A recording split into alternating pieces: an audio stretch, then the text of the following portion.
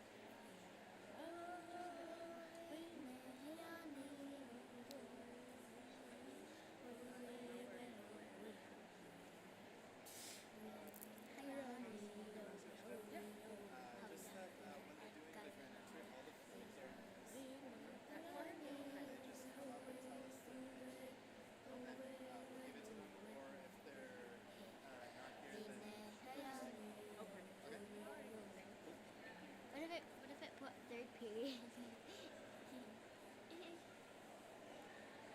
That would be like, oh, that would be like really funny. Not would it? Yes, it would. I feel like, can we? Stop. You have a clue? Huh? No pictures. No pictures. They heard that. Oh, they did. What you did?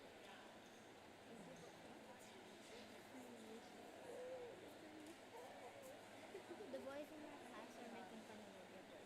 They're like, you're Ojibwe. They weren't making fun of it. Oh, yeah. No, I don't think they know what Ojibwe is. Oh my gosh. I was like, Yeah. where are you getting your bracelets from? Packages already.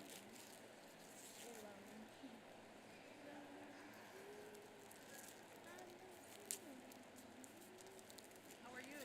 Good, how are you? Good. Were you going to speak when you did your opening? No? I am. Are you? Morning. Hi. Just gonna make a quick announcement, guys. These are ladies. Oh, ladies, apologies. Good morning, everyone. We're gonna get started pretty soon. So for chiefs who have their nation flag, they're out that way. If you want to start heading out there and grab your nation flag for the grand entry, please do so. We're probably gonna get started in about 5-10 minutes. Thanks, everyone.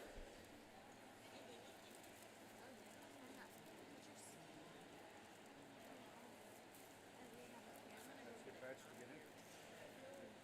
Generally, I don't wear it, but just in case they ask.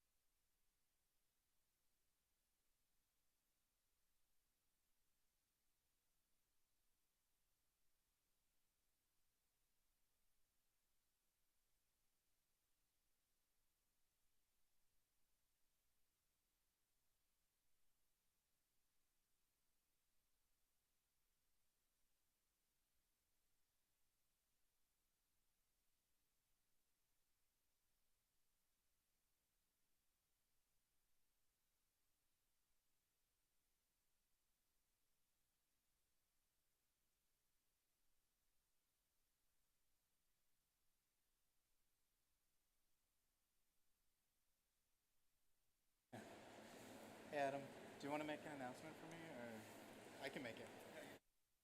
Good morning, Chiefs. Good morning, everybody. So if you haven't got your flag yet for grand entry, we have the flags just in the back here. So please come up and grab your flags for grand entry. They're all organized alphabetically in the back there, so hopefully we have it. And then if we don't have your flag, though, please grab somebody else's, and then we'll get all lined up for grand entry. Okay, thank you. All the flags are in the back right. Okay, miigwech.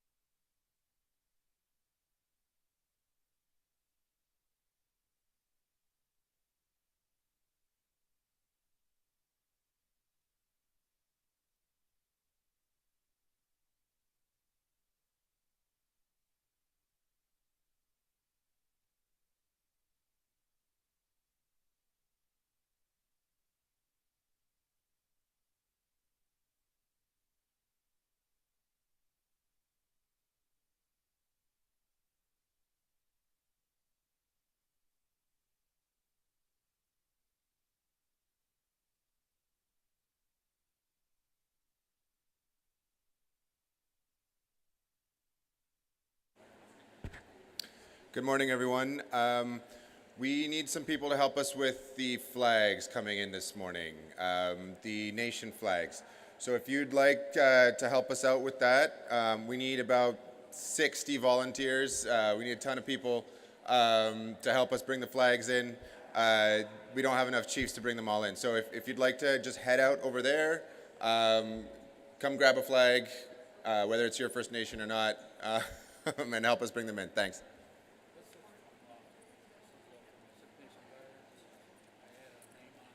Okay. Oh, okay, so that'd be, or that's for you. Okay. I think ORC is doing it too, but there you go.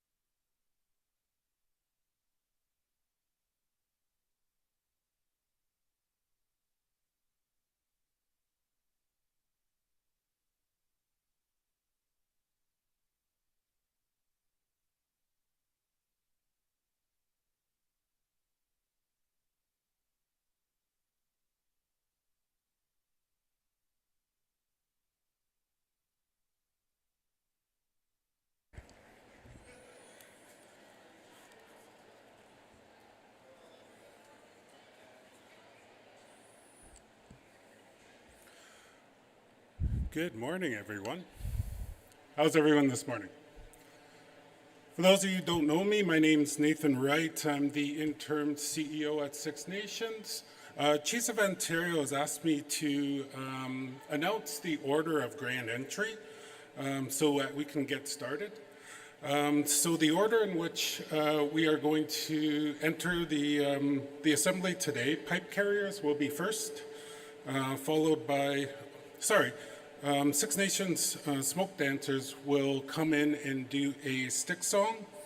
And just for your information, the stick dance is one of our traditional social dance songs. It comes from the Delaware Sky Dance and is performed after a Haudenosaunee social. So we wanted to start off with a stick dance, and that'll be performed by the Six Nations smoke dancers. We'll then turn it over to Young Tribe, and the order in which grand entry will enter, pipe carriers will be first, followed by the water carriers, grand chiefs, eagle staffs, the grandmothers, Six Nations veterans, and the chiefs. I do want to announce that we also have a number of Six Nations veterans with us, and I do want to introduce them. The president of the Six Nations Veterans Association is Bruce Patterson. First vice president is Harley Bomberry. Second vice president is Rich Johnson. And the Eagle staff, who is an active in the military, is Ray Starks.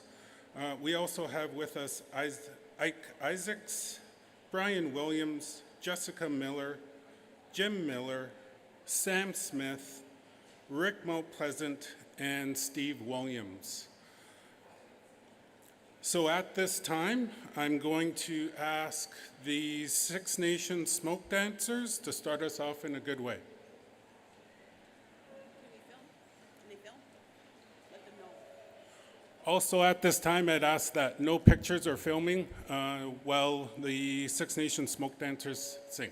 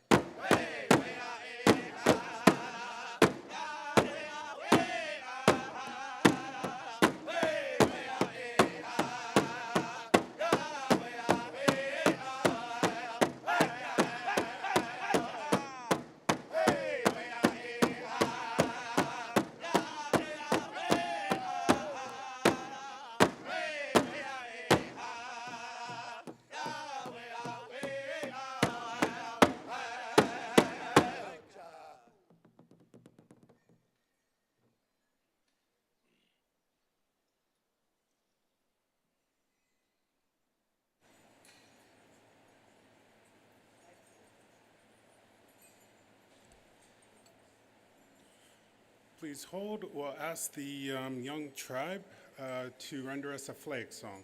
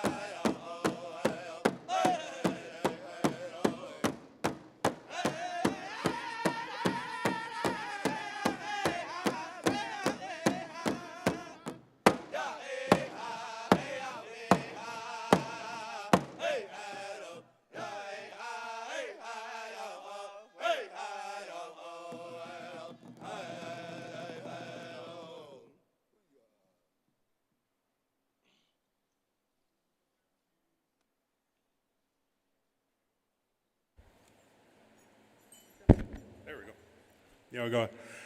Nyawagoa to the Young Tribe, and we're going to ask for a Veterans Victory song.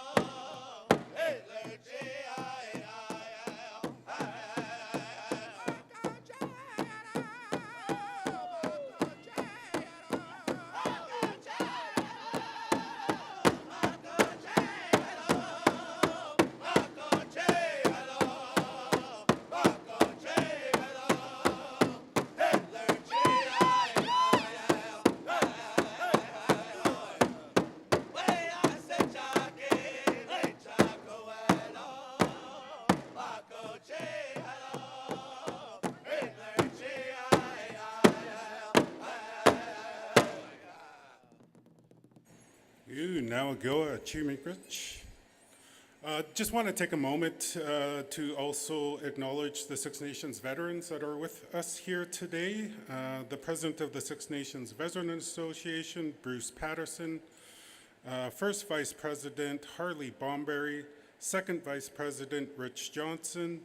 The Eagle Staff Carrier was Ray Starks. We also have with us Ike Isaacs, Brian Williams, Jessica Miller, who's the Sergeant at Arms, Jim Miller, Sam Smith, Rick Pleasant, and Steve Williams.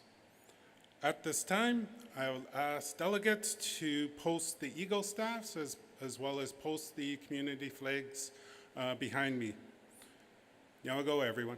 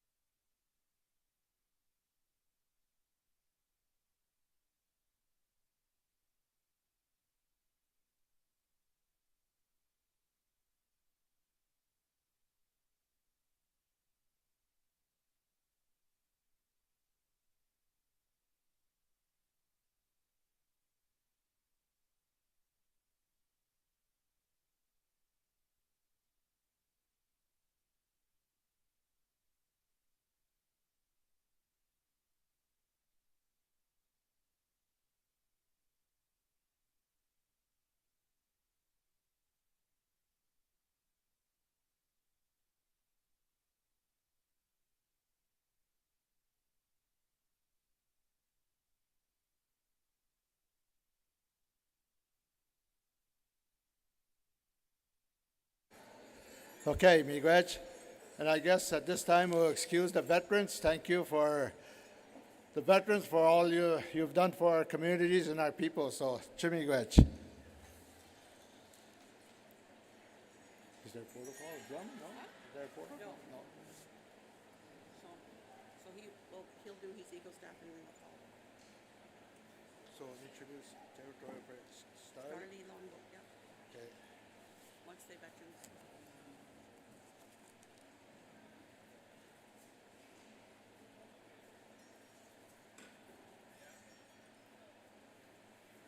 Whoa. Okay,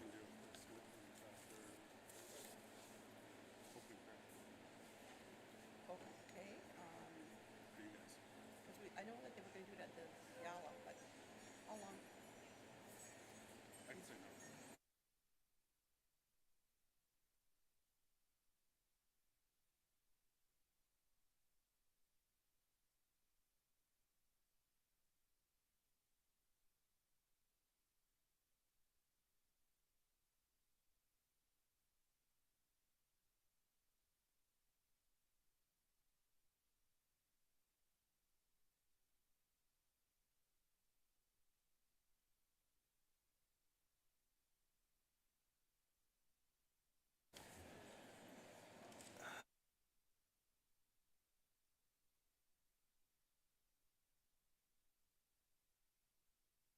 Drum? I put the drum then?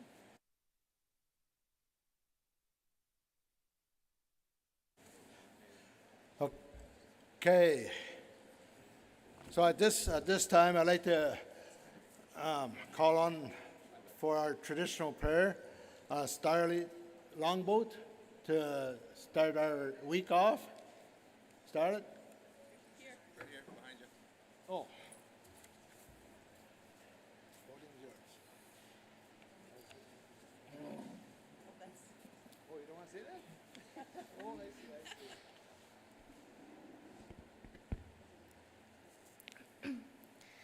Dane dane gan kyo dance for town CEO sky wanko owado. Ne and wife canto sungway di son sungove ganonio. Ne always at scanner tunotino. Ne dine and he yaska and doya I'm going to go. Scott and no honor at Gani at home going to go up. Dane watch away sat home today. Ne gan the uncle silicon drop going to know how to run hook. Ne to get home way go here and toss and go this so. Ne could ne scanner and tunotino. Nedine always a good again, you have yes, and is a go home. Nedine and the wine only to one horn yourself on the day to know how to don't have gotten it again, you don't want to go home. Negane or nats at Hawaii and that's at one dollar. Negan get to here to all hot day when craggy, Nato go here, no coach at home here. Negan naked again, Neo guide can hush on what I say. Nedine and the wine only, go to one horn or to one girl here, it again, you don't want to go home.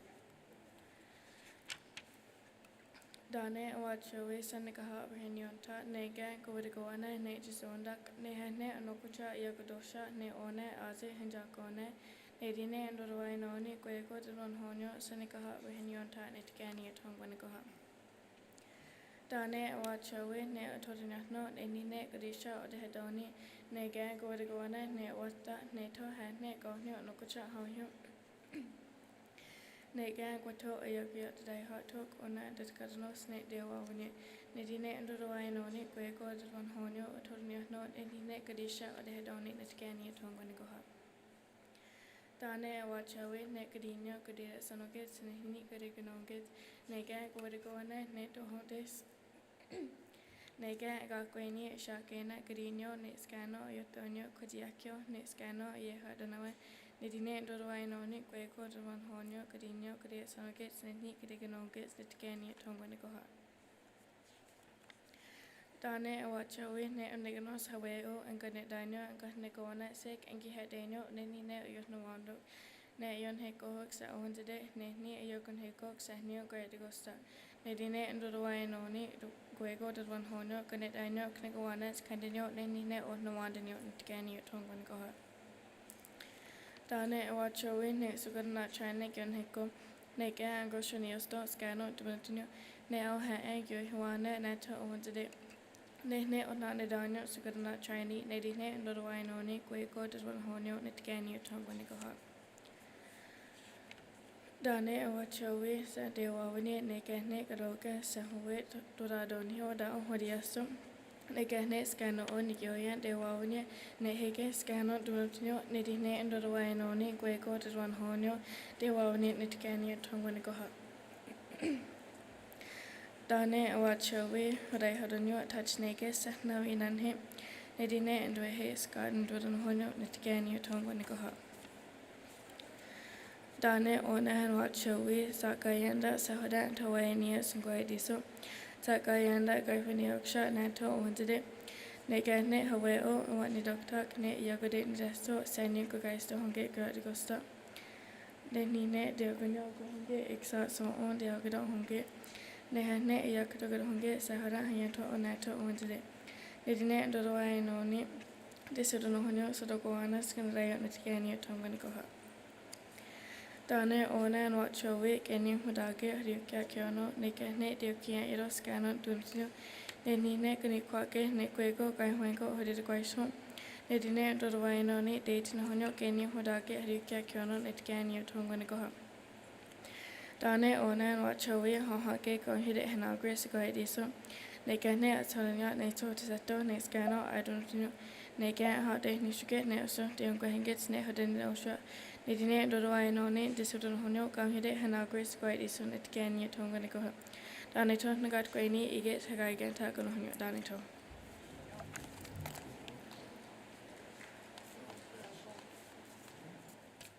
Miigwech. Now I'll call upon young drum to play one smoke dance, please. Pardon? It's this drummer. Oh, the drummer, oh, sorry. Yeah, Mopi. Yeah.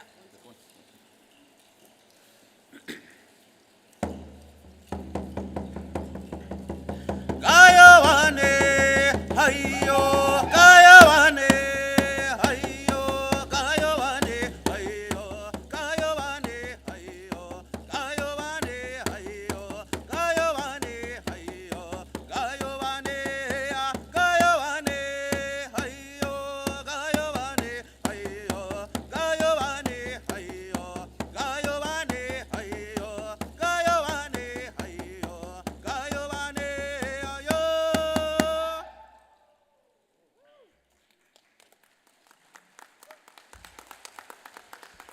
Oh, wow, that was an opener.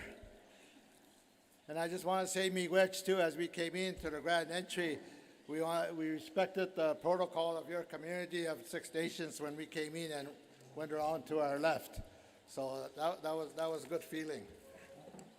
So now I will like to call upon the chief of the Six Nations Grand River, Chief Sherry Lynn, for opening remarks. Chief, are you behind me or close by or, well, there she is.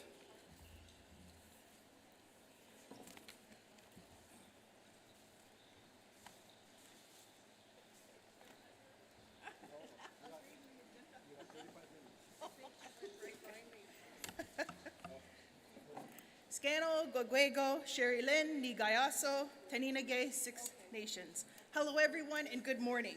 It is my honor to welcome the elders, youth, chiefs, leadership, and guests here today.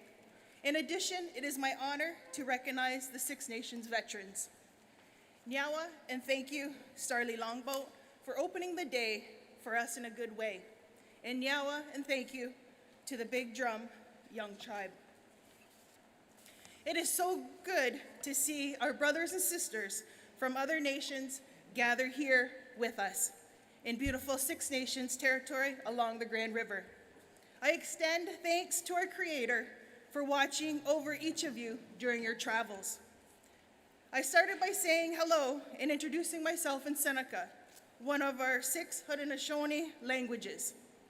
Language is one of many things that unite us. Our languages are still here, and that is something we can all celebrate.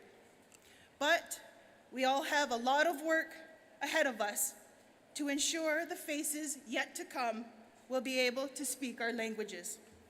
When we come together, land also unites us. As we all know, land is a gift. It is to be protected and cared for, as land and its bounty nourishes and sustains us.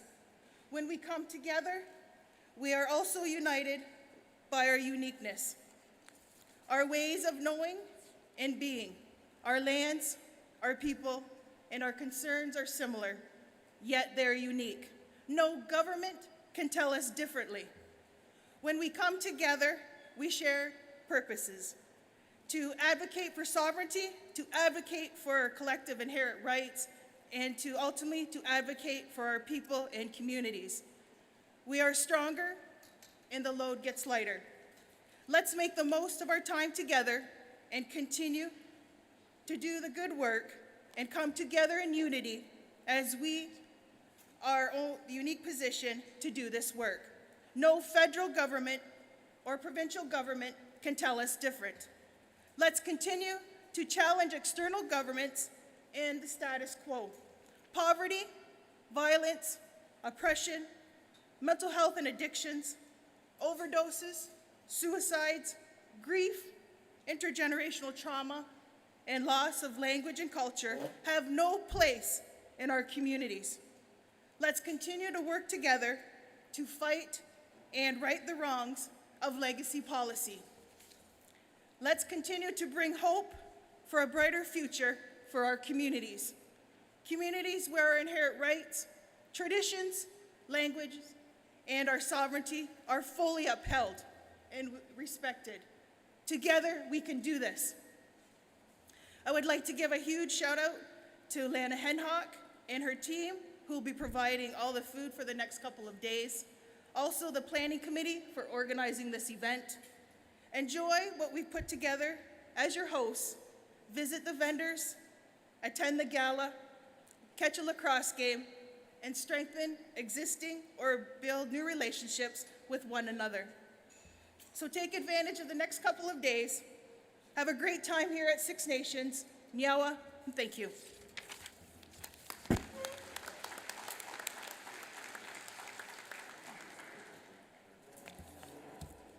Now, miigwech, give me a quick. Well, bonjour, sego, ani, wache. I'll learn the rest.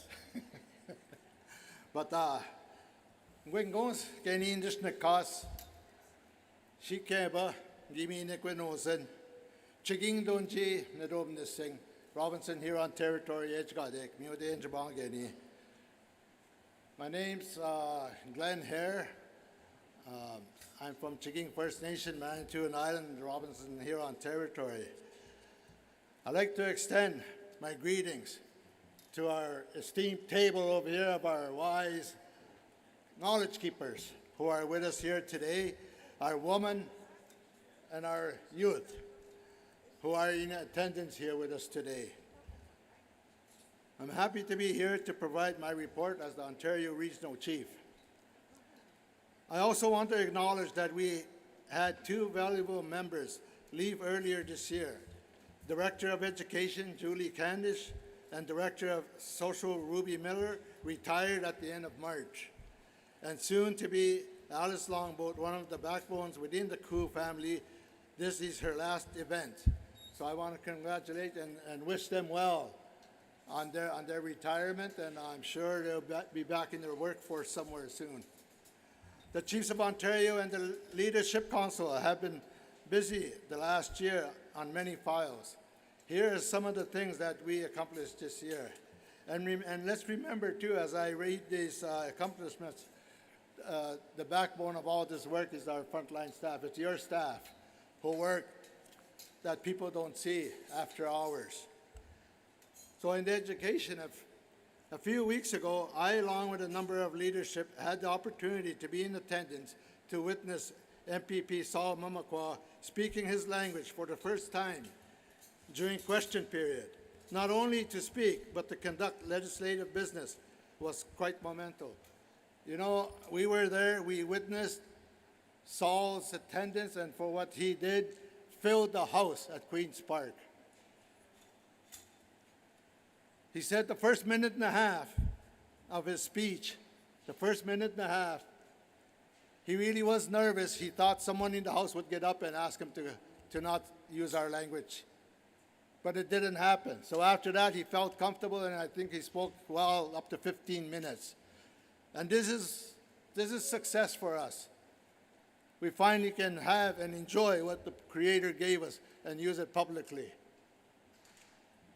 There is also work being done on special education and the needs-based process, which provides additional funding to First Nation communities and organizations. Despite 14 proposals totaling 4.7 million being approved, there was still a shortfall of 5.9 million worth of projects that were not funded. The education sector worked to finalize the post-secondary review, Ontario Regional final report, and were able to secure funding to build on. In the coming year, the Environment Unit and the Carbon Toolkit will be completed in the early fall and may be presented at the 3rd Annual AFN Climate Gathering in Calgary in October. Leadership, chiefs, and the citizens, I want to take this opportunity too to thank not the politicians in Ottawa and Queen's Park. We have a lot of people on the ground around the world when we talk about the environment. That's who they need to look at and learn from. They are our leaders. They are showing us what we should do, and they are doing a good job of it too. In the health sector, this year, health took a different approach on their annual forum, and instead organized their event to focus on the social detriment of health, which brought together every other Koo sector, which resulted in the inaugurating First Nations First Community Wellness Conference. I know most of you there, as it was one of the largest events Koo has hosted with over 800 participants, which had over 50 workshops. That was my biggest audience as your leader. There was 800 of us in that room. And same as Saul, what he went through, the first couple of minutes was nervous for me too, but I went right in there and I was comfortable and I did my spiel with all. I really enjoyed that. And the people, more importantly, that showed up to the conference took home a lot of good stories. So we need to keep that up and get them involved in these conferences like that. Also earlier this year, the final report of the First Nations specific report on mental health systems performance was released and is available on our website. The health sector has also been busy with work on the distinction-based Indigenous health legislation. After feedback from engagement sessions, the federal government has paused their process and waiting for First Nations to take more of a leading role.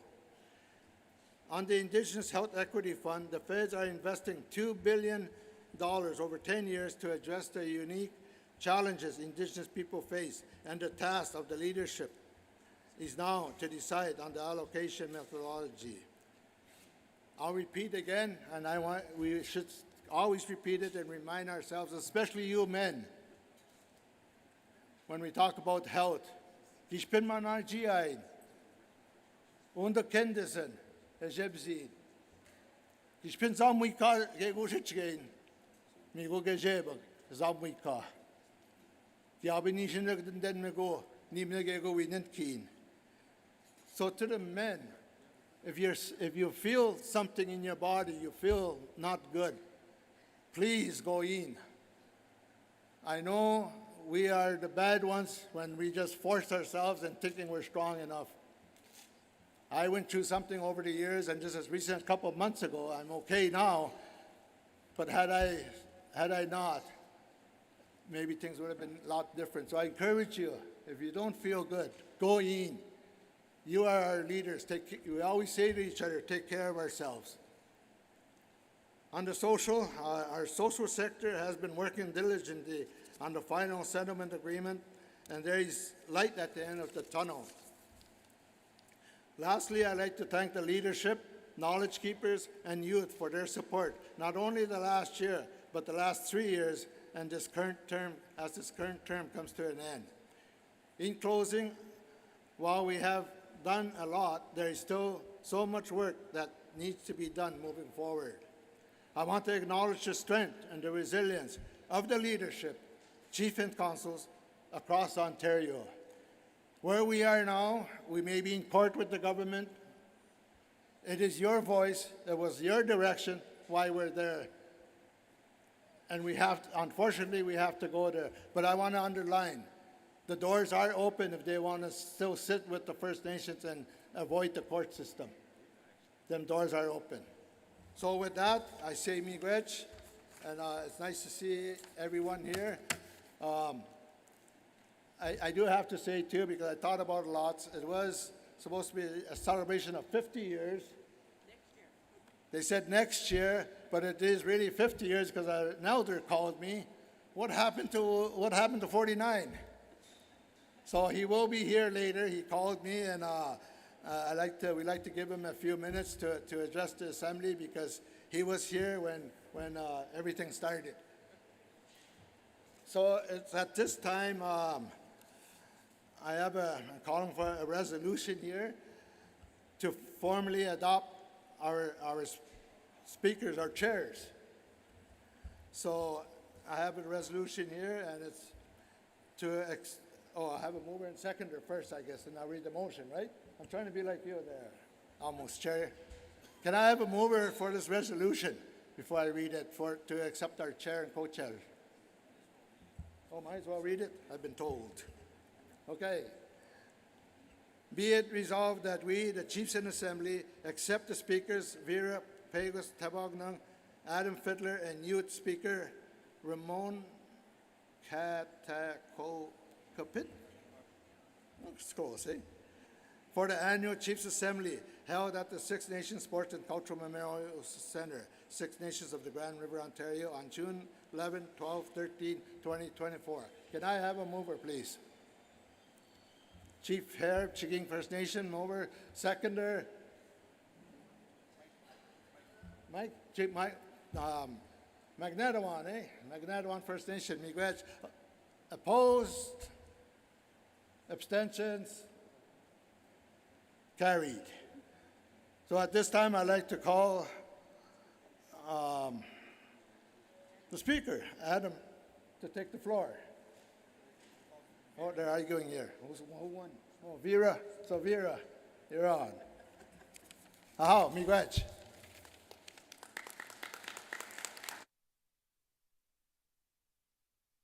Minigajeb Kinawea. I am Yerpewas Babadung. I come from Wasoxing. I'm a great grandma, a grandma, a mom, a sister, a auntie, and a get in trouble kind of person. And I want to say that I'm very honored and privileged to be able to be one of the speakers and to work with the Chiefs in Assembly at this beautiful occasion. And that we're here as nations, as human beings, and as wonderful people.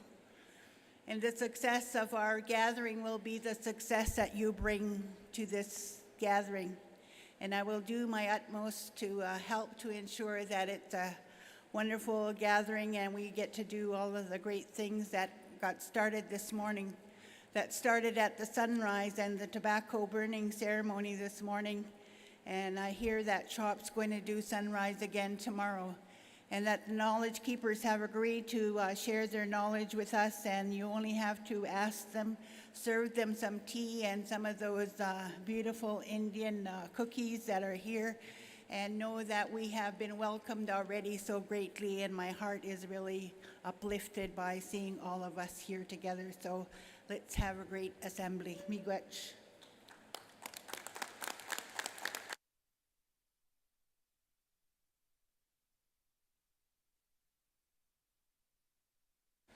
Wache, good morning, everyone. Ramon Katakwapet, Dishinakasan, Arovaska Dostrim, Mikaso Dotem, Mexican Dotem. So I'm saying 2 clans now. Those are my parents' clans. I haven't chosen one yet. But this is my first time being a youth co-chair. And I'm very glad to be here. And thank you for accepting me. I was kind of worried someone's going to be like, I don't want him. But you're the leaders in the room, and I watch your every move, even when you're in the bed. But I'm learning from you as a youth, and having the youth come to assemblies like this is important, and I want to thank you again. Miigwech.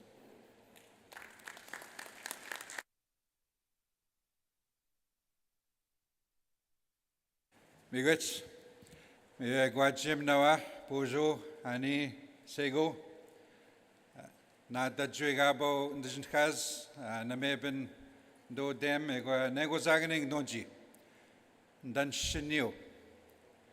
And now Nugatsto went to Junaguzian, Danshinio Shakunkit.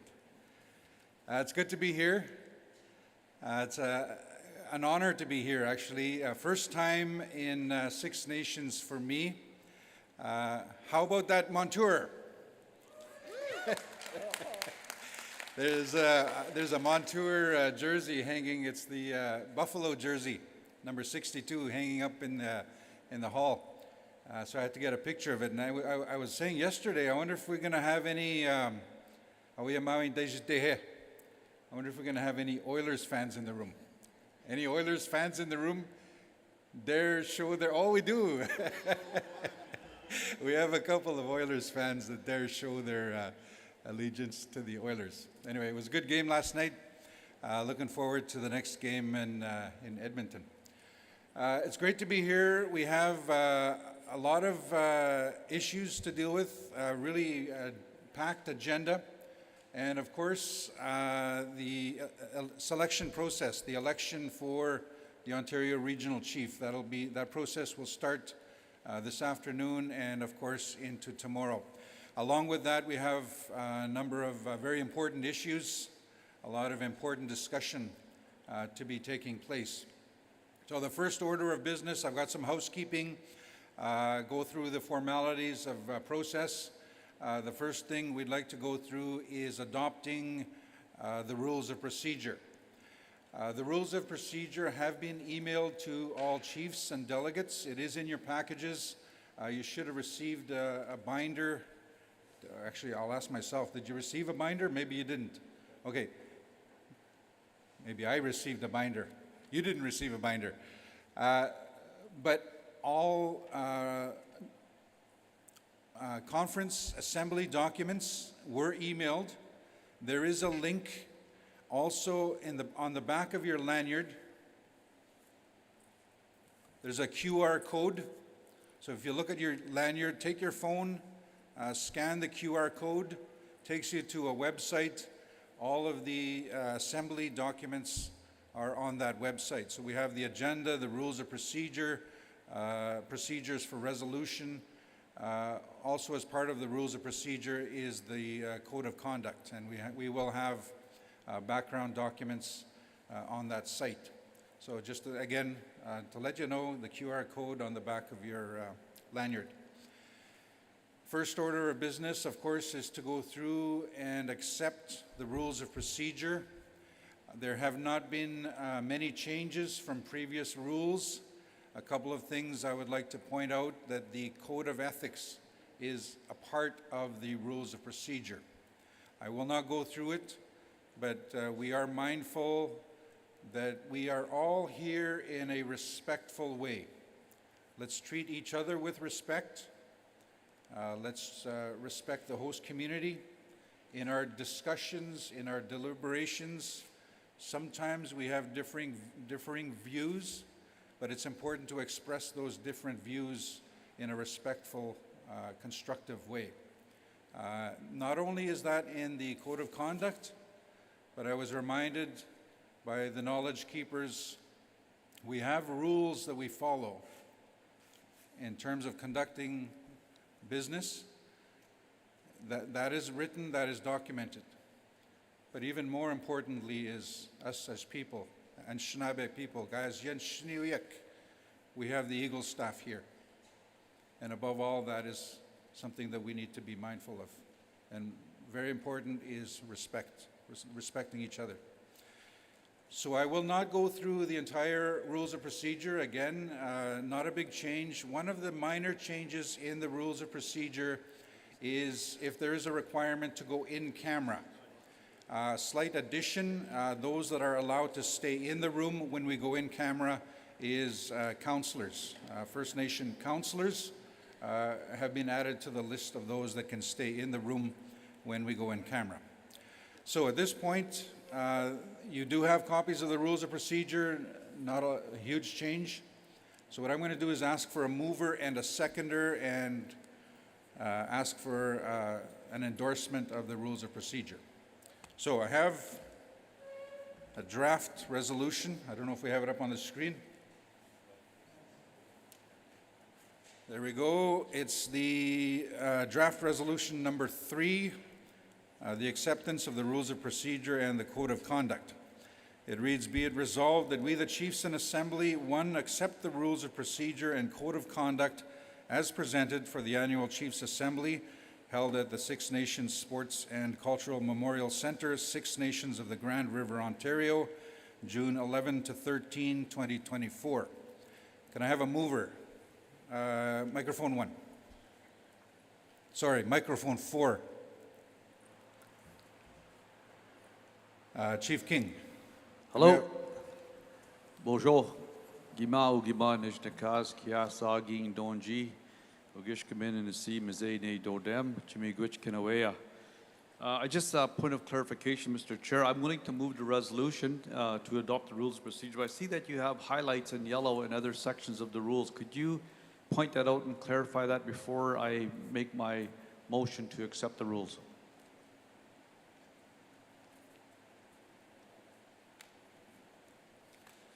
Miigwech, thank you. So I will do that. There, in the packages that you have also online, there are sections in yellow. Those are the changes that have been made. Chief King has asked that we go through, of course, on page, they're not numbered, but it's the 3rd page, the addition of councillors to be included in any in-camera discussions. The next page, dealing with participants and observers. This is just to be highlighted.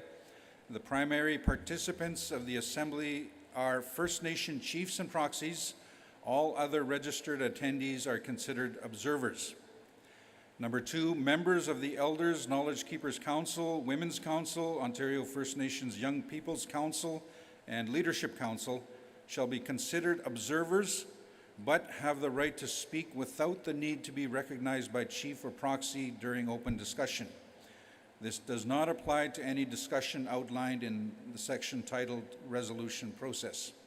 So that's not including the process going through resolutions.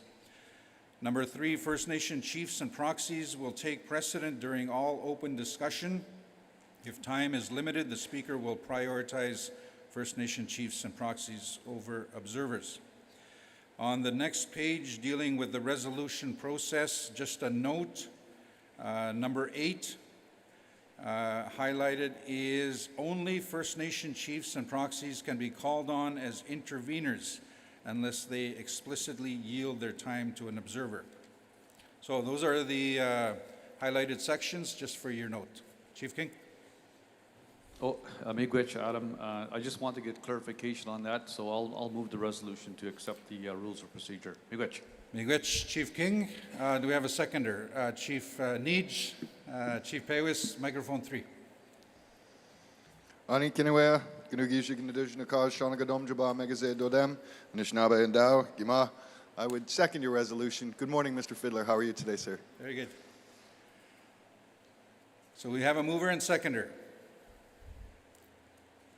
Don't want to spend too much time. If anybody raises their hand to speak to the issue, I'll take that opportunity. If not, any opposition to the resolution to accept the rules of procedure? Any opposition? I see none, so I'm going to take that as consensus. So thank you. We will follow the rules of procedure as you've just adopted. We have another number of administrative matters that we'd like to go through. First of all, we do recognize as a leadership and as First Nations coming together from across the province that in your own ways, back in your own communities, you've made your own offerings and asked for prayers and guidance as part of this very important assembly, in which we will be selecting the Ontario Regional Chief. So we'd like to acknowledge all of that as well. We also want to point out that we've asked the Knowledge Keepers Council to keep our meeting in their thoughts while they made their offerings this morning. So we'd like to again acknowledge the Knowledge Keepers Council. Specifically, we'd like to welcome from the Knowledge Keepers Council, Barney Batiste. Miigwech Barney, good to see you again. We did have Knowledge Keeper Olive Elm. Unfortunately, Olive has lost a very close family member, and she is making arrangements and is unable to attend this assembly. But we do have Betty Miracle here with us. So Miigwech. Also, I'd like to acknowledge Donna DeBasige, Don Jones, Terry Fiddler, Patricia Oakes, Norma General Liquors, and Dave Root. So Miigwech, thank you for your presence and your guidance here this morning and over the next 3 days. Also, the drum group that was here, I'd like to acknowledge the Young Tribe Drum Group. Miigwech for being here with us and opening the session in a good way. Of course, I need to acknowledge our sponsors for this assembly. First Nation Financial Management Board, we'd like to say Miigwech. OKT Law, thank you, Miigwech. The Independent Electrical Systems Operator, IESO, Miigwech. Life Benefit Solutions, and TACC Development. So again, thank you to our sponsors for this assembly. Also, I have a note again, if you are just joining online or I see delegates coming in, observers, chiefs and delegates, you should have received the package again, QR code on the back of your lanyard. There's also a website that you can go to, www.chiefsmeeting.com, and you can access all of the assembly materials on that site. I'd also like to introduce the resolution team that will be supporting us today and over the next 3 days. They are Toby Mitchell with the Chiefs of Ontario. Krista Yao will be providing legal support. Krista Yao with Najwan Law. Catherine Tibinescum with Chiefs of Ontario. From the Independent First Nations, we have Diane Miracle. From the Anishinaabe Nation, we have Kevin Restool. From AIAI, we have Sarah Montour. And from Anishinaabe Nation, we have Luke Hunter. So that's the resolution team that will be assisting over the next 3 days. Also, for voting on any resolutions, sometimes it's hard for us looking around, but just to let you know that when we do have voting for resolutions, we have directors that are assisting with the count. So we have directors Kathleen Padulo, Melvin Thompson, Jackie Lombardi, and Chris Hoyos. So they'll be assisting in any counts dealing with the resolutions. And of course, when we do have a count, sometimes we'll ask you to keep your hands raised. They'll do a final tally and let us know if that's required. Also, again, a reminder, there's been a lot of work to put this assembly together. Chiefs of Ontario staff and the leadership at Chiefs of Ontario have worked very hard. The community has worked very hard. And again, please be respectful, please be mindful. If there are any issues that need to be bring forward, of course, bring them forward in a very good way. Respect, that's the key theme for me this morning.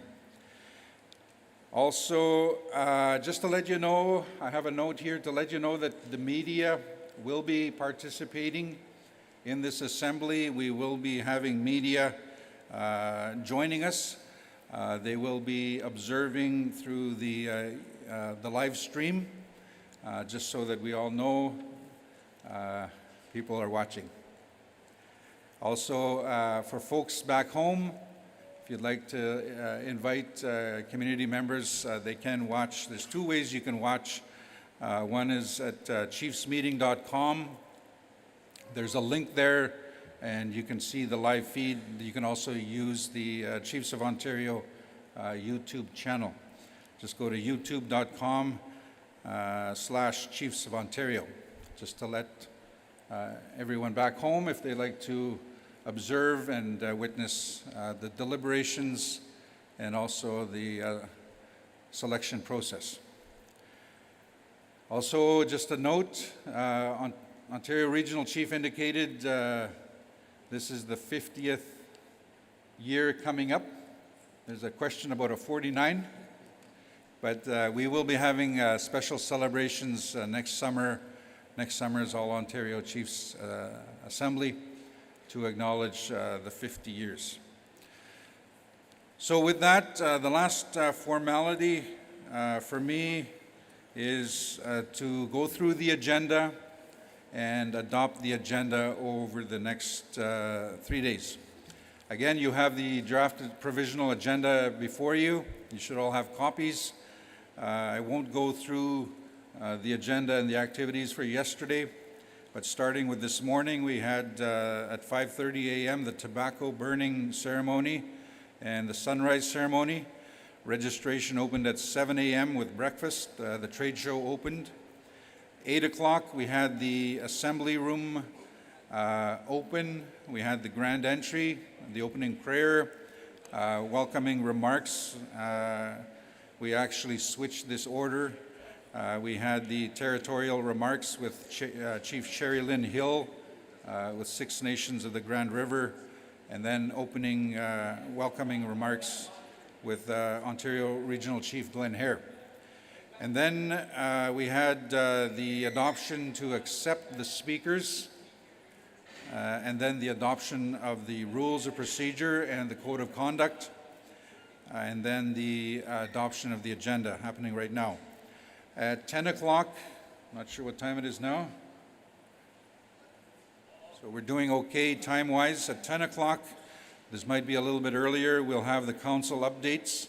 We'll have the knowledge keepers The Women's Council presentation will be done by Deputy Grand Chief Anna Betty Ajnibneskam. And then the OFNYPC presentation, we will also have the representative from Six Nations with the Youth Council. 11 o'clock, the Chiefs of Ontario audit will be presented by Gary Dokis, Secretary Treasurer, as well from MNP, Richard Beattie. We'll have a 1 hour lunch break. If you're not aware, lunch, there is a sort of a community hall just down the hall, and that's where lunch will be provided, as well as hot breakfasts in the morning. This afternoon at 1 o'clock, we have to deal with we have a number of important issues, but a very important issue at 1 o'clock before we get into the election process. So at 1 o'clock, the Health Equity Fund allocation decision needs to be made. There will be a resolution as part of that discussion and a decision that needs to be made. At 2 o'clock, we'll have the nomination for the office of the Ontario Regional Chief. At that point, we will hand it off to the Chief Electoral Officer, Elder Gordon Wendements Jr., CHOP, and Shkabeos to the Election Officer, Gary Dokis. They'll start that process at 2 o'clock. At 5 o'clock, just to let you know, there will be a sweat lodge ceremony for all of the nominees to the office of the Ontario Regional Chief. As part of that sweat lodge, there is a list on your agenda of those that are invited. The elders, the Young People's Council, the grandmothers, the elders, and the knowledge keepers are invited to the sweat lodge. Also at 7 o'clock, there will be a feast for the nominees to the office of the Ontario Regional Chief. So that's at 7 o'clock. At 8 p.m. tonight, one of the activities being held by the host community, Six Nations of the Grand River, will be hosting the lacrosse game. So that's 8 o'clock tonight. So that's on the agenda for today. Day 2, again, we'll start at 5:30 with the tobacco burning and the sunrise ceremony. Registration opens at 7 o'clock. At 8:30, we'll have the overview of the election process, and that'll be led by Shkabeos to the election officer, Gary Dokis. 9 a.m., as part of that process, we'll have the candidates addressing the leadership here in the room. 10 o'clock will be the election for the office of the Ontario Regional Chief. On the agenda, we have a break at 12 o'clock. We'll see how the election process plays out. But of course, we are reminded we need to nourish our bodies and have lunch for 12 o'clock. Tomorrow afternoon, we have a number of very important agenda matters that we need to get right down to business in the afternoon. Actually, the first order of business will be the ceremony and the protocol for the Ontario Regional Chief-elect. And again, that'll be led by the Chief Electoral Officer, Gordon Wendements, and Shkabeos to the election, Gary Dokis, at 1 o'clock. We will need to go in camera in the afternoon. Some important discussion and decisions that need to be made. At 2:30, rights assertions update and the enforcement litigation update. That'll be led by Jackie Lombardi, Director of Justice, and Kent Elson with Elson Law. At 3 o'clock, again in camera, the Child and Family Service final settlement. That'll be the presentation introduced by Grand Chief Joel Abram. OKT Law will be part of that presentation. At 4 o'clock, again in camera, mining, the duty to consult, and the MLAS issue. There is a resolution as part of that discussion. So 3 really important issues on the agenda after the election. So everyone is encouraged to please be here and participate in that discussion. We'll have the Knowledge Keeper and the Youth Reflections to close the day. And then there will be a special gala at 6 o'clock to honor the new or the returning new Ontario Regional Chief, 6 o'clock. Day 3, again 5:30, the tobacco burning and the sunrise ceremony. At 7 a.m. registration opens with breakfast, of course. The trade show will be opening as well. 8:30, the opening address from the Ontario Regional Chief.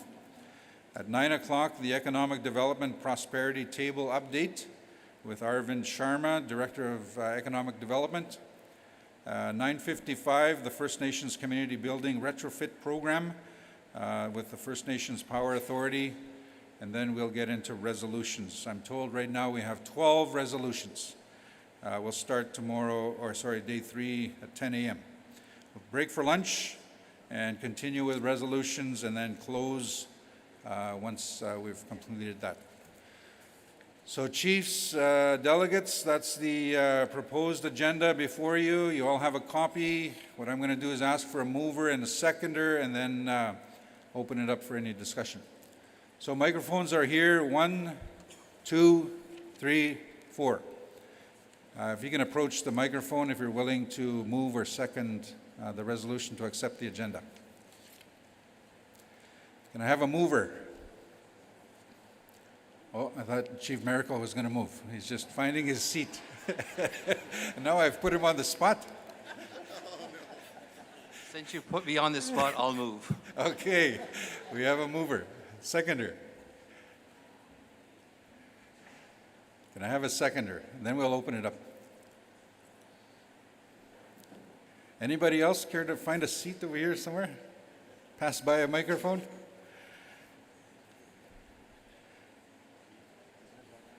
Microphone 3. Chief Mark McQuaid, Batchwana First Nation. I second. Miigwech, thank you. Floor is open for any discussion on the agenda. This is your agenda. Once you pass it, you give us that mandate to follow the agenda. Any discussion? Second call. Last call for any discussion on accepting the agenda. I see none. So with that, any opposition to the resolution accepting the agenda? Any opposition? Any abstentions? Let's get some exercise. All in favor? Okay, miigwech, thank you. So, resolution is carried. I'll turn it over to Vera to get right into the next agenda item. Miigwech.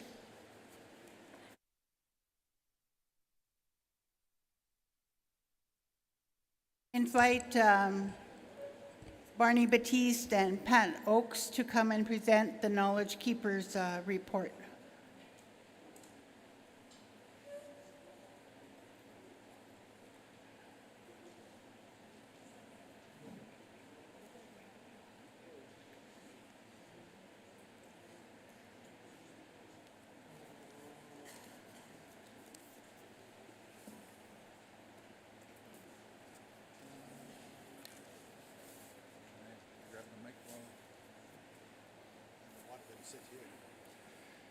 While the Knowledge Keepers make their way up, just in terms of formality.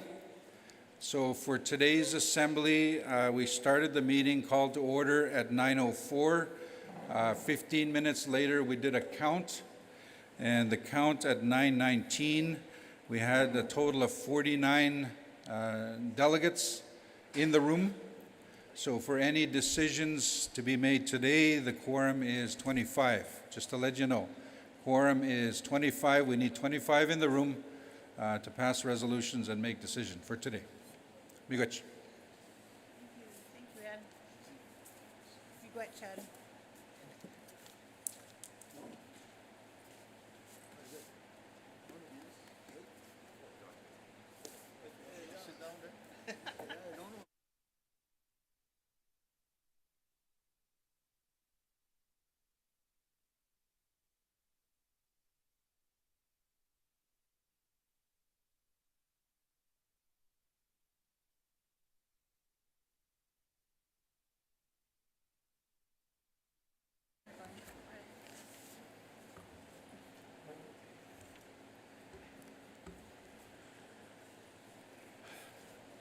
First, I want to bid everybody a good morning. Welcome all the delegates here. And thank you for the invitation to be here at Six Nations.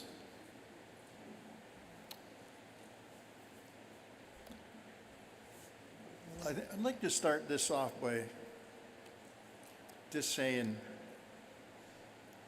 some of which is our law, the way we operate.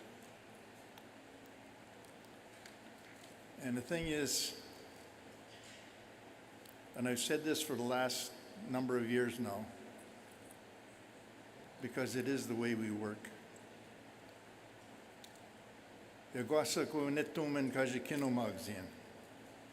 Watch, we don't lose the way we were taught.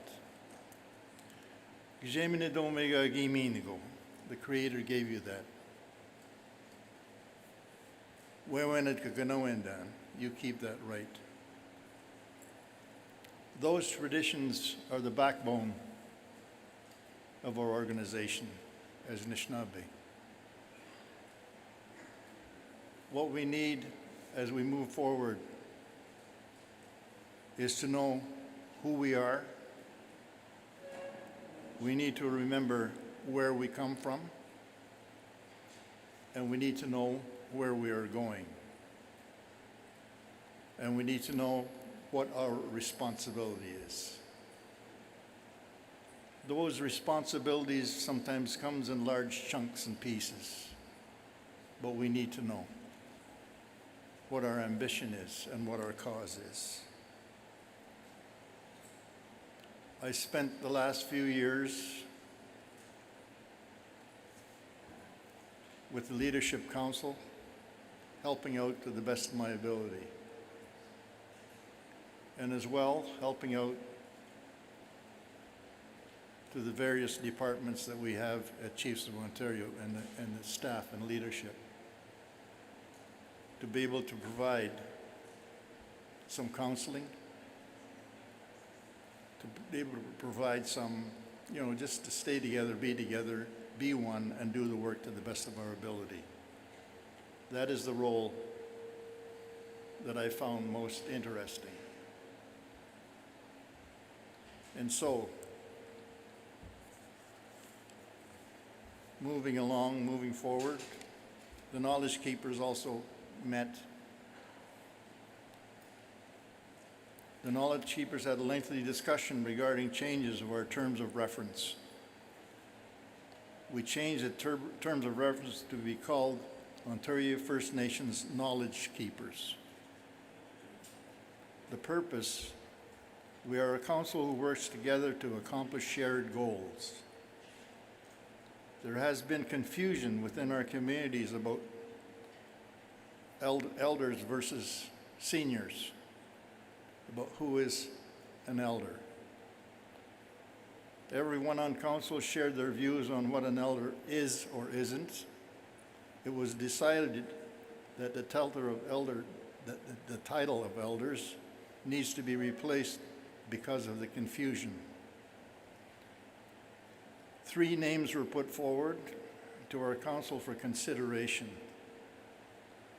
knowledge carriers, knowledge sharers, and knowledge keepers.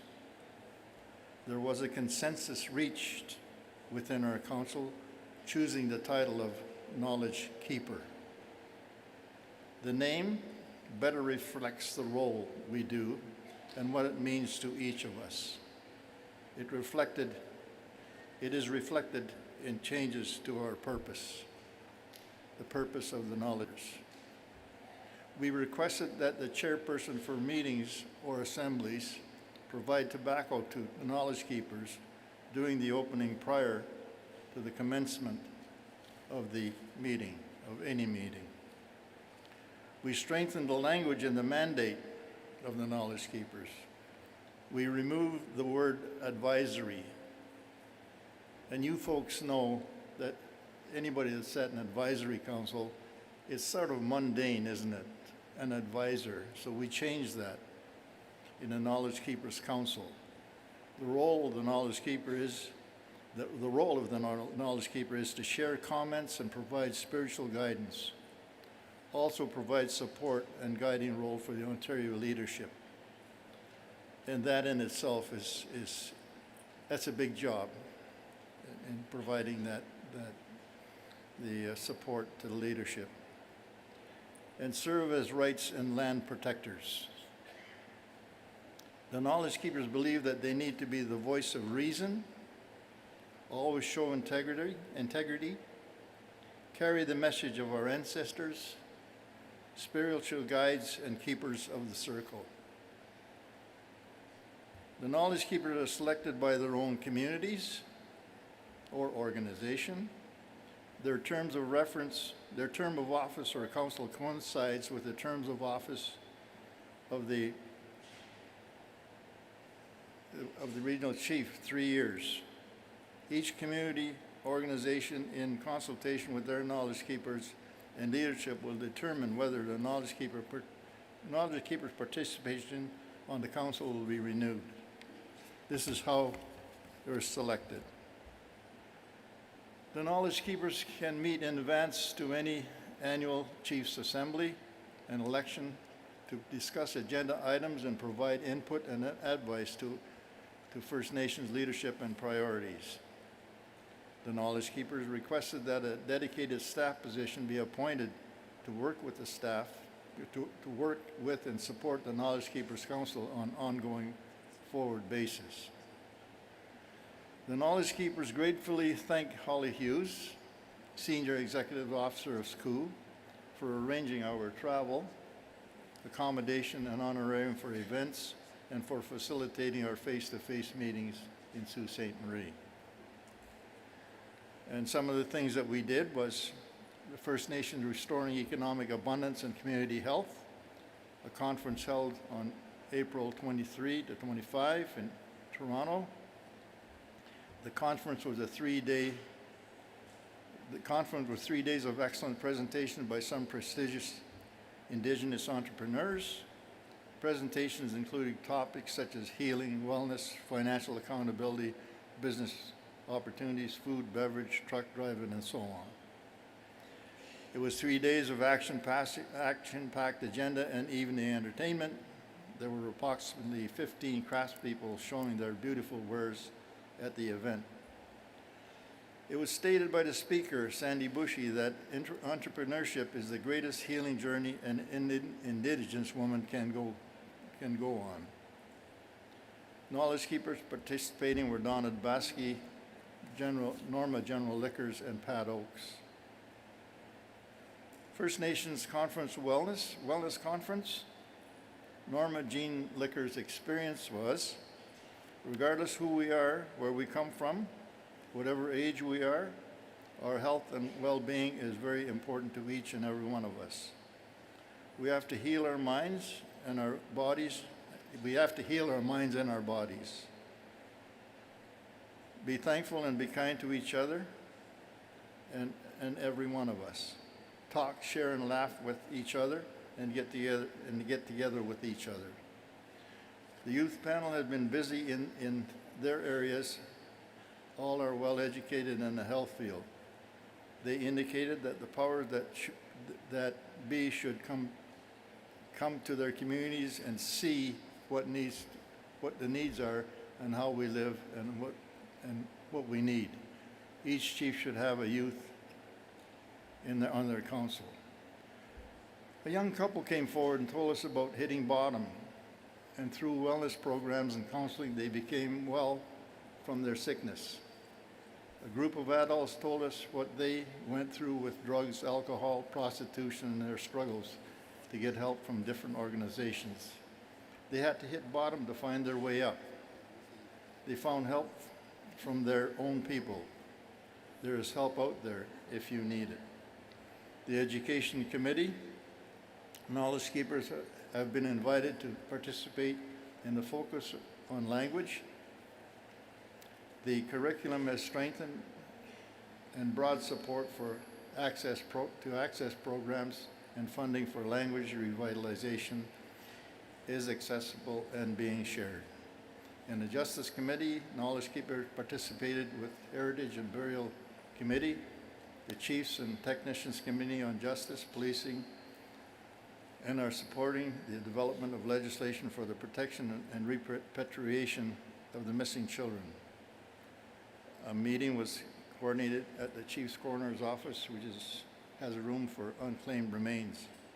A cleansing of the room was done. These are some of the things that we've done. But you know what? The most important thing, in regards to all the words that I use here, is taking care of one another, of ensuring that mind, body, and soul, that we're good. Us knowledge keepers, including myself, have been involved in some pretty intense meetings. And people, it bothers heart, mind, and soul. And you need to talk to somebody. And this is the role of the knowledge keepers. We're there for you. You can talk to any one of us at any time during the meeting. There is a tobacco offering, and we can go to a private place and we can do what we can in order to be helpful to you. And so I'll turn it over now to Pat.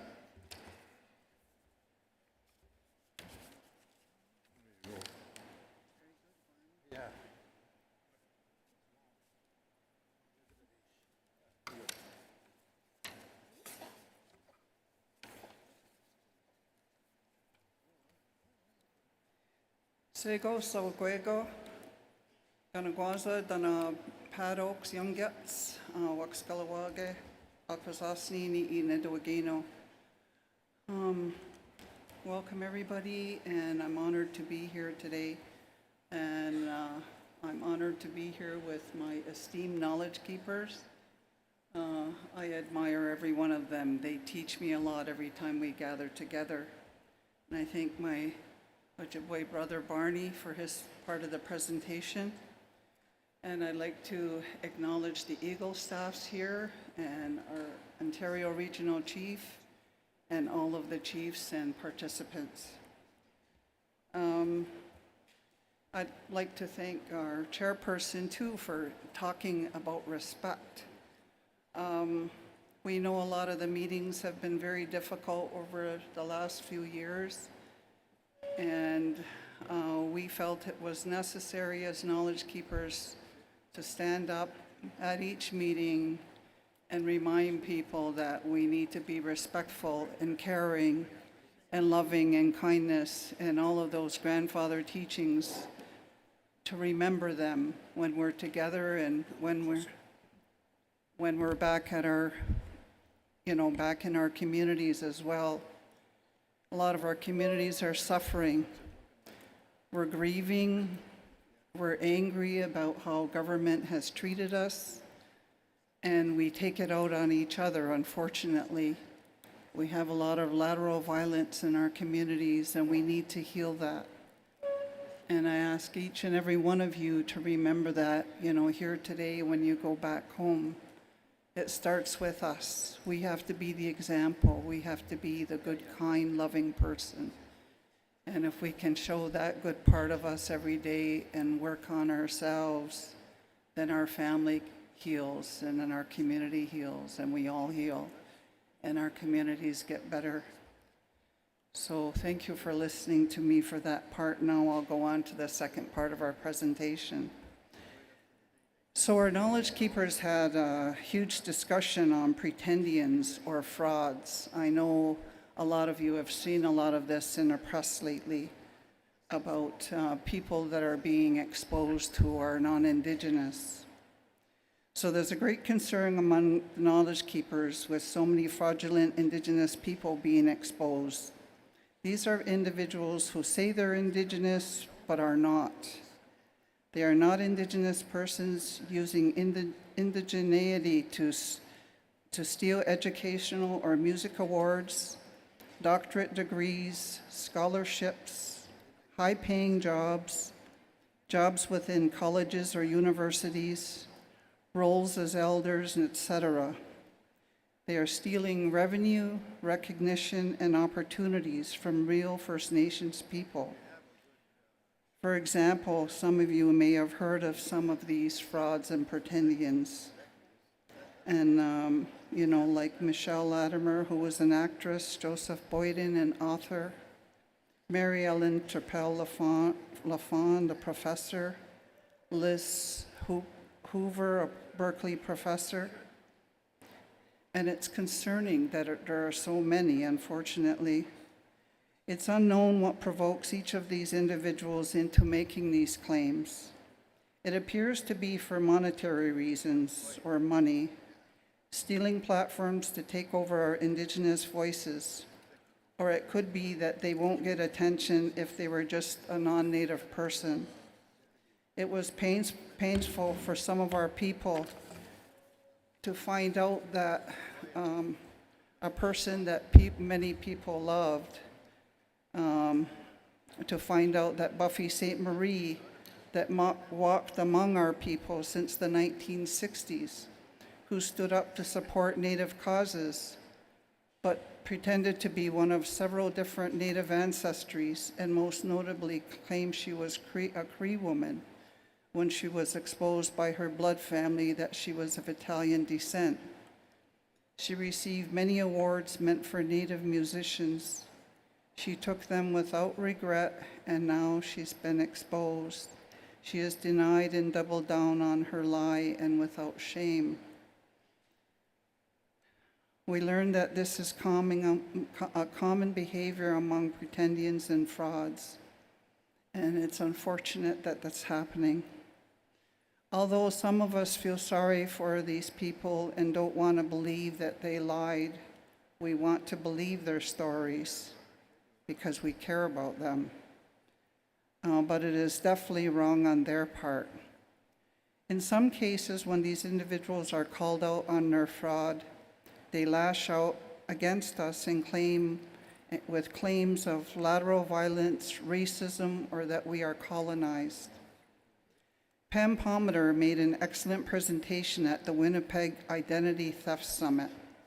She shared that these individuals are called by many names: pretendians, wannabes, descendians, race shifters, Métis, frauds, and etc., among many descriptions. As First Nations, we know that our communities will own us, and our communities will attest to our membership and identity. For frauds, they make up stories or say that they cannot find their identification papers as they were adopted, or are 60 Scoop survivors when they were not. Through work that researchers have done for some of the First Nations and for the Chiefs of Ontario regarding Métis assertions in Ontario, leads us to the next subject that was discussed. So this is an update on Bill C-53, where the Métis Government Recognition and Self-Government Implementation Agreement. We had discussion on this. We received an update on Bill C-53 from the Director of Justice, and we discussed and planned a trip to the Winnipeg Identity Theft Summit on May 14th and 15th, 2024. Bill C-53 is on hold after the second reading.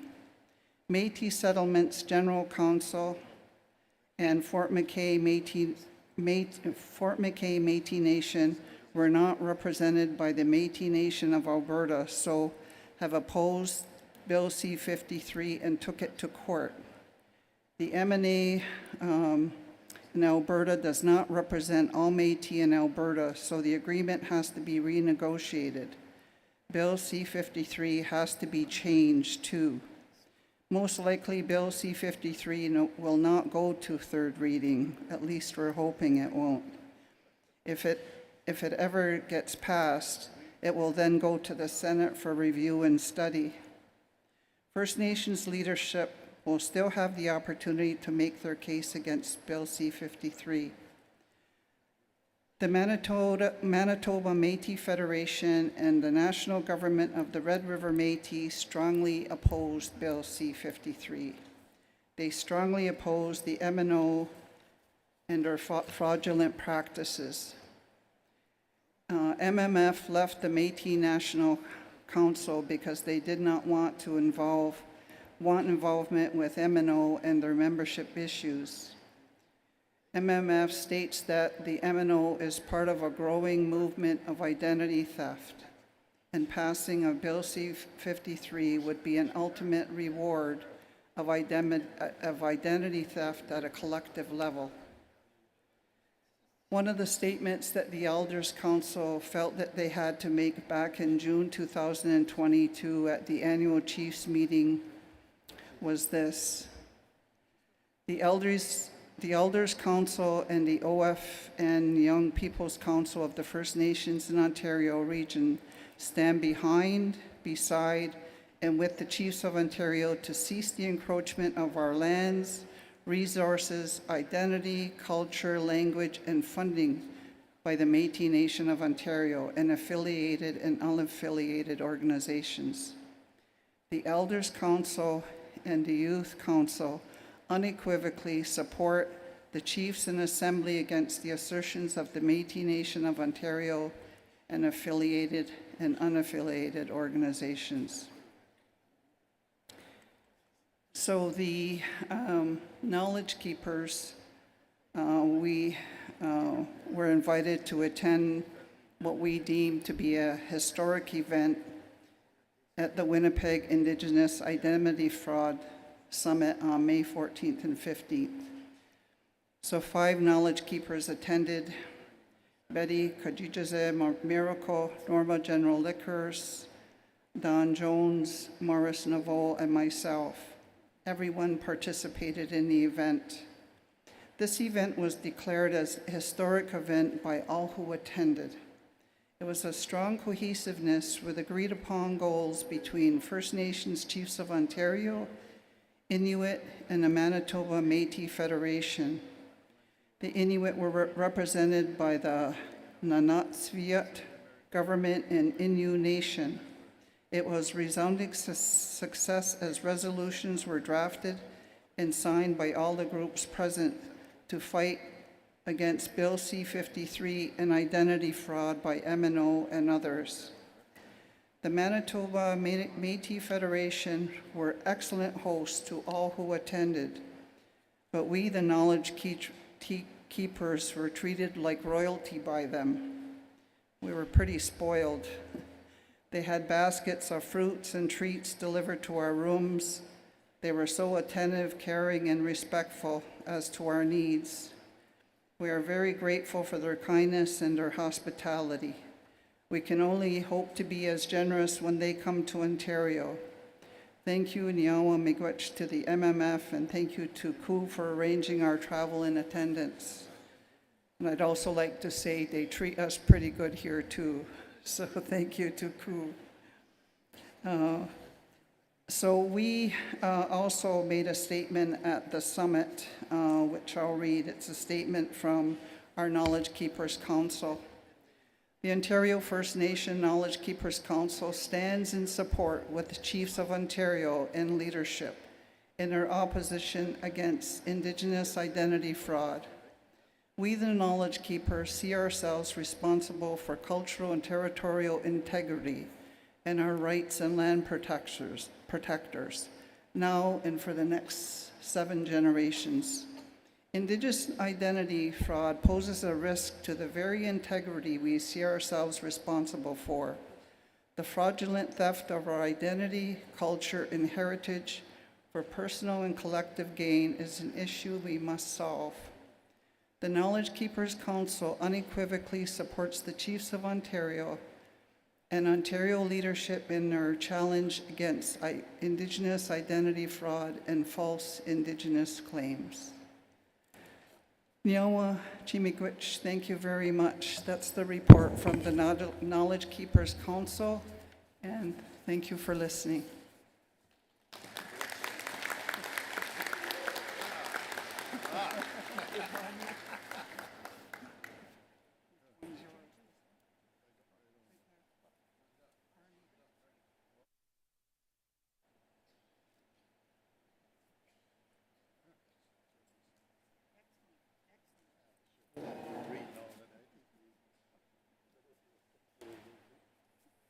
Regrets to the Knowledge Keepers Council.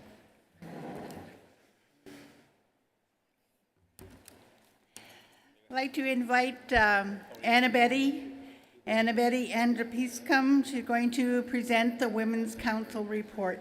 Anna Betty. Wache.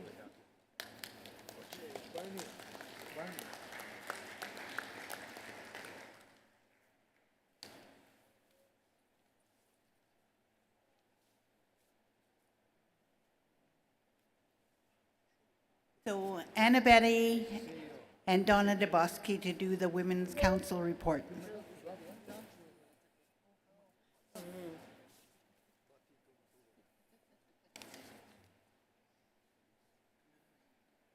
Bache, Memengusa Sokans Wendish Nakasan, Mikasi knew them, Amagadaski Nan Dunji, Chimingwich, Misse, Ogamakanak, Magayak, Shkata Sektashke, Kishayak, Chimingwich. I started off by acknowledging the name that has been given to me by our ancestors. And I also acknowledge all of you, leadership, our young people, and our elders. And I also want to acknowledge all the citizens that are here with us to witness and to promote accountability. Chimingwich. My name is Anna Betty Yachnivanashkam, and I'm very honored to stand before you today. I also want to acknowledge the sacred items that are here with us to guide us and also to bless us for all the work that we do and and all that is expected of us. I represent Anishinaabe Nation as a Deputy Grand Chief, and I also sit on the Ontario Chiefs of Ontario Women's Caucus Council of Women. And I'm also the Ontario representative on the AFN Women's Council. It's a role that I hold with honor, and I'm very grateful that you have provided me and trust me with those roles. But my first role, of course, is being a mom and a grandmother. Thank you. So before I go into more detail on our report, I'm going to hand over the mic to Donna, and she will do some introductions and introduce herself and make some remarks as well.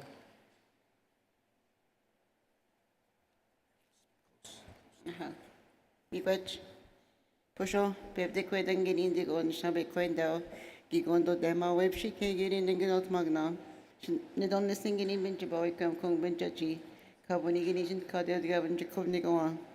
So I sit with Anna Betty on the First Nations Women's Caucus under the Chiefs of Ontario, and she represents us at the AFN level at the Women's Council there. I just want to ask the Assembly to always keep our women and our children in their thoughts and in their prayers.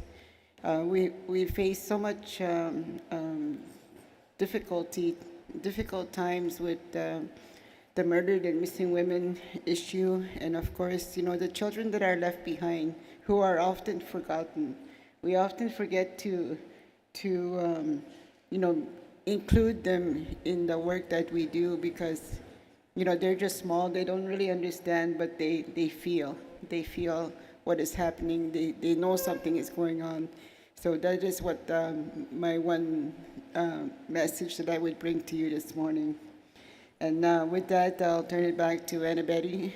Miigwech.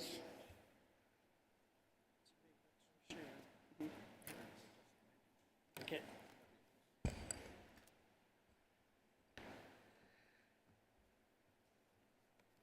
I've been given some speaking notes just to guide me.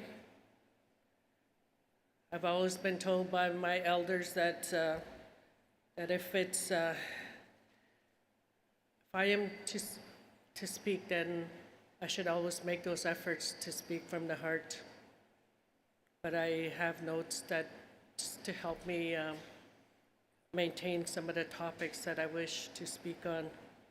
I wanted to acknowledge and add to the comments made by our elders, our knowledge keepers. When it comes to asserting our identity and protecting our identity, you know, we can't let our guard down when it comes to that. When it comes to Bill C-53, we have to ensure that we maintain and continue to protect our rights. And also, when it comes to our people within the court system, our people are still overrepresented within the corrections, what Canada calls the correction system. And there's very little investment to address that. As leaders, we must continue to address that and work together.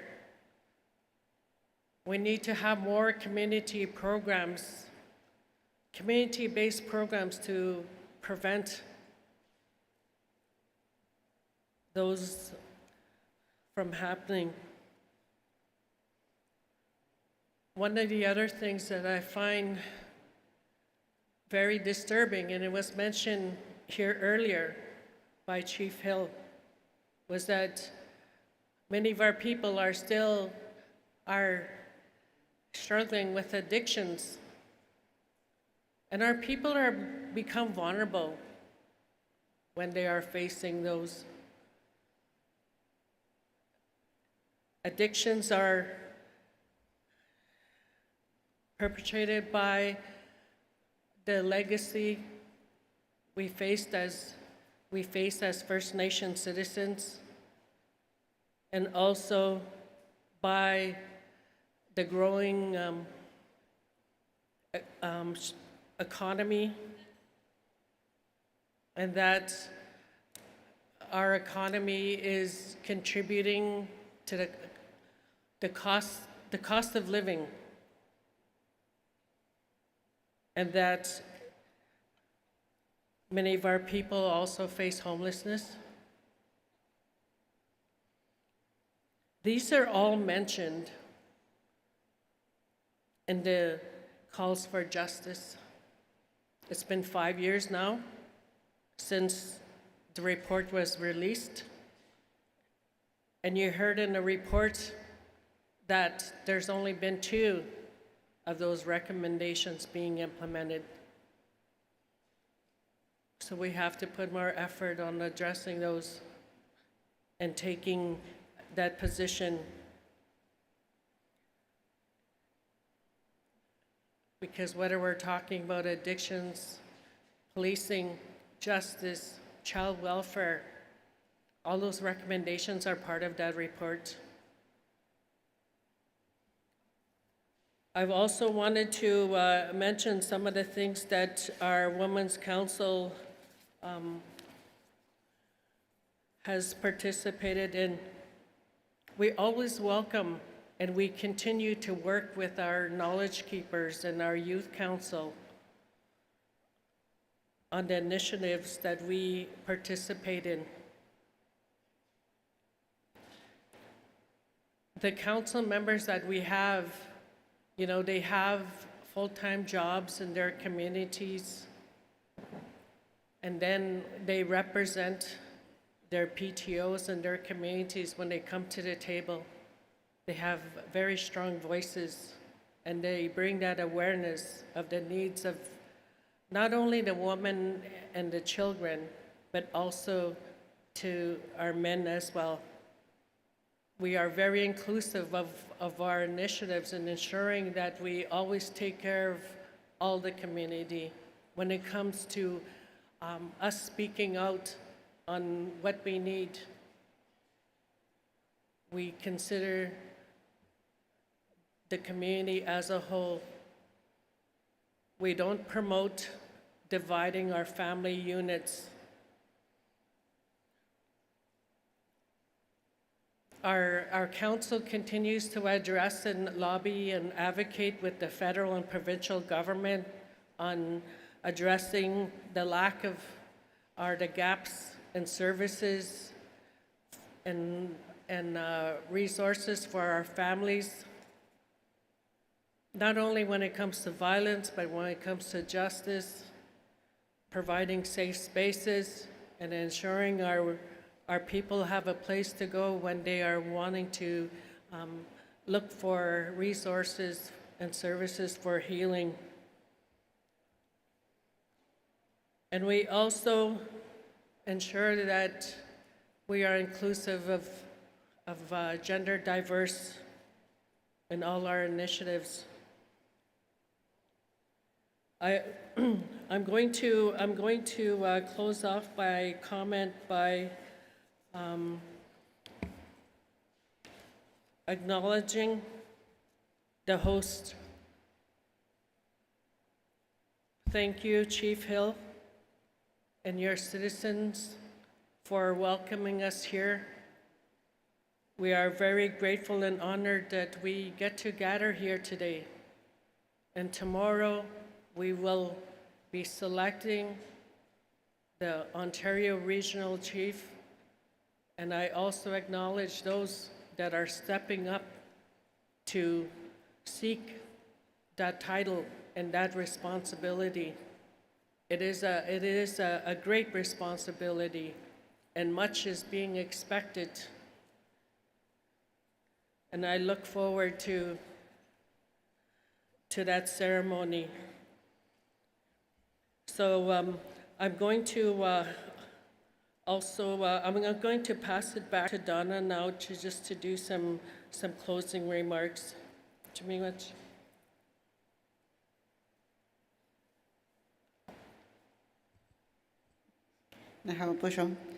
Yes, I just want to say miigwech to our First Nations Women's Caucus Council members who have been meeting with us. It's been very difficult, all the time to do Zoom meetings because, you can't sit and talk about issues as much as we used to at the beginning, but we're getting back into in-person meetings, and I just want to acknowledge the members that sit with us at the Women's Council. And I also want to acknowledge the staff that we've been working with Nancy Johnson and her crew, and they've been a good support to the many issues that we've dealt with. So with that, miigwech to everyone, miigwech for listening, and miigwech to Annabette. Now.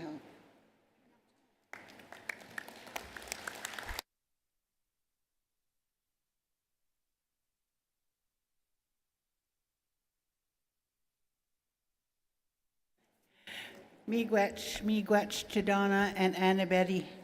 We want to say miigwech for the work that you do and the words that you bring, and remind us as citizens that you do the hard work, but you also do that with love and ceremony. And I know Grandma Donna was already up there at 5:30 this morning.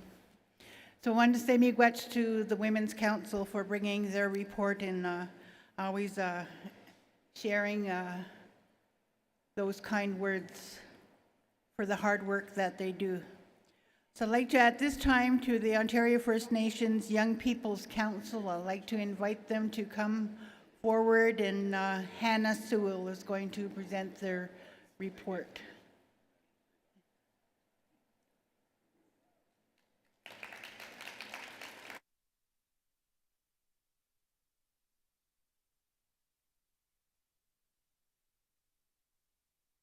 First Nations Leadership or Young People's Council.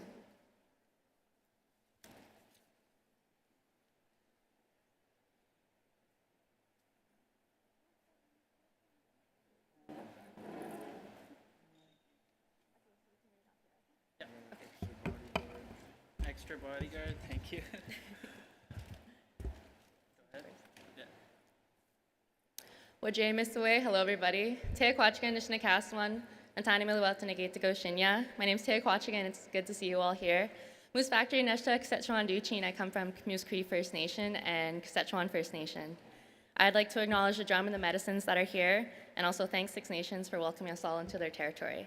I'd also like to thank the Knowledge Keepers and Women's Council who just went before us for the good work they're doing, and we look up to them always from Youth Council.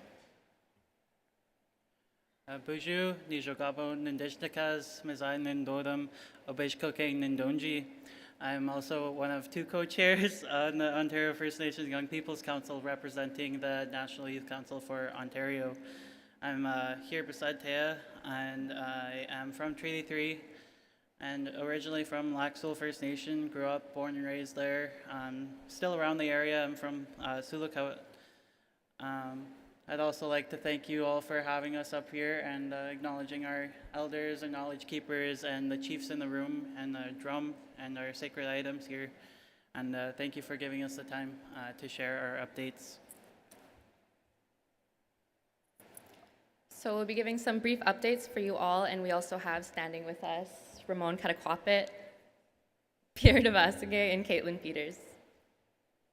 So the Ontario First Nations Young People's Council is the established youth advocacy body for the 133 First Nations in Ontario, formed of representatives from the 4 political territorial organizations, the Independent First Nations, and 6 Nations of the Grand River. The Ofan YPC is comprised of Anishinaabe Nation representatives Pierre Debasig, Mikuns, Caitlin Peters, and Tara Roy will be filling in for the AN rep following this assembly. For Anishinaabe Aski Nation, Tea Kwachigan and Ramon Katakwapit. AI, we have Ariel Berwick, DJ Cornelius, and Hannah Sewell. For Grand Council Treaty 3, we currently have myself and Jarrett Seymour. For the Independent First Nations, we have Carter Carpenter and Jade Sooney. For the 6 Nations of the Grand River, we have Dakota Sabworn. The Ontario First Nations Young People's Council remains an active and integral part of the Chiefs of Ontario as a charter council alongside the Leadership Council, the Elders Council, and First Nations Women's Caucus. Ontario First Nations Young People's Council representatives participated in various meetings and technical tables through their portfolio areas. Within the last year, OFN YPC has attended Chiefs of Ontario assemblies, the Indigenous Services Canada Joint Gathering, Chiefs of Ontario Languages and Learning Conference, Canada-Ontario Great Lakes Annual First Nations Meeting, Chiefs of Ontario Community Wellness Conference, and the National Wellness Gathering for Indian Residential School Survivors in Vancouver, BC. The Ontario First Nations Young People's Council and Ontario First Nations Youth were invited to attend the Chiefs of Ontario Community Wellness Conference as panelists to share their stories and insights. This opportunity provided space for youth to voice their experiences and contribute to the collective journey towards improved health and wellness. With a focus on economic development, social services, health, justice, and the environment, and education, the conference was a unique platform for inclusion of diverse voices to be brought to the table. The OFN YPC also participated in a press conference with Ontario Regional Chief Glenn Hare, Anishinaabe former Grand Chief Reg Niganabi, Akwesasne Grand Chief Abram Benedict, to officially kick off the Chiefs of Ontario First Nations Community Wellness Conference. OFN YPC representatives Hannah Sewell and Mallory Solomon spoke about the importance of First Nations youth involvement in promoting health and wellness. At the Fall Chiefs Assembly, the Ontario First Nations Young People's Council reps set up a fundraising table to support First Nations youth advocacy initiatives in Ontario. Thank you to everyone that participated.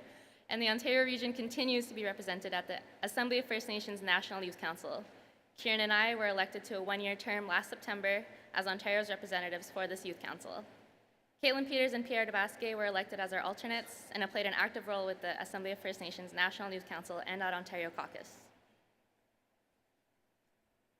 National Youth Council Ontario representatives Tea and alternate Mikuns attended the AFN Special Chiefs Assembly in December 2023. Thea and Kieran attended the AFN Languages, myself and Thea, sorry, AFN Languages and Learning Youth Gathering held in Quebec City in March this year. I currently hold the residential schools portfolio for the National Youth Council and attended the National Community Wellness Gathering for Indian Residential School Survivors in February. Kieran attended the Assembly First Nations Emergency Management Forum in March for work and was welcomed to take the portfolio on and attended the Chiefs Committee meeting on emergency management. The National Youth Council Ontario reps are also currently supporting the National Youth Council in updating their terms of references and code of conduct. The Ontario First Nations Young People's Council will be conducting its selection process later this summer/fall to elect the new representatives to the AFN National Youth Council.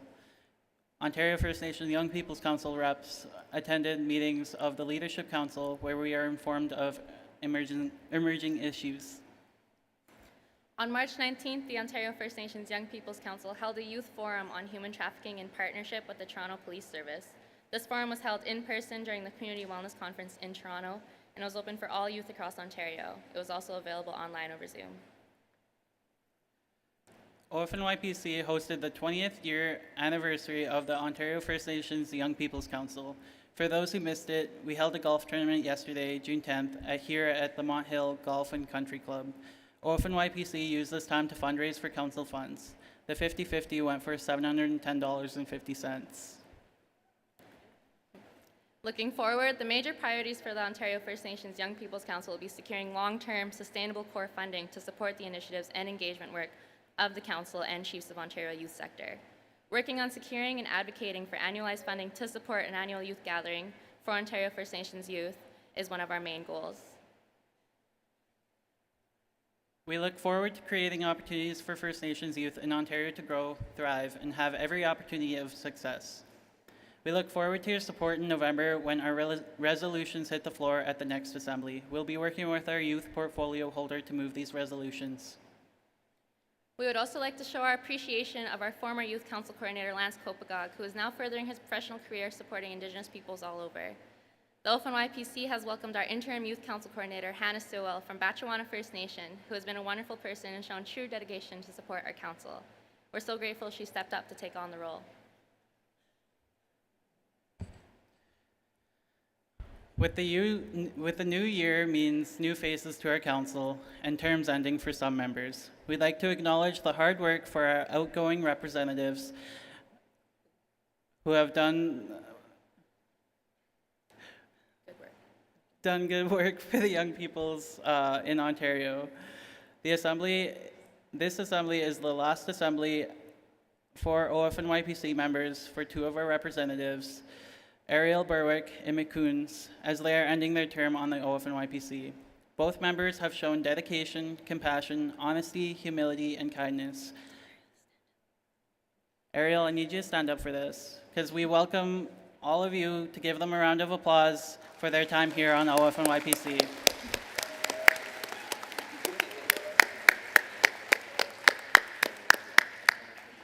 We also welcome our new members with open arms and look forward to getting to know each other and each one of you in the time that we have here. Here's to the start of the next 20 years of the OFNYPC. We wish the Ontario Chiefs well in your deliberations over the next few days and hope that we emerge with outcomes that will move our communities forward. Thank you for listening to our update, and we'd also like to welcome the Coons forward.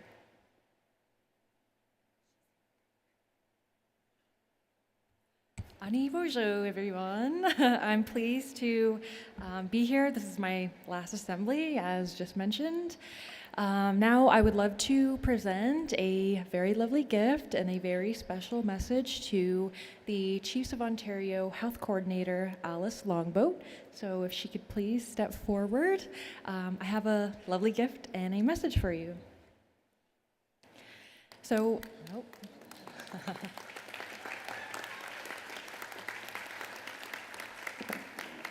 Okay, there she is. Now, some of you may or may not know, Alice is retiring. Dear Alice, Alice has been a support to the OFNYPC since it began in 2004. Many youth reps have come to be introduced to the COO aunties as some of the first staff as they meet also including Alice. And that exactly is what Alice is, an auntie, a mentor to both youth reps and youth coordinators alike. She has shown many of our coordinators the ropes of the office and how to get things done. The corporate knowledge she holds is extensive, and we are thankful for her and all of the knowledge that she graciously shares with everyone. She has always made sure that the youth were included and supported in attending the annual health forum and enjoyed hearing the words shared by various youth panels and youth across Ontario. Alice, you have absolutely earned your retirement, and we wish you nothing but the best in this next stage of your journey. Travel lots, enjoy time with your family, and who knows, maybe you will get another tattoo or two.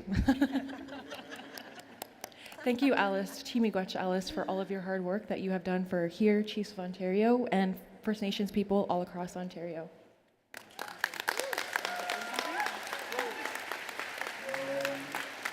And now we will present you with this gift.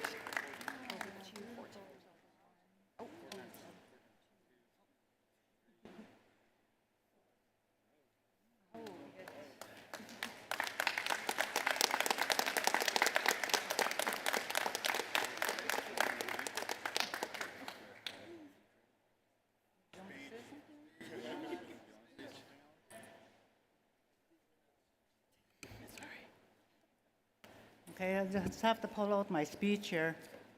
It's only this long. No, thank you to the OFNYPC. I've been working at the Chiefs of Ontario now for 31 years, and I actually started in 1979, at 45 years ago. I just want to thank everybody. I've met a lot of chiefs over the years. I've seen all the good work that has been done. And I want to thank the Chiefs of Ontario staff, especially Tracy Antone and the Chief Operating Officer. What else can I say? Well, I decided to retire because I want to start spending more time with my family, my children, and do a little bit of traveling. I am retiring. I am not disappearing. I'll still be around, so you'll still see me. Thank you very much.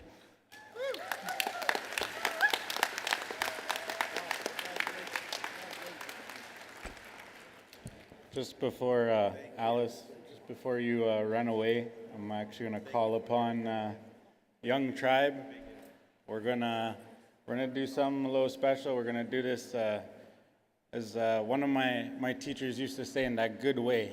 So Alice, I'm gonna ask you to come stand out here with the rest of the council as well. Stand beside her.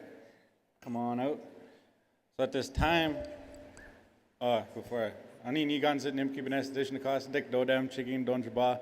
I forgot to do that. My name is Pierre Dubosky. I'm the AN rep to the OFNYPC Council. So we're gonna get these guys to line up. Alice, yeah, make a nice line right here, as well as the rest of OFNYPC Council. We're gonna render an honor song, and anybody who wants to come out and give Alice a hug, a handshake, a high five, a fist bump, everyone is welcome to do so.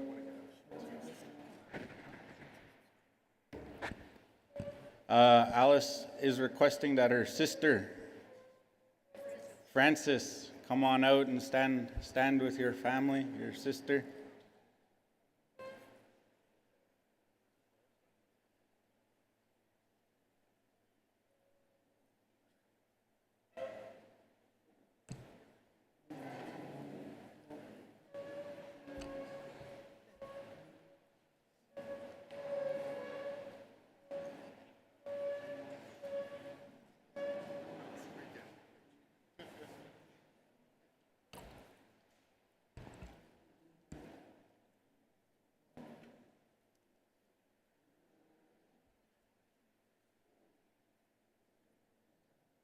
And at this time, I will send it over to Young Tribe for an honor song.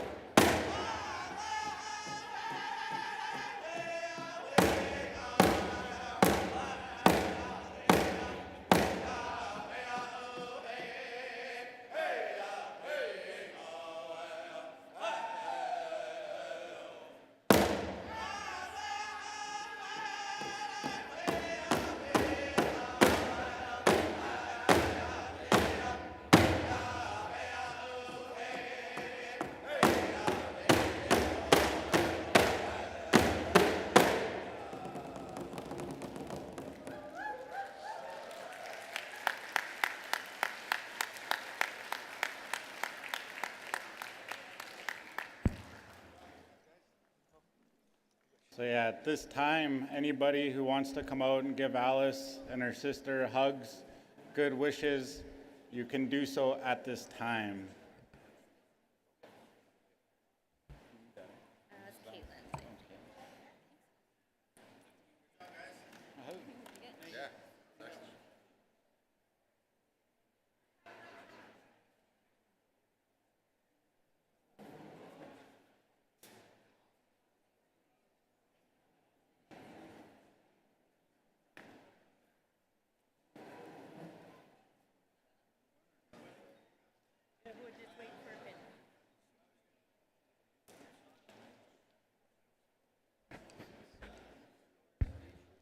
I also almost forgot, I do have to introduce Tracy. She does have an announcement to make. Good morning.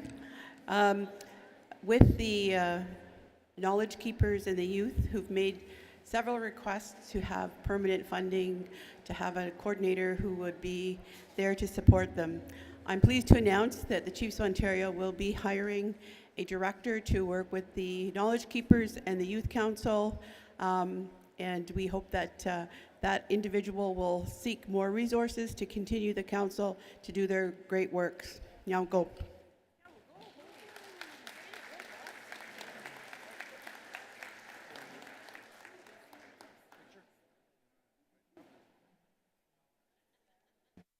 We have a request from the photographer for the Knowledge Keepers and the Young People's Council to come and have their photo op up here in the front. The Knowledge Keepers and the Young People's Council.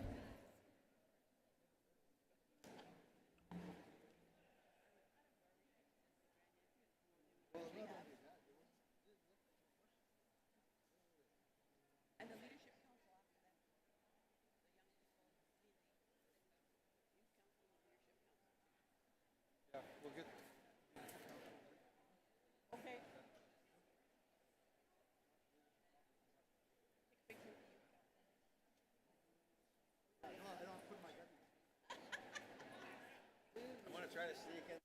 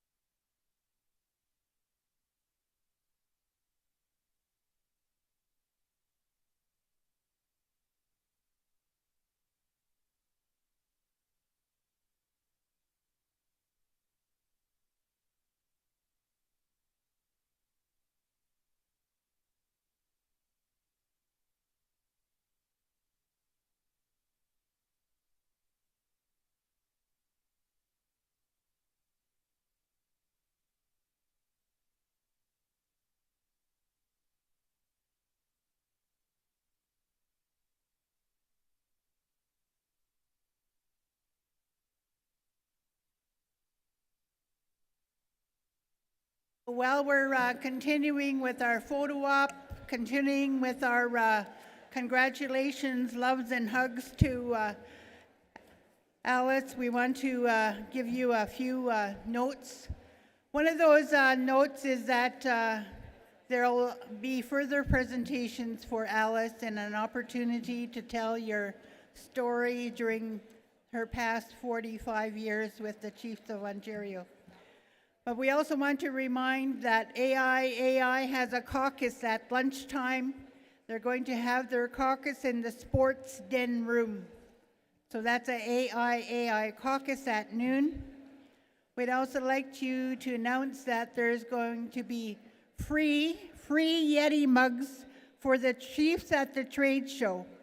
This is a thank you to the Chiefs of Ontario for their support of the Medicine Spirit Lodge, Mishkiki Chika Chichok Kamik. Mishkiki Chichok Kamik. So that's free Yeti mugs at the trade booth in the trade show.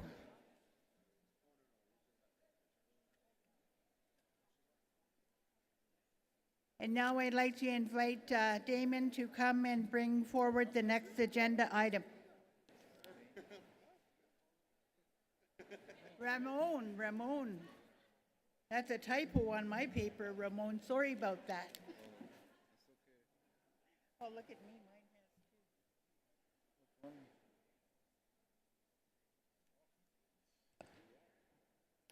Okay, so on the next thing for the agenda, we have the Chiefs of Ontario audit. So if you're in the room, I'd like to invite Gary Dokis and Richard Betty up. Beatty, my apologies.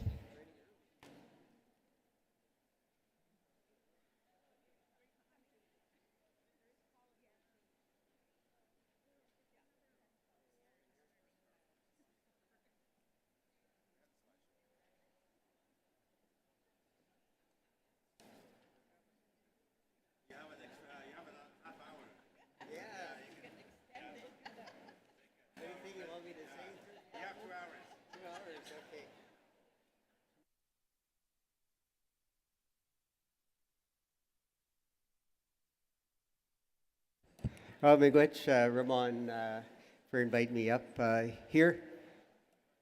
Something different is going on today. We're half an hour early.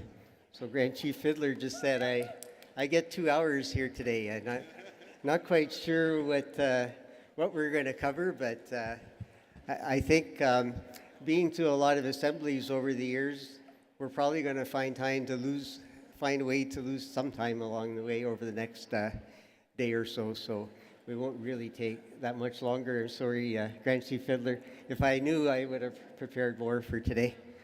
Anyway, I'd just like to say miigwech on behalf of the Board of Directors. In your annual report, there is a board report from the board. And I'd just like to introduce the other board members. I think they're in the room. I see Sabrina Marion just walking in the room over there from NAN. And I did see Jeff Stonefish a little while ago. Maybe he took a break. He didn't want to hear me talk for 2 hours, I guess. So Jeff, oh no, there's Jeff there. Hey Jeff, you can wave. I think most people know Jeff. And then there's myself, Gary, who's the Anishinaabe Nation rep on the Board of Directors. Just to give a quick rundown, the board's been meeting on a pretty regular basis, at least quarterly, for the last number of years since we were formed as this type of board. One of the structures we put in place in the last couple of years is we do an extensive review of work plans and budgets for each department, and that happens in May each year, where the directors present their work plans and budget to the board, and we have a chance to review them, ask questions. Like I said, we've been doing regular board meetings, and we just had a board meeting yesterday to review the audit from the board perspective, and we recommended that audit to the AGM, which includes the Grand Chiefs, so that we have an annual AGM with the Grand Chiefs, and that occurred yesterday. So I guess without further ado, there is a presentation. I'd like to introduce Richard Beatty from MNP, who is our auditor, to walk us through the audit.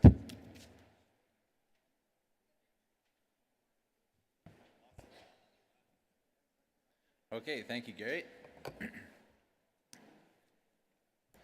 All right, good morning, everyone. Chiefs, elders, youth, other delegates, thank you for having me here today. It's a pleasure to be here in the Six Nations of the Grand River community. As Gary mentioned, I'm Richard Beatty with MNP, an auditor for the Chiefs of Ontario. Typically, I seem to always be the last item on the agenda right before lunch, so it's nice that things are running ahead of schedule this year, and I'm not just pushing the envelope with holding everyone before lunch. So this year we're going to have some more time to do a deep dive into reading through some of the significant accounting policies and whatnot. So with our extra time that we have, so this is great. Just kidding. So get into the agenda for what I'm going to run through. We're going to have a look at management's responsibility, the board's responsibility, MNP's auditor responsibility, the audit opinion, and look at the financial results, and then turn it over for any questions. So first of all, what is management's responsibility? So management is responsible for the financial statements. These are the financial statements of the Chiefs of Ontario, and management is responsible for preparing them in accordance with Canadian accounting standards for not-for-profit organizations. Management is also responsible to design and maintain an accounting system and having internal controls to ensure that transactions are authorized, the assets of the organization are safeguarded, and then properly maintain financial records.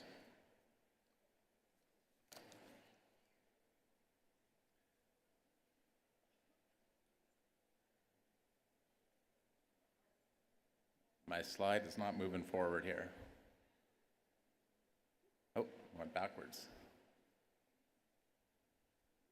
All right, the board responsibility.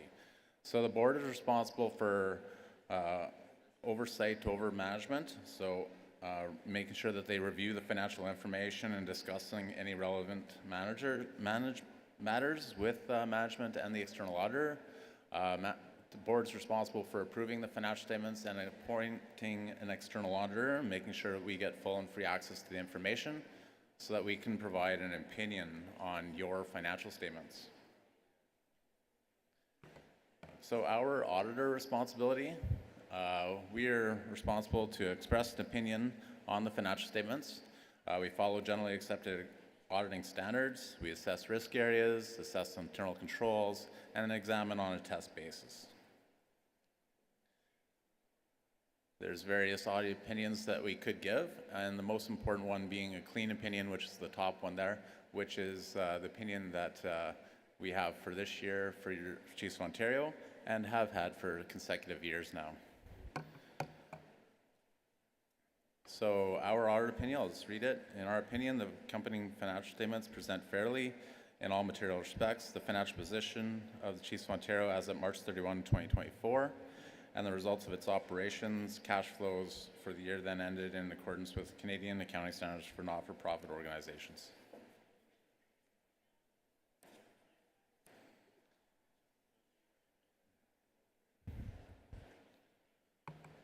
Okay, so having a look at the statement of financial position, sometimes known as the balance sheet.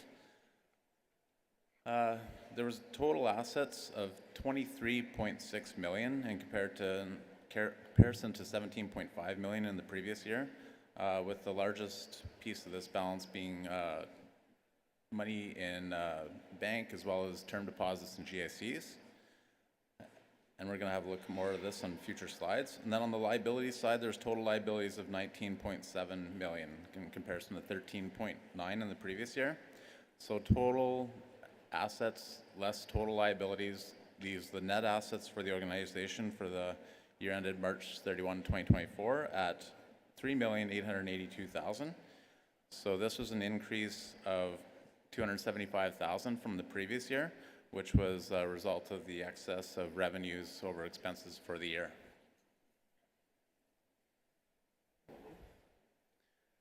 So having a little bit kind of further breakdown of the assets, like I said, total assets of $23.6 million, with the biggest chunk of that pie there being money in the bank as well as term deposits and GIC making up 3/4 of the assets, and then there's also other assets for grants receivable as well as HST rebates recoveries. Looking at 2024 versus 2023, in total the assets, like I said previously, increased from $17.5 million in the previous year to $23.6 million in the current year, with the largest increase there again being in the cash and term deposits, also a small increase in the grants receivable and the HST recoveries. On the liabilities side, total liabilities for the organization as of March 31st was 19.76 million. Again, with the biggest piece of that pie there being deferred revenue, so money that has come in that has been received by the organization has been deferred to be spent in future periods, and so that's totaling, $16.1 million. And then there is also some grants payable and then regular accounts payable and accruals. Comparing 2024 to 2023, in total, liabilities increased from 13.9 million in the previous year to 19.76 million. Again, with the biggest increase being the amount of deferred revenue. So that increased from 10.7 million in the previous year to 16.1 in the current. And a big part of that increase related to there was 2.5 million that was received right close to year end that was related to research and data management, was the biggest contributor to that kind of increase. Otherwise, small increases due to timing for accounts payable, and then a decrease in the amount of grants payable. So what's left? So we take our total assets, less our total liabilities, and we're left with the net assets for the organization. And this is made up of both internally restricted and unrestricted funds. So you can see of the 3.88 million in net assets, about half of it is in unrestricted funds, and then the other half is internally restricted funds that are set aside for specific purposes. So getting into the statement of operations and having a look at the revenues for the organization. So there's total revenues of 17.9 million. As you can see here, quite a few different funders and revenue sources, but the biggest ones being ISC and Health Canada, as well as FNIGC. But of course, there's other various funders, both federal and provincial as well. Looking in total, kind of comparison of 2024, 2023, like I said, revenue increased from 15 million in the previous year to 17.9 in the current year, with the biggest increase areas being in ISC and Health Canada funding, as well as FNIGC.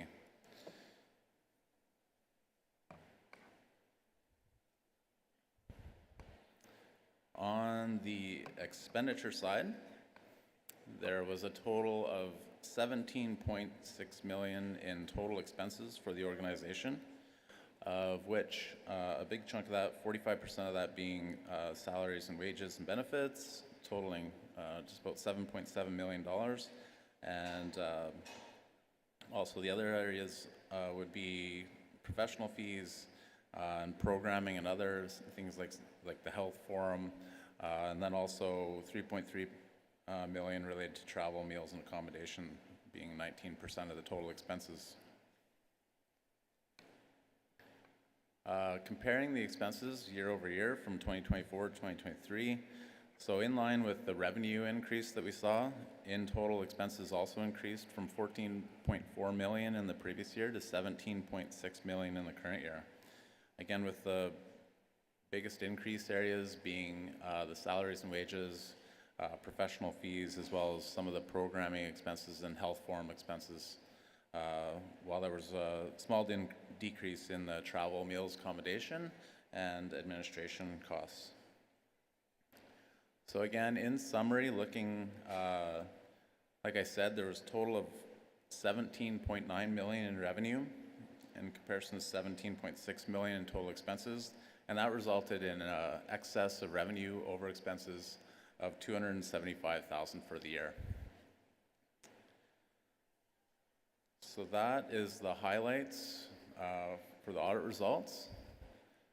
At this point in time, I'll just turn it over if there's any questions.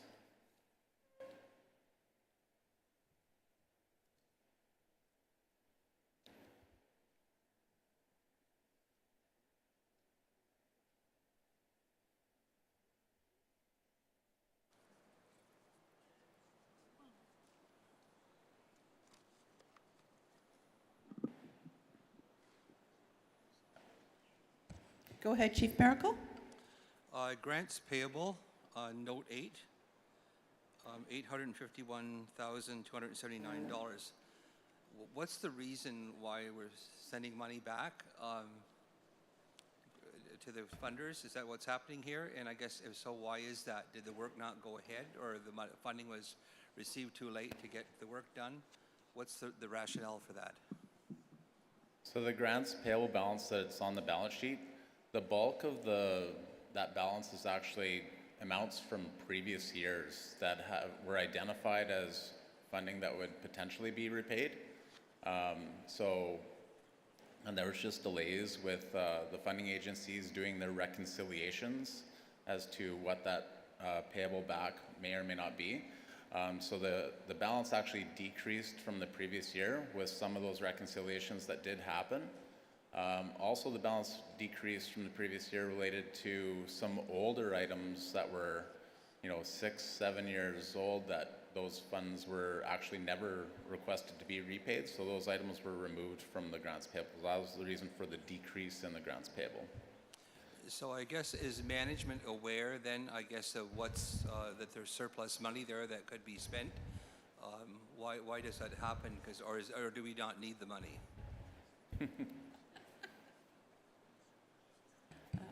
Yes, we are aware, and sometimes you're right, Chief Merkel.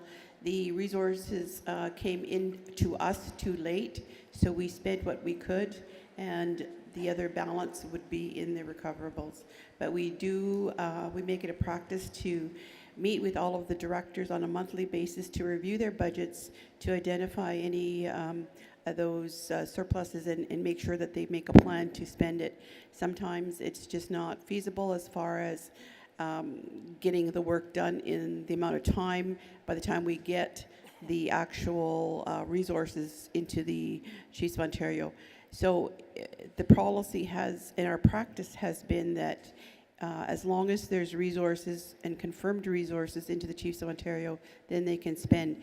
If the confirmation is not there because they've sent in a proposal and we haven't received that confirmation, it doesn't go forward until we actually get that commitment from the funder.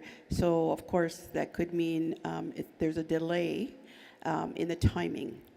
And so some of the work may not get accomplished. And the final question is, the term deposits have been redeemed. Is it because it reached its maturity, or there was a need to redeem them? Yeah, so the term deposits, there's a number of term deposits, and they have various dates where they mature. And so, yes, they're typically have been rolling them in kind of 3-month term deposits, and as they mature, they're rolled again into another GIC. Okay, thank you.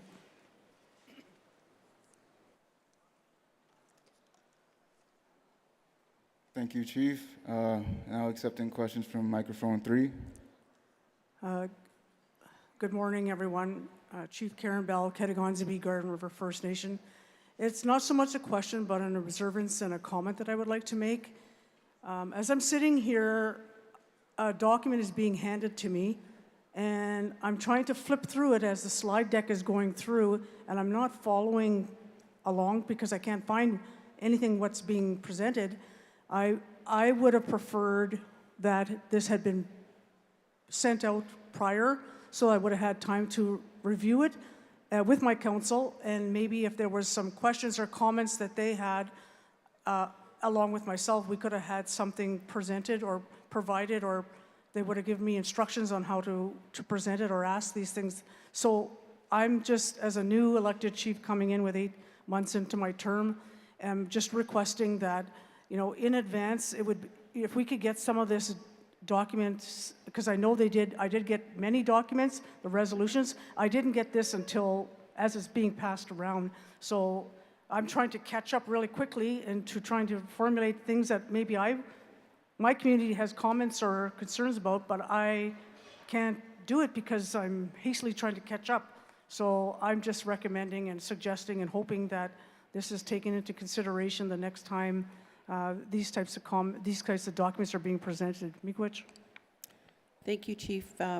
We do try to get our audit done as quickly as possible, and getting the auditor to do his work as well. This year, we were delayed in getting all of our materials to the auditor, but we will endeavor to make sure that we get more material to the chiefs in a timely manner.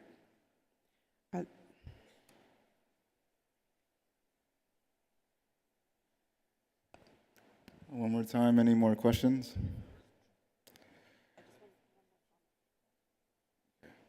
One more comment here. I just wanted to let the Assembly know that we did an RFP to appoint the auditor for the 3 years, and Richard Beattie did get the contract for the Chiefs of Ontario doing the audit for the next 3 years.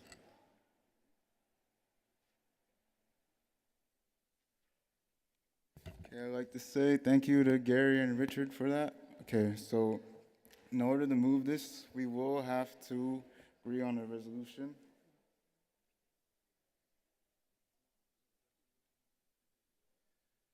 So you should have a paper called Draft Resolution 4. So the subject is acceptance of the audited financial statements.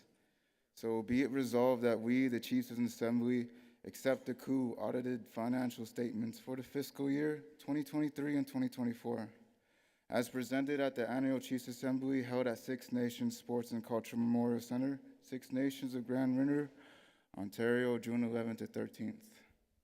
So we will be looking for a mover and a seconder. If you would like to be, please come up to a microphone.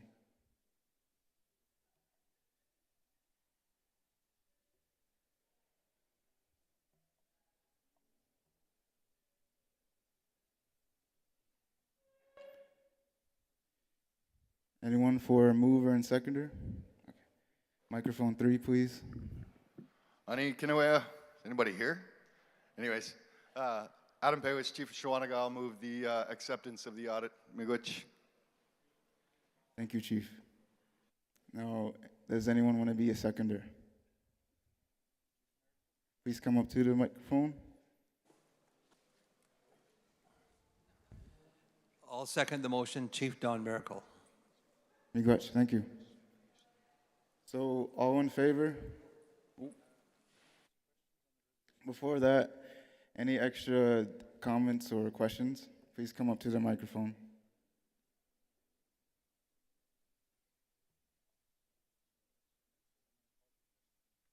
Okay, I'm going to call for a question. All in favor? Okay. Any opposed?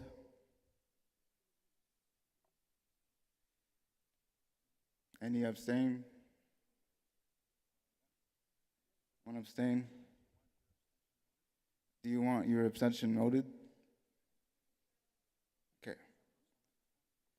Please approach the microphone.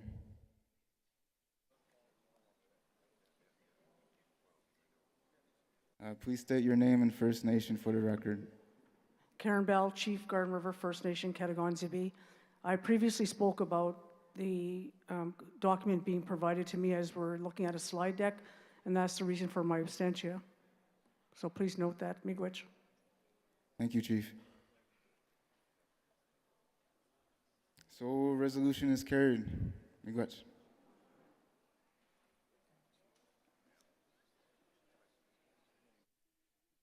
Miigwech, thank you very much. Miwe kagitasan sigadig shunya wishchigewin.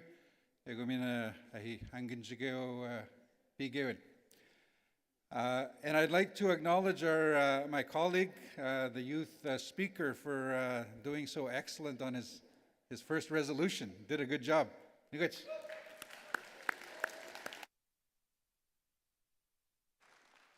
He's ready to take right over. We don't need Vera and I anymore. So we are, what time is it? We're actually early. We're over an hour ahead. Where's Grand Chief Fiddler? I wanted to let him know that we could actually do it. So here's what we're going to do. We are going to move to the next agenda item. Now, there's some implications to that. We're going to go to the 1 o'clock agenda item. Some very important decisions as part of that discussion topic. There's going to be a decision made. We're going to have a vote on the floor to make a decision on a funding formula. So it's a very important discussion. So please stand by. Everything will be moving forward. So we're going to have a discussion in terms of the implications of that, because on the agenda, 2 o'clock is the nomination process.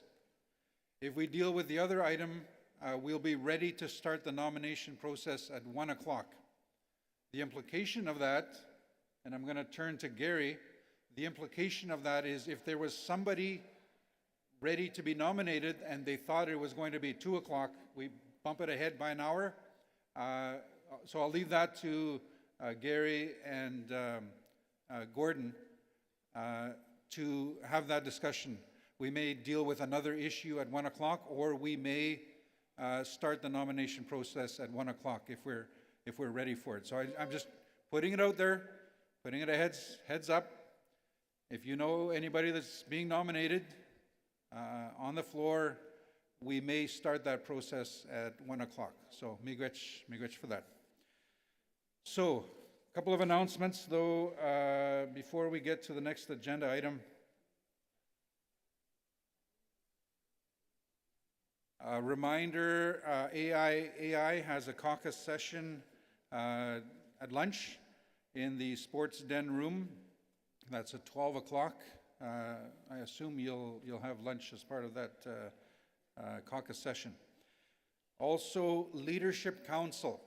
Leadership Council, we're going to get you to come to the front right when we break, right at 12 o'clock. We need a photo. Leadership Council, as well as Knowledge Keepers Barney Batiste and Terry Fiddler. So we need you up here at 12 o'clock just before lunch. Leadership Council, just to let you know. Also, this evening, as part of the events, SN Polytechnic and Ogwe Hawe Skills and Trades and Training are providing a tour of their trades training facilities. That's today, 5 o'clock. They'll have a van here for 11 people. If you want to attend the tour, you can see Renee, and Renee is at the SN Polytechnic booth at the trade show. So just to let you know, if you'd like to be part of that, that's happening at 5 o'clock at 4112. I want to make sure I got that right. 4112 Elgin Street, 5 o'clock. So at this point, I'm going to turn it over to Toby Mitchell. No? Okay, I'm going to get Gary to provide some clarity on the nomination process. Yeah, just to clarify what Adam asked about moving it up, I think because of the importance of the election, and I know some chiefs come in just for the nominations and just for the election the next morning. I know there's some that come in. I think we're better to stay with the schedule that has already been published and you received well in advance. So I've asked the staff that we keep the agenda item for the election as was sent out to you earlier, that keep it at 2:15. So they're going to look and see if they can move some other stuff up to get done before that. So just to clarify, we're going to keep the nomination time as you received in your agenda at 2:15, so we don't create any conflicts for anybody. Miigwech. Miigwech. Gary, thanks for that clarification. So again, 2 o'clock, we'll start that process for nominations this afternoon. And we may juggle the agenda a little bit, bring something forward, unless we continue this discussion we're about to start. So I'm going to invite Toby Mitchell. Yes, Toby Mitchell is here. And of course, the topic is Health Equity Fund Allocation. A decision will need to be made. So please be mindful if you're going to be leaving during the discussion. We will need to make a decision. It's a very important decision dealing with funding and funding allocation. Of course, Toby will explain.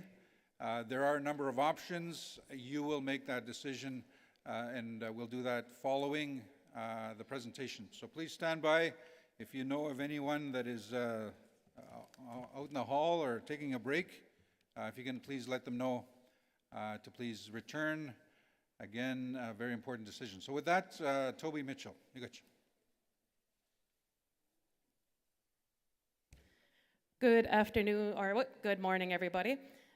Since we are ahead of schedule for once. Is the PowerPoint ready to be put on the screen, please? Perfect, thank you.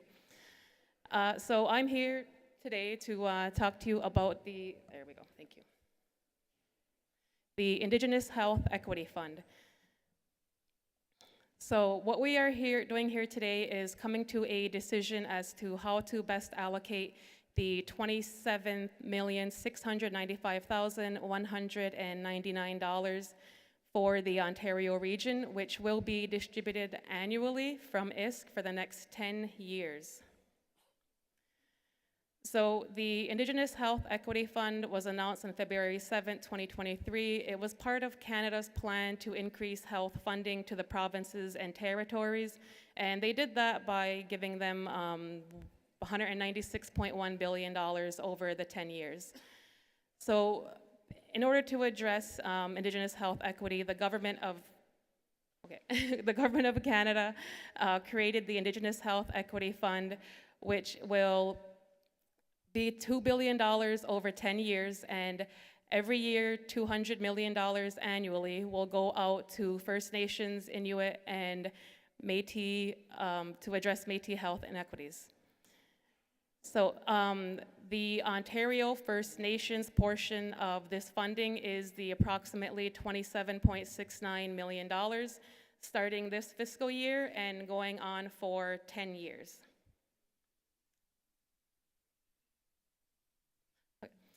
So I'm going to talk about the scope of the funding a little bit. The scope of the activities is intended to be as wide and flexible as possible. This was done on purpose by ISK.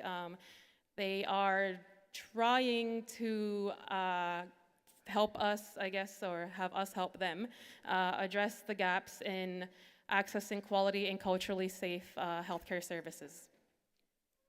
So at minimum, they include everything that's covered under the existing authorities through ISK, such as the health infrastructure support and primary health care. And until new terms and conditions can be established, ISK is going to be leveraging the contributions to support service transfer and transformation authorities to cover anything that falls outside of what ISK normally funds for us. However, in order for ISK to support any type of those external existing activities, they should be focused on service delivery that advances Indigenous health equity. So we have had conversations and presentations on this topic previously. The first one was about 6 months ago at the AFN Special Chiefs Assembly in Ottawa.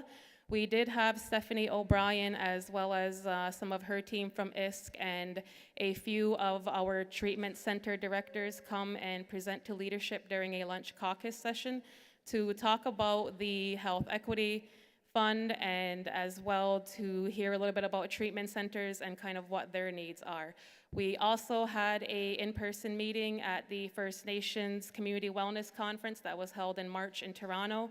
Dinner was held in person, but there was also a virtual and Zoom option for anyone who was unable to join us in person. And then we also we attempted to hold a Special Chiefs Assembly to come to a decision on this fund, but we received very low attendance numbers from leadership, so we postponed it until this venue so that we could have a wider voice of chiefs and communities be part of making this important, critical decision. So through all of our feedback sessions, there was a lot of concern from First Nations in regards to the actual funding, the numbers. There's no real population growth accelerator, anything like that included. They looked at First Nations on reserve population numbers to determine our allocation. However, as we all know in other groups, it is not as troublesome on their end. So there was some questions asked of by our leadership to ask ISK as to how they were determining the population numbers for the Métis population in Inuit, as we were being restricted to just on reserve land. There was no kind of consideration for our members who live off the territory but come back home to access services. So that was highlighted quite frequently by our leadership. There was also a big discussion and push for ISK to start considering population growth and including those into the funding formulas going forward, because we do know that we are the fastest growing demographic in Canada. And the funding is meant to address the unique challenges of Indigenous peoples when accessing the culturally safe healthcare services. And there was a lot of concern that with the very limited amount of funding, that this funding most likely will not be able to look at increasing access to these services. We know the reality in our communities that this is going to go to fill gaps that every community is facing in healthcare service delivery. We did have a very blunt conversation with ISK and informing them that, you know, the fact that they think this money is going to come down and that we are going to sit here and develop an application process, which is what they had suggested initially. We informed them that that's a very disconnected view. I don't know any community in here that would say we don't need healthcare service dollars. Please, let's pool it and figure out something. You know, we hear constantly from leadership and from a lot of the health directors and our PTOs and the networks, just what kind of a state it's in. So we did have some blunt and hard conversations with ISK and let them know that, you know, this is pennies in the bucket. This doesn't really fill the gaps and achieve what they think it's going to do. And that was kind of the overall conversation, was just emphasizing the disconnect and the need to be working closely with our communities to determine what those needs are, and not thinking that a system designed in Ottawa is going to work in communities all across Ontario. So based on the feedback from the sessions that we had, there was a lot of different discussions that were held about potential ideas, but the one that we heard most loud and clear was that this money belongs in communities. This money needs to get to communities as soon as possible. So working through that, and based on some previous work that has been done by yourselves, chiefs and assemblies in the past, we did speak with ISK and had them go through their numbers with their population numbers that they have on file to create a list of allocation numbers for each community. So every community chief should have gotten an email from ISK outlining what your 5 options for allocations would be under these 5 different options. We did have a dialogue session on May 31st to talk about this as well. And we did share the email from ISK for people to contact if they hadn't received their numbers, or in some cases, we know community population numbers weren't matching. So some of that work did have to go on behind the scenes. Back at the May 31st was when we had the session. So after that is when I know some chiefs had reached out. So the options for the direct community allocations are: option 1 is the modified Berger, which is the total population. Option 2 was Ontario First Nations Limited Partnership. This is the only funding formula that has been approved by chiefs and assembly, so we did push hard for ISK to include the calculations for every community and include this one in there as well. Option 3 is modified Berger for on-reserve only. Option 4, sorry, there is a glare on this screen. So option 4 is modified Berger with a $25,000 base. And then option 5 is the modified Berger with a $50,000 base. So we are aware that these are not going to make everybody happy, that people are, and that there could be further work done on these funding formulas, and, you know, also recognizing that things change very quickly in our communities. and that we did not have a lot of time from ISK to do a lot of the work. They did want a decision by year end, but we pushed back on that because we didn't get a lot of the information on time to do this correctly.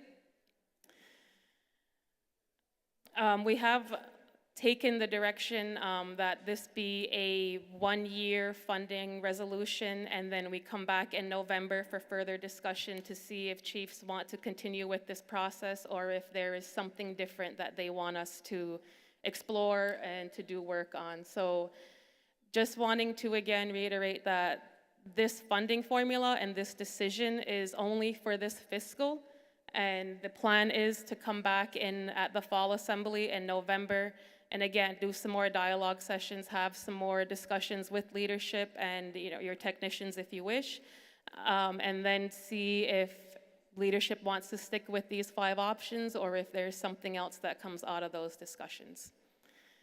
So with that, that is the end of my brief background and presentation on this. Does anyone have any questions regarding the Health Equity Fund?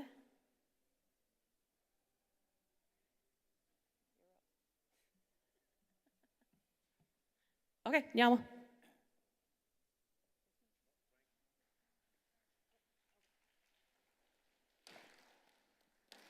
All right, we've got a question, microphone 2, Frank. Go ahead. Good afternoon. Frank McKay, I'm a proxy for Whitewater Lake First Nations. And I just got a few questions in relation to the presentation that's been made. First of all, I don't have any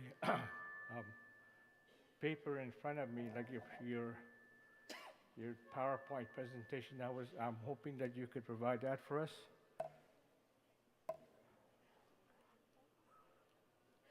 I see some nodding, so I think we can print one out and get one to you. Okay, thank you. Oh, they said the electronic version is available right now. Yeah, but we'll look to try and get a printed paper to you as well. Thank you.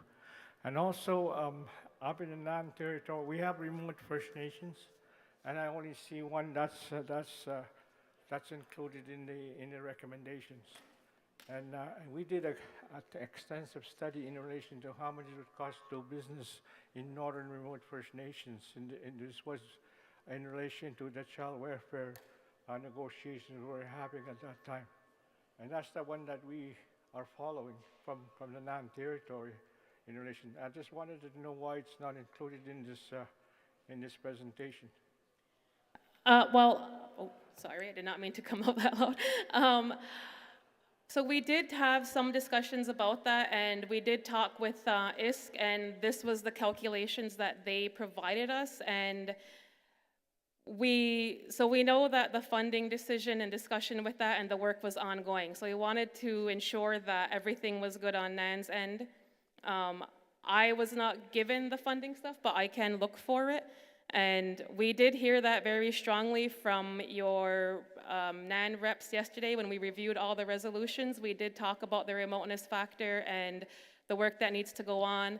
I will say, can I comment what you said yesterday? Okay. I will say, like, some of the comments made by Grand Chief Fiddler were very strong in advocating that going forward that we begin to advocate for additional money to cover that remoteness factor. There was talk of of trying to make the Bannock bigger and not making it smaller. Was that right? Was that how you said that? I'm sorry, I was trying to remember the exact phrasing that was used yesterday. So I'm just trying to figure out what the purpose of this funding is for. I know that we have a lot of gaps in our thing. We're undergoing a health transformation process, negotiations with ISK at this time. And one of the things that we see very clearly is that, the facilities, the medical facilities that we have in our remote First Nation is getting deteriorating and so forth, and we need more medical facilities for our communities because of our remoteness factor, and also treatment centers. We encounter a lot of drugs and addiction issues in our communities, and it's a crisis in our communities. So we need funding for that too. I'm not sure if this is part of this process that's going to be able to fund these things that I just spoke about. Let me check 1 minute with my technical lead, because I know we did have a big discussion on capital, and it was just, did they have to go through a different program? Yeah. So yeah, she just let me know, like, we did push for ISK, and they said that they couldn't, it's only with existing authorities, and capital isn't included in that, but there was, didn't they say something about partnering with the other group? Sorry, we had a question right after our dialogue session about that, and we did reach out, and they said it was under existing authorities, but that there was the, how do I go back? I'm sorry, I'm trying to get the, yeah, can we get the PowerPoint back up on the screen? There was a point on there. I'm not the technical lead on the file, my apologies. Thank you, Angela. All right. Here. So it would be, yes, the scope of the funding. Yeah, so that in order for them to go outside of their original authorities, which would be the capital, they have to be focused on service delivery that advances Indigenous health equity. So they were real careful to say no, but maybe is kind of the vibe that was kind of what ISK had said. There was a no because it's not outside the authorities, but if you can make the case, then they'll try and be more flexible on their end. Yeah, but that's the reality of our northern communities, that we need more capital for our health facilities and treatment centers that we're in dire need of. So it has to we have to keep pushing for this kind of facilities that we need, as well as other stuff that we're looking at. So under the health transformation process that we're undergoing right now. I will say this isn't the final conversation with this, because we do have a lot of concerns from communities and leadership about some of the things, and this, you know, capital and remoteness is one of them that we're still pushing on them, along with the population and the Métis having access to the funding as well. Well, the recommendations that you have, 5 recommendations, does not quite meet, from our area, from Windigo First Nations area, in relation to how the funding should be allocated, and I haven't seen the resolution yet that how that's going to be done in relation to the 5 recommendations. What are you picking for? Are you telling us that we have to pick one from those recommendations, option 1 to 5 today, or? Yeah, so so we're following the process that was done by Social a few years ago for the child welfare, where ISK sent out all the different options under their 5 things, that they sent them all out to communities so that you would have the numbers, and Chiefs of Ontario knows nothing about that. And so the process was that the resolution is approved, and then there's a vote held on the 5 options, and whichever one has the most will be the funding formula for this fiscal year. And then we'll come back in November to decide how to handle the rest of the fiscal years, because ISK didn't give us a lot of time to have a fulsome engagement.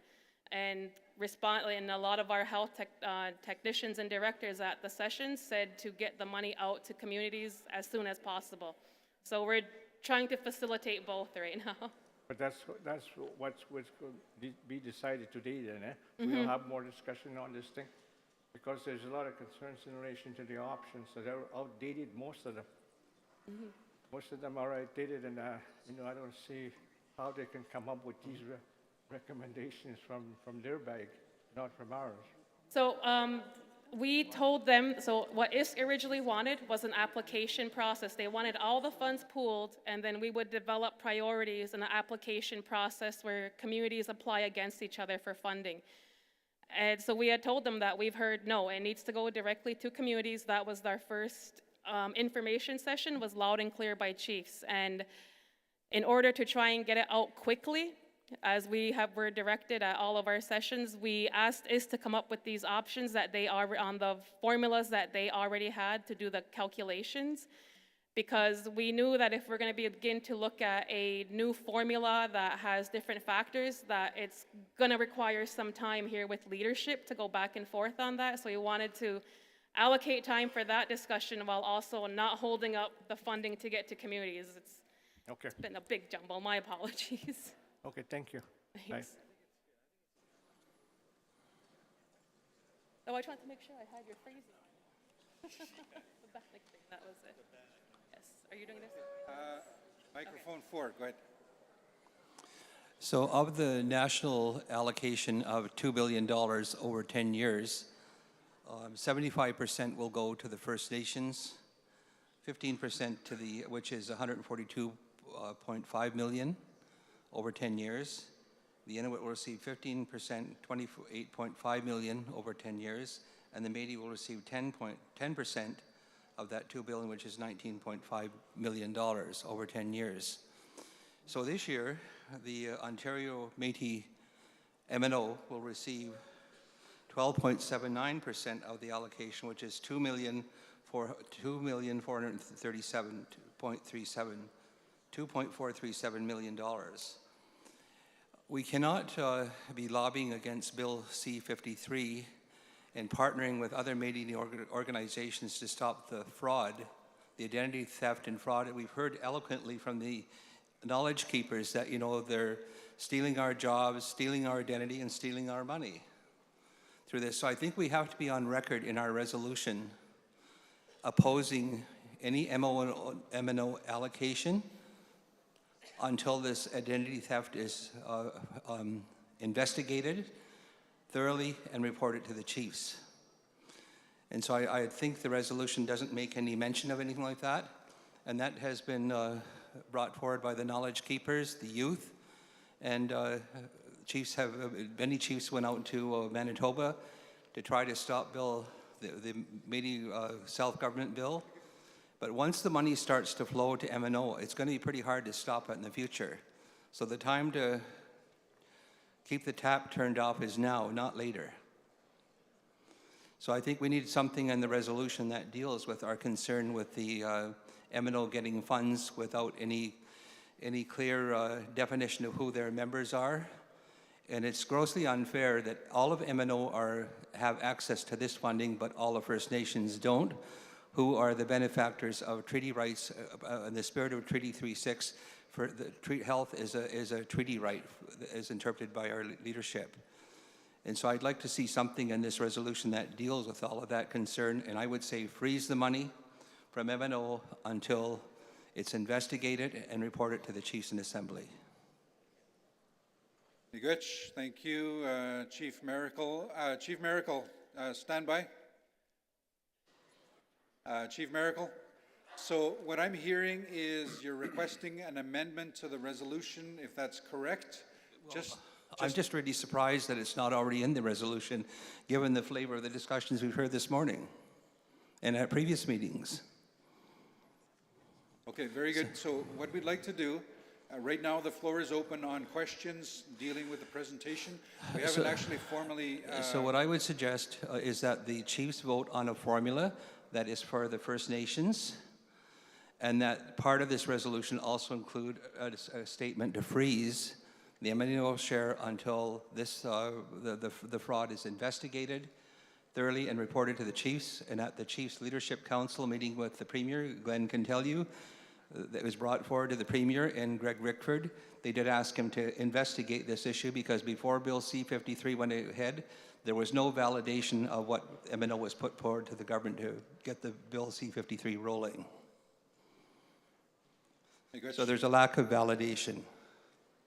Thank you, Chief Miracle. So here's what we'll do is once we bring forward the resolution, that will require an amendment. So we'll go through that formality of requesting an amendment once we bring forward the resolution. Okay, so before we go to the microphones, I just want to clarify, we're already talking about a resolution. We haven't brought it forward. Do you have copies of the resolution? Is that the resolution being handed out now? Okay. On this side, do you have a copy of the resolution? You do have a copy. Draft Resolution 5? Okay, thank you. So we'll come back to the resolution. Microphone 1. Microphone 1, please. Jason Batiste, proxy for Chapleau Ojibwe First Nation. I just wanted to clarify. Sorry, Jason, we still can't hear you. Microphone 1. Usually that's a good thing. Microphone 1, please. Okay, we're good. Just clarification from the speaker about what the initial burger formula is, please. Try to calculate the, what the 5 formulas mean or the options mean, and I can't recall what the burger formula actually entails. So if we can give that clarification, please. Okay, thank you, Proxy Jason Batiste. So we're getting the information right now. We just want to make sure we have the accurate information. So Toby Mitchell will respond, and we'll have the accurate information. While we're doing that, we may go to the next question. Just give me 1 second. So we'll come back to that, Jason, just to let you know. We'll go to mic 3, Proxy Salt. Just for the record, state your name and the nation, please. Good morning, Larry Salt, proxy for the Mississaugas of the Credit. Just a little bit of history here. We've been an unaffiliated First Nation for 10 years. Just last week, we were accepted back into the membership of AIAI, our original PTO. I'm happy to say. We have, as a First Nation, we've experienced gaps because we have not been affiliated with a PTO, or in the past we've not had constant contact with the Chiefs of Ontario and these types of initiatives. However, I understand, I clearly agree with Chief Miracle and his commentary about the identity fraud issues and things that's going on around Ontario, and in fact Canada. With the change of the agenda, Mr. Chairman, it's put us in a position for having to caucus with AIAI to understand where their position is, because we have been having these discussions for over 30 years. Every time it comes to allocations, we always have this kind of discussion. It gets pretty lively, which, you know, I accept that. But we haven't taken a position, and as a matter of fact, with the presentation that was just put up before us, I think it would be really good if we included that with every chief so that we understand what in fact we're talking about. The Berger formula has been out there for so long, and we basically, maybe some don't understand it, some new chiefs may not see it or understand it. So in terms of changing the agenda, Mr. Chairman, AIAI caucus, as I understand it, was going to discuss this fact at lunch, and obviously we are now into this kind of discussion. So I'm hoping that, Mr. Chairman, you could use some discretion with respect to the gaps that we see or we're hearing around the table, so that at least we can have that caucus meeting at lunchtime. Thank you.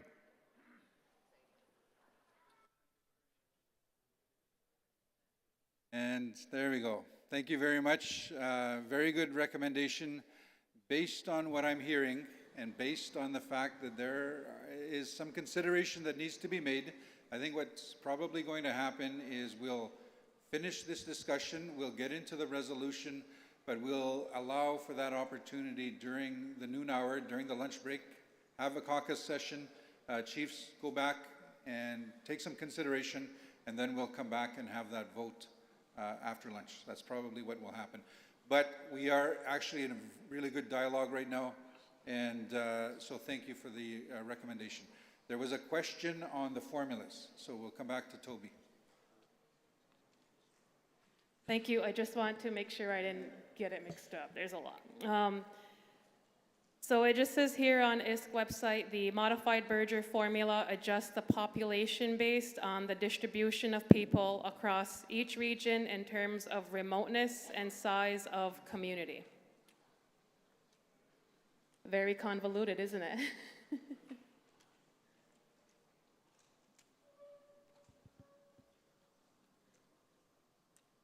Right. No, my understanding was the... We can't hear. Microphone in the back. Okay, you got it really close. Just for clarification, my understanding of the Berger formula, there were specific parameters in each of those categories that it spelled out, so that we can figure out from 1 to 5 which one and how that works in terms of community allocation. Because all you're saying right now is Berger, and it doesn't really spell out how much of that is population-based, what is, say, First Nation base, or the other parameters in order to figure out what communities can expect should they choose the 1 to 5. Oh, so your chief should have gotten an email from ISK that outlined every allocation they would have gotten underneath option 1, 2, 3, 4, and 5. And I know you're looking for kind of a breakdown as to their formulas. I don't have how ISK does that calculation on hand. That's something that we can ensure that we get from them in the future for the next one. I did have a glare on the screen here, but option 1 was modified Berger, the total population on and off reserve Crown lands. Option 2 was the OFNLP, 50% population on reserve Crown land, 40% base and 10% remoteness. Option 3 was the modified Berger of just on reserve and Crown lands. It did not include anyone off reserve. Option 4 was the modified Berger of on reserve and Crown land population plus a $25,000 base. And then option 5 was the same, using the on reserve and Crown land population with a $50,000 base.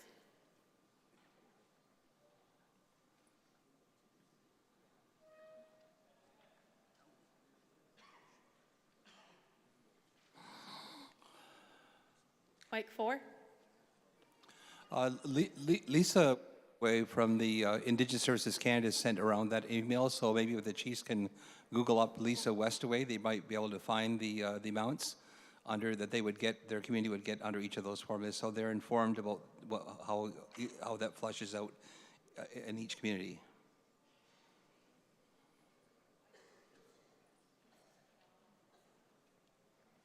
Yeah, sorry, just for clarification. Thank you, Chief Miracle. I was not entirely sure who sent that email out because COO did not receive anything. We asked ISK to communicate that directly to all chiefs and leadership, and you should have gotten it before May 31st. And from Lisa Westaway. Deputy Grand Chief Linklater, for the record. Proxy, Teguetagabal Nation. So, we were given the letter on May 30th for our First Nations on all the 5 funded options. So at each of your letters, it should tell you, I mean, to me, it makes sense to pick the highest amount for this fiscal period and then negotiate. And I think what I would like to encourage is we're in an election year for the ORC. We do need some political fight on this issue. I mean, we're always wrestling with the funding allocations. And, you know, to the point taken by Larry over there, we've been fighting this for 30 years, and I think we just got to rise up. And I would encourage the candidates that are running to really push this as an issue as for the Chiefs of Ontario. So more so a comment. To me, it's an easy vote. You look at your options, 1 to 5, take a vote, and come back and let's fight this fight together. So. Miigwech. Deputy Grand Chief Victor Linklater. So, the floor is still open. Any comments or questions on the presentation? And then what I'm going to do is bring forward the resolution. So any more discussion, debate, comments, questions?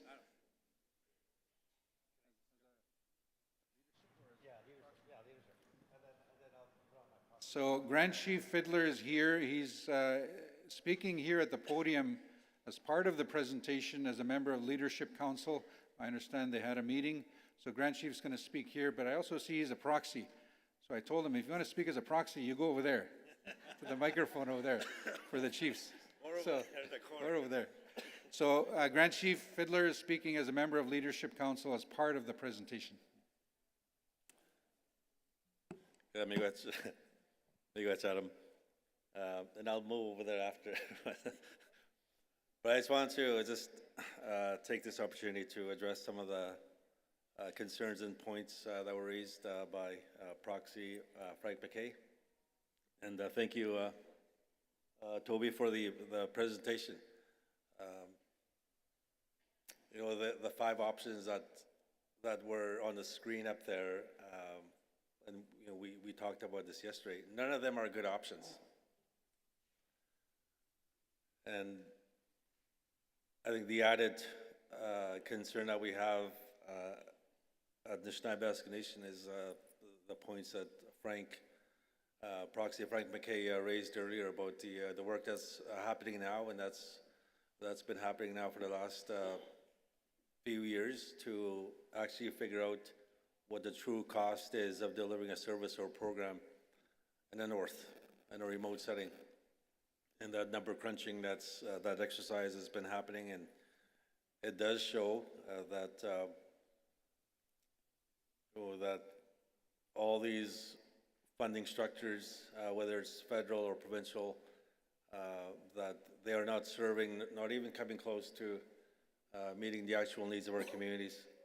And so that's why we always have a difficult time to try to vote on what is the best option for our communities when it comes to funding allocations.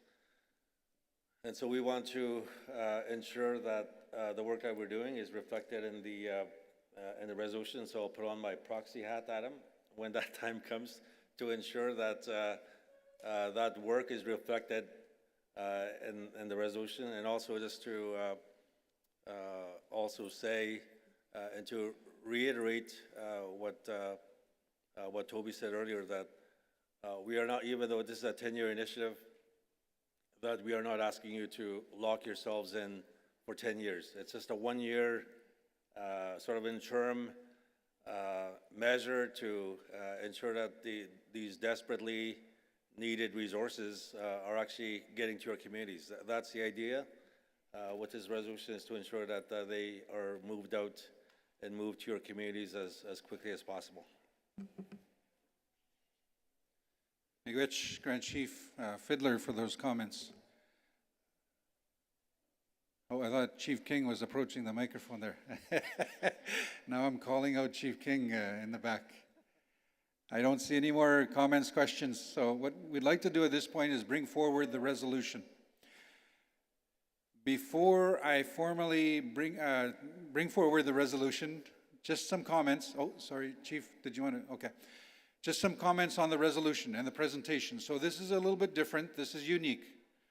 We've done it before though, but this is different from your standard resolutions where you just make a decision. The resolution calls for a vote. There will be a vote, and the resolution beforehand endorses the results of that vote that will be held. So there's a couple of things. Number one is this, as Toby indicated, this is dealing with the funding formula only for this fiscal year, just this fiscal year. It's already June. The money should have started being rolled out in April? In April. So it's a decision for this fiscal year. The second thing I'd like to point out, the way the resolution reads, it says, it asks for a vote. It says, the option receiving the majority of votes will determine the allocation methodology for this current fiscal year. The way I interpret majority of votes, so when I hold the count, majority to me is generally 50% plus one, majority of the votes. There are 5 options. So I'm getting technical here, but if none of them reaches a majority, that means none of them pass, and you don't have a result. So I just want to say that and highlight that and make sure that that's noted before we get into it. The other thing is there was a request for an amendment. Chief Miracle wanted to add some additional commentary. Proxy Frank McKay also suggested potentially looking at the options, maybe proposing another option. So once we formally entertain the resolution, we'll have that discussion. So I'd like to do that now, and I'd like to go through the discussion, but we will not make the final decision on this resolution until after the lunch break. So I just wanted to bring that forward. So if we can have the resolution on the screen, I'm now going to do it formally. It's draft resolution number 5.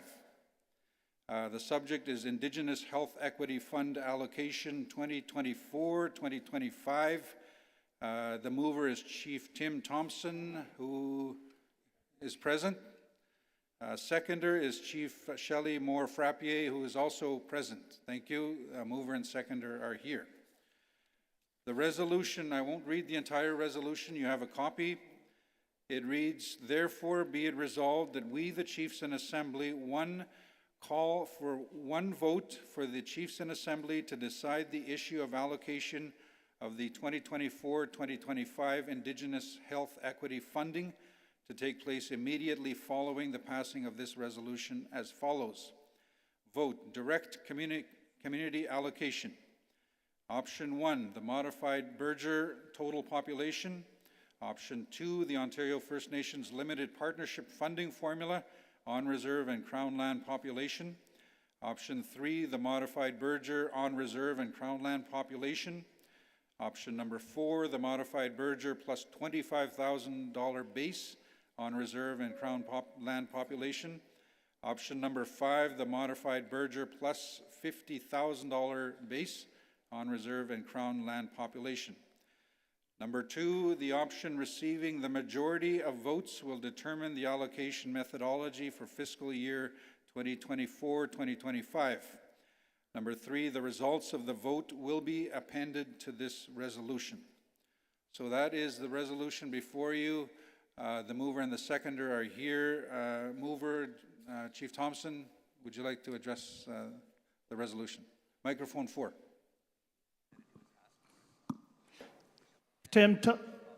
Chief Tim Thompson, Mohawk Savakazasne, proxy. I moved the resolution this morning.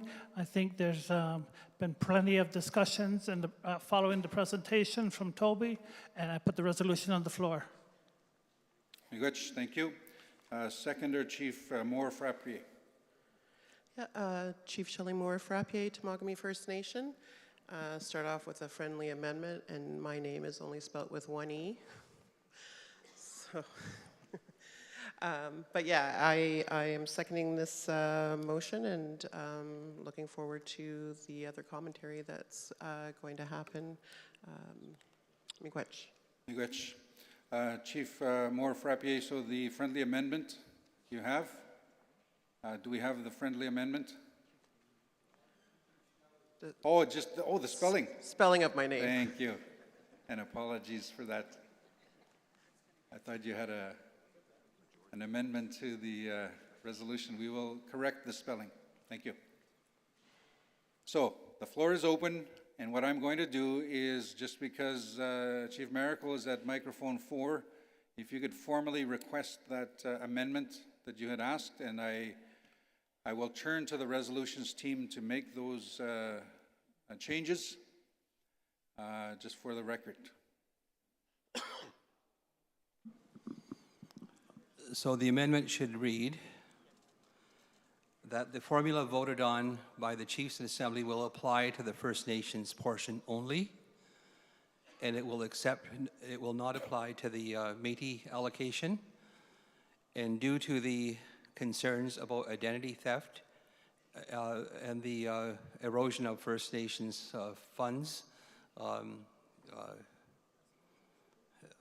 through identity theft and fraud, that the M&O portion be held frozen until this whole identity theft has been thoroughly investigated and reported back to the Chiefs and Assembly. Thank you. So at this point, I am looking to the resolutions team, and I'm looking at the screen in the back just to see if we can have the resolution up on the screen, please, to include the friendly amendment. And that will be highlighted in yellow. And just because I can't see, if we can have you zoom in, please. We can have zoom in to the clause number 4. So here's what it says. Number 4, there's a glare there. So yeah. There's a glare on, we have a screen here, but I can't see, so I'm going to look in the back. Chief Miracle, if you can just make sure this is okay. So here's what it says. 4, confirm that the option chosen represents agreement on the First Nations allocation under the Indigenous Health Equity Funding for 2024-2025 fiscal year and does not represent approval of any Métis allocation. The proposed Métis allocation should be frozen until the fraudulent identity matter is fully investigated and reported back to the Chiefs and Assembly. Chief Miracle? Okay. Mover? You're okay with it? Yes. Seconder? Okay, very good. And thank you. I can see the screen here now. You got Proxy, Fiddler. Grand Chief Fiddler, Proxy. Microphone 2. Amigo, it's Adam. Two things. I just want to thank Chief Miracle for raising the important issue on the allocation for the Métis, which I believe also should not be in any way included with this the rollout of this health equity fund. The other point I want to raise is just something that Proxy Frank McKay referenced earlier about the work that we're doing on the health transformation work that's happening now in the Nan Territory, and that's based on a statement of principles and agreement that we signed with Ontario and Canada back in 2017, which spells out how the transformation of health will happen in the Nan Territory. So I just want to make sure that as this health equity fund is being rolled out, that it does not replace anything that whether it's NAN or our health partners or tribal councils are negotiating right now directly with whether it's the province or with ISC or the federal government, that remains in place. And also just the work that's happening also with respect to the on child welfare. And I know we're going to have this discussion later on, I think in camera, whether it's today or tomorrow, that the work that Dan has done, again, to actually figure out what the true cost is of delivering a service or a program, not just child welfare, but all sectors, including health, are included or are reflected in whatever formula is utilized in the future, whether it's, again, provincial or federal. So I want to make sure that the wording is there to the resolution committee. I'm not sure who's in charge of the resolution committee, that we can work with you to ensure that that wording is in the resolution. Yeah, amigo, Adam. Okay, thank you. So what we'd like to do before I turn it over to Chief Miracle is have that wording. We'd like to try and finalize the wording before we break for lunch. So if you can work with, or does Frank have it? Does that follow? Okay. So we do need that wording that you're asking for, the amendment that is that you're asking for. We do need it so I can read it into the record. Grand Chief Fiddler, so we need that to read it into the record? Okay. Chief Miracle, microphone 4.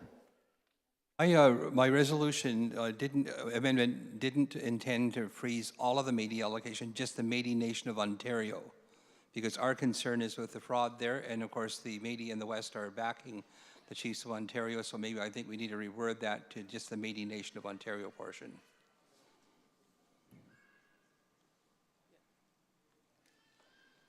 So we're just making that change. Thank you for that clarification.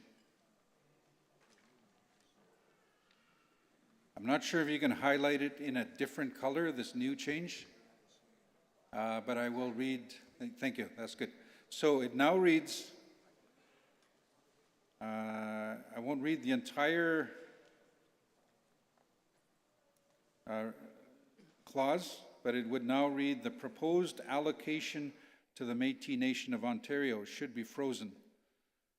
Is that correct? Okay, Chief Miracle, thank you. Mover, are you okay with that? Okay, seconder? Should it be with Eddie Métis Nation of Ontario allocation? I'm just looking at it, and should it read also above where it says of any Métis Nation of Ontario allocation, so to add it there as well? That's fine. Okay, thank you. So the first reference to the Métis Nation allocation in the previous sentence as well, that should reflect the change. So for the record, I will read that once we've made that change.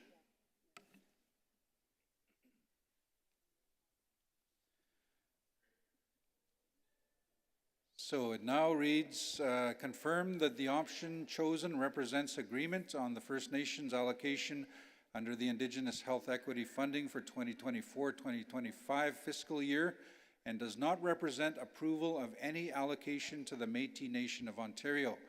The proposed allocation to the Métis Nation of Ontario should be frozen until the fraudulent identity matter is fully investigated and reported back to the Chiefs in Assembly. Mover? We're fine with that. Seconder? I'm good with that. Okay, thank you. We'll go to microphone 3 and then back to microphone 2. Thank you, Mr. Chairman. Larry Salt, proxy, Mississaugas of the Credit. Just in terms of maybe security from chiefs and technical people, I know that we have on the number 2 on the back, where it says the option receiving the majority of votes. I understand that we're talking about this fiscal year, but just for surety, whether we make a friendly amendment to note that this will come back to the floor, because that doesn't spell that out. And just so that our chiefs and councils understand that this is in fact a 1 year, and this will come back to the floor. So I'm asking the mover and seconder for a friendly amendment stating that very clearly, that this will be back to this floor in the next annual General Assembly. Miigwech. Miigwech, thank you for that request for a friendly amendment. So we're just putting it up on the screen. And once the team has highlighted, so it now reads, the option receiving the majority of votes will determine the allocation methodology for fiscal year 2024-2025 and will be revisited by the Chiefs in Assembly for the following fiscal year. Larry, is that what? Okay. Mover? Okay. Seconder? Yeah, okay. Very good. Thank you. Oh, sorry, mover. Microphone 4, please. Since we're on number 2 and following a discussion, we need to do an amendment with regards to the wording. The option receiving the most of the votes will determine the allocation methodology for fiscal year. Only because what you said earlier is that if there is no majority, which is 25 or 26 votes per, then the resolution would be dead, wouldn't it be? There would be no options available.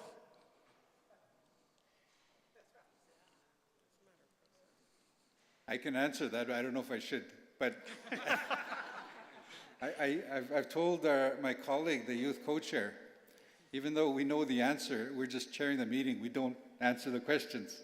But that in effect, if there's no majority, yes, that's the case. So your requested friendly amendment would alleviate that concern. From majority to most. Okay. So it now reads, and again, I'm looking at the screen. So here's the change. The option receiving the most votes will determine the allocation methodology. So instead of majority, it now reads the most votes. So whichever of the 5 options or any options receives the most votes, that's the majority that we go with. Okay. Obviously, that came from the mover. Seconder, are you okay with that change? Just a thumbs up is good? Yeah. Very good. Thank you. Microphone 2. Yep. Frank McKay, proxy for Whitewater Lake First Nation. I'm just back at the options. You know, just like my colleague said there, we don't know what the Berger formula is all about, and also what composes of that process. But we wanted to know what the allocation. Also, we don't know. Some of our First Nations here from the north or from my area have not received the letter that you're referring to in relation to the allocations that were being made. We don't know that information. So we like to have that information prior to adjourning for lunch. I don't know if that's possible or not. And also what the allocations are going to be for each of these options. I don't know. Is this possible? I know you do. I know you know the answer. After me doing the motion.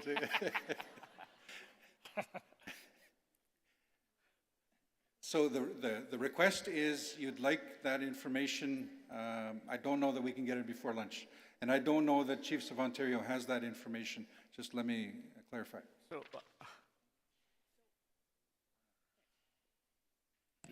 So we do have the copy of a letter, but it will not contain the number of the individual community, what the allocation, but it would contain the process, I guess. But we have that, but we don't have all 133 letters. So I'm talking about, I know that Chief Miracle said that this is amount $2 million goes to Métis of Ontario. Okay, that's I what you don't know, want? I don't know if there's allocations for different PTO organizations also. That's what I'm referring Okay. to. We have- And also, what the Berger, there's a lot of Berger in the formulas here, and I don't know what those are in relation to the items that are compose the Okay. Berger. So you want to just get what the formula, how you get what the formula is made up of, like? Yeah. Right now, I know it's population, capital, or whatever. We would have that part, right, Megan?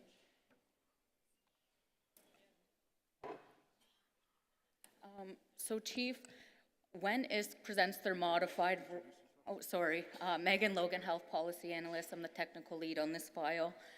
So when ISK gives their modified Berger, we have asked time and time again, can you tell us what those modifications are? And they don't tell us much more beyond that the adjustments are for community size and remoteness. So we've asked time and time again. I know even the technical leads on the child welfare work have asked for this information of what exactly the modifications are in the Berger formula, and ISK never seems, to want to kind of give that information. So we have been asking for these exact modifications, but, have not gotten any answers. We're just hearing that a lot of communities didn't receive these letters that they're supposed to receive from Indigenous Services Canada. So Lisa Westaway should have sent them the last week of May. So we have an email address that we'll need you to email directly to get your allocations directly from them. We could try to do kind of a bigger list of those that didn't receive them, but yeah, at this point, it should have sent them directly to communities. We've been telling them that we need this information in order to have this discussion today. So we're just learning that there are some communities that haven't. So maybe if you haven't received your letter, come see us and we'll try to get something before this afternoon. I think, the Chief of Ontario here wants us to make a decision, and we don't have the actual factual information that we require to make a decision. That's my point in relation to all these 5 options. Yeah, so it's Indigenous Services Canada that actually needs the decision. We're just helping kind of coordinate. ISK hasn't been very responsive. I know a couple of chiefs that have reached out directly to them regarding just some discrepancies in their numbers from the letters that they receive, and they haven't even received responses back. So, yeah, at this point, we've been trying to kind of work with ISK, letting them know that this is your process that you want the chiefs to engage in. They need the required information to make this decision that, they're wanting us to make. They wanted us to make it before March 31st, and that just wasn't, doable, but no, I completely agree. Feeling the frustrations, from my own community and, wondering where they're kind of getting their numbers and not getting responses. We've been kind of feeling that too, so. Yeah, it just, you're right. It's frustrating. I agree. Not getting the information that we require. Thank you. Thank you. So we'll go to microphone 1 and then 4. But before we do that, just Frank, you did make a request for information, and I guess the response is the Chiefs of Ontario does not have that information. I just want to be clear. No, I'm kidding. Whatever information that they can provide will be helpful. Okay. Thank you. Thank you. Microphone 1. Microphone 1, please. Okay, really close. All right. Yeah, amigo, that's Adam. A couple of things. I just want to inform the NAN leadership that we're planning to have a quick caucus during lunch. It's going to be at the elders' room just down the hall over here. But also just to confirm the information that we were supposed to have received, our leadership. Some of them did get the email, but it doesn't break down the figures in terms of what their allocation would be on any of these options that are being presented on this resolution. So Frank is right that we're being asked to make some very important decisions with little or no information at all. So we're trying to quickly,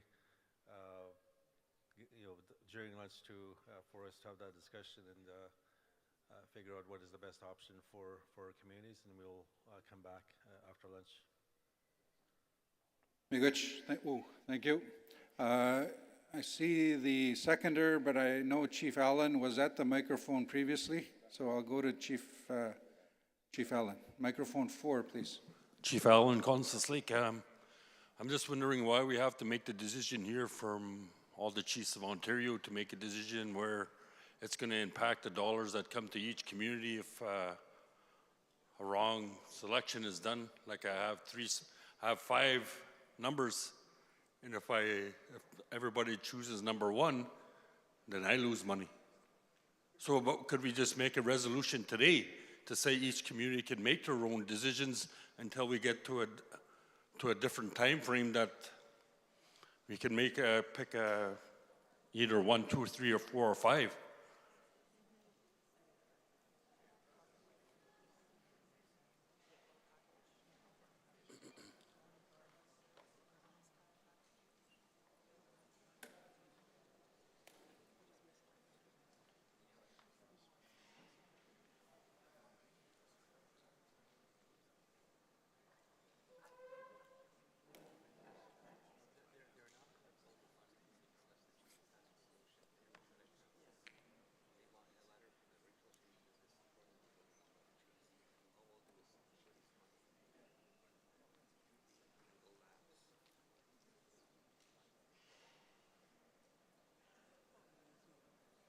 Thank you, Chief Allen. I can respond, but I'm just the speaker. I'm just chairing the meeting, so I need the Chiefs of Ontario to respond to that suggestion.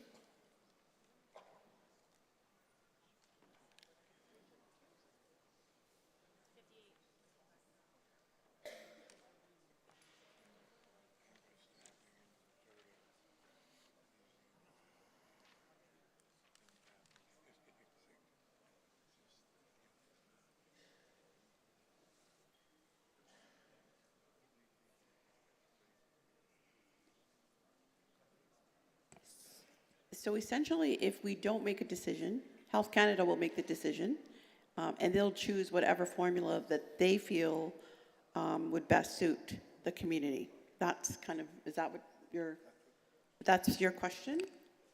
Is that what your question is? Could you repeat your answer, please? I said, if we, as the Chiefs in Assembly, do not make a decision, then Health Canada will make the decision, and they will apply whichever formula they would like to see. And that may be any one of those options. So, and that would get the money out this year if they made the decision. I'm not sure if that's the way the Chiefs would like that to happen.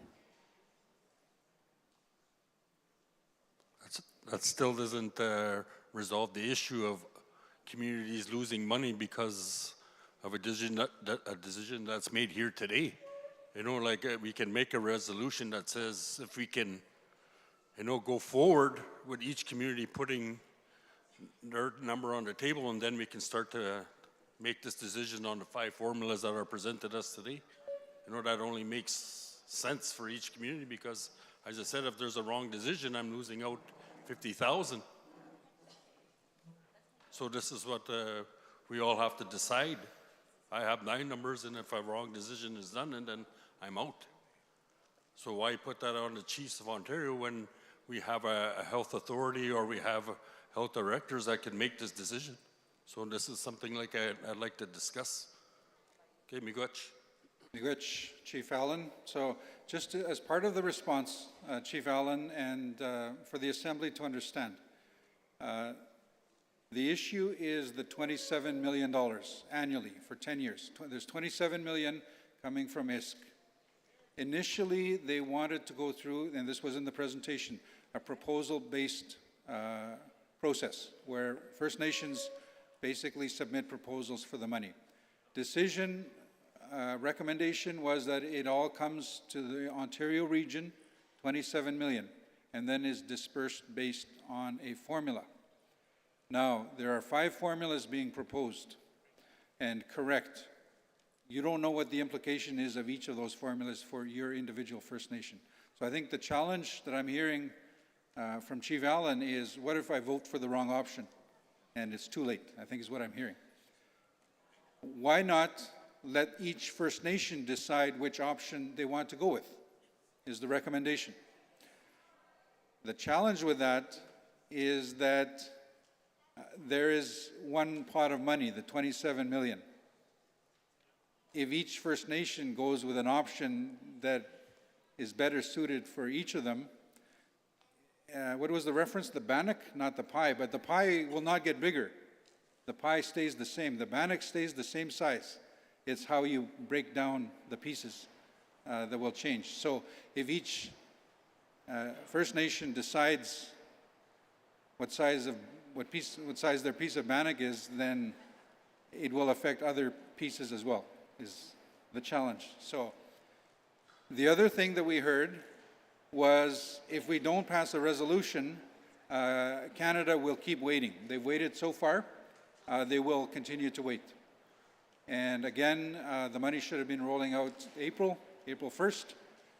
If a decision is not made, they will keep holding on to it and be ready to roll it out once a decision is made. So the recommendation you've made is, let's not vote on it. Let's let each First Nation decide how they'd like to proceed. That's, I think, is what I'm hearing. So based on that, that would be a 6th option, I think is what I'm hearing. Option number 6 is none of the above. It's up to each First Nation.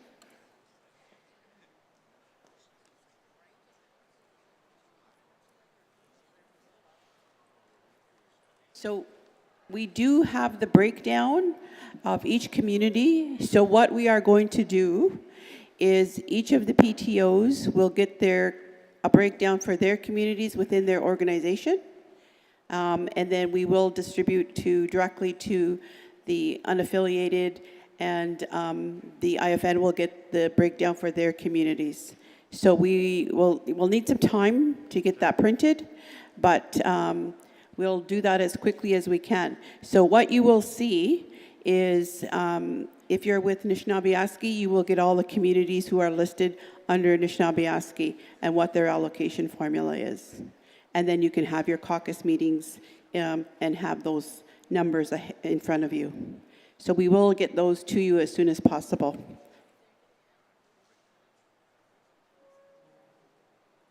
Okay, so that's what we will do, and the plan is to do that during the lunch break. So it is past 12 o'clock. So what we will do is come back at 1 o'clock. A couple of announcements. NAN is meeting at the Elders Room during the break. AI is meeting in the Sports Den Room. So those meetings are taking place. As soon as we break here, please don't leave yet. I'm going to turn it over to Vera for our protocols for the meal. But also, once we break, if we can have the Leadership Council please come up. We need a photo of the group Leadership Council. So that's Chief Sherry Lynn Hill, Grand Chief Benedict, Grand Chief Fiddler, Grand Chief Kavanaugh or Dan Morso, Grand Chief Abram, and Deputy Grand Chief Loft, Grand Chief Leo Friday, Ontario Regional Chief, Diane Maracle, Hannah Sewell, Barney Batiste, and Terry Fiddler. If we can have you all come to the front as soon as we break. So I'm going to turn it over to Vera. I have their favorite part to say it's lunch, but to ensure that elders go first, and Norma reminded the chairs that this morning when Starley Longboat did the address, that she included in that address the Thanksgiving for the food. So we will not be doing that for the blessing for the food. It has already been done for us this morning by Starley. So I just wanted to share those words, and enjoy your lunch and be back at 1 o'clock. Miigwech, miigwech, miigwech. And the leadership to come and do the photo op.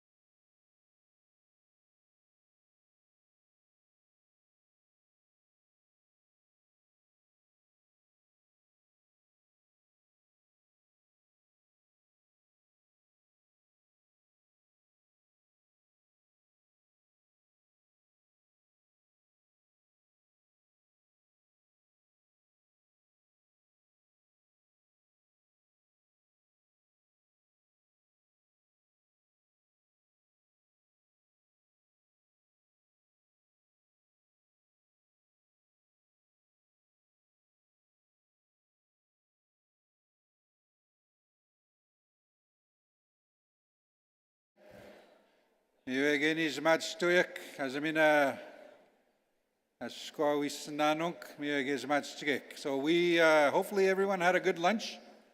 I know there were a number of caucus sessions, various groups meeting, and it looks like everyone's session is complete, and we'd like to welcome everyone back into the Assembly.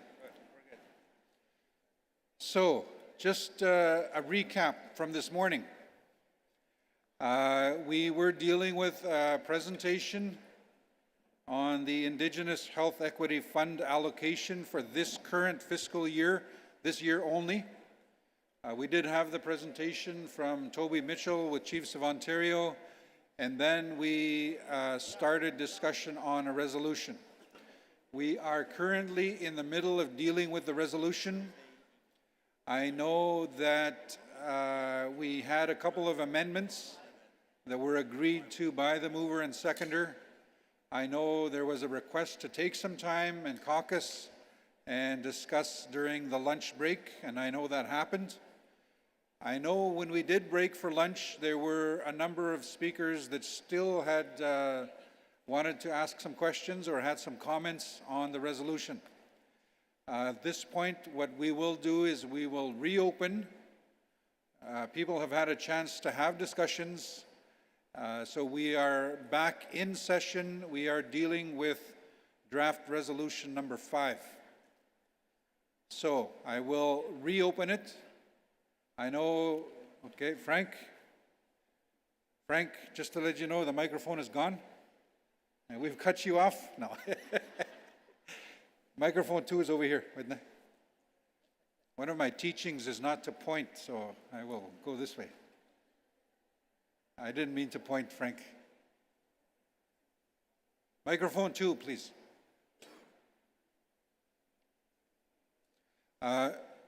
We'll just double check that the microphone is on, but just a reminder, delegates, chiefs, if you are speaking at one of the remote mics, you have to be really close. Otherwise, what happens is that we turn it up and then we get feedback, and that's not good. Okay, go ahead, microphone 2. Hello? Okay, Frank McKay, Whitewater Lake First Nations. And just like you said, we had a caucus meeting at lunchtime, and we still didn't get the adequate information that we required to select one of those 5 options. When you don't have the information in relation to how it's going to impact your community, you can't really decide in relation to how that's going to affect us at the community level. So as soon as at the tail end of the meeting, we got additional information, but not enough time to really delve into it and have a discussion on what the impacts those 5 options would be. So we were asking the mover and the seconder if we can defer this, table this resolution till Thursday morning at 10, when the resolutions are being reopened, so that we have a caucus meeting at tomorrow morning to further discuss this matter. So I just wanted to ask the mover and the seconder if they can take this opportunity to defer this motion for now. Miigwech, so just for the record, you're asking for the resolution to be deferred to Thursday morning. I'll ask the mover and seconder. Are you okay with that request? Mover, microphone 1. Sorry, 4. Microphone 4. The mover and seconder has agreed to defer till Thursday this resolution. Okay, thank you. Seconder? In the morning. Thursday morning? Seconder? Yes, I concur. Okay, thank you very much. So recommendation and agreement. But before I officially defer to Thursday, I see 2 speakers. So before we officially declare it, microphone 3, please. Microphone 3 in the back. I think we're good. Yeah. All right. Whoa, okay. All right, Grand Chief Abraham from AI. I'm not a voting delegate, but I have Chief Duckworth says that I can go ahead and just say stuff. All right. So I'd like to propose a friendly amendment And one of the issues, Frank brought it up, Chief McKay there, is that we really didn't get, a lot of people didn't get adequate information in time for either to consider by their councils. I know a lot of our chiefs got it just before our own assembly, so they didn't even get a chance to talk about it internally. And we know that, well, for us, everyone's probably got a different choice because we're so varied, right? But anyway, so we'd like to propose another, maybe therefore or whereas, I'm not sure. But accept the funds under duress, given ISK has failed to provide adequate information to leadership to make an informed decision in time.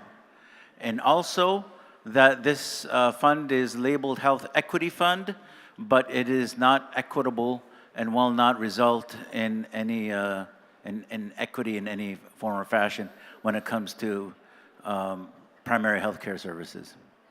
Thank you. Thank you. Grand Chief, stand by. We might need your the written part again. Can I have the resolution team please put up the resolution on the screen, please? I can speak slower. Okay, they might have it already. Okay, Just want to clarify. all right. So this would be, okay, they don't have it yet. So this would be number 5. Again, we have not formally deferred this until Thursday, and this is good to get to deal with these formalities, so we're not rushing on Thursday. This doesn't deal with the 5 options, so that's good. Yeah, if you could, Grand Chief, go ahead. The Chiefs in Assembly accept the funds under duress, given that ISK has failed to provide adequate information to leadership to make an informed decision in time, comma, and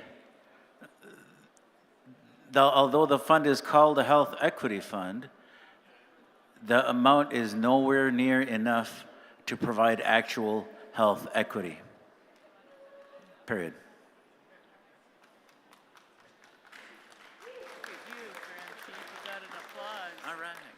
So I'm just looking down to my screen here. If we can have the resolution on the screen, please. There we go. Grand Chief, you can see that, but I'm going to read it in for the record, just to make sure we got it right. Except that this decision was required by the chiefs without adequate information to make a timely decision, and although the fund is labeled a health equity fund, the amount is not sufficient to amount to health equity. Grand Chief? Okay.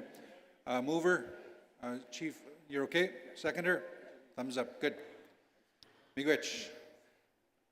I have one more friendly amendment, and it would be in number 4 with the second sentence that starts with, at the point where it says, until the fraudulent identity matter.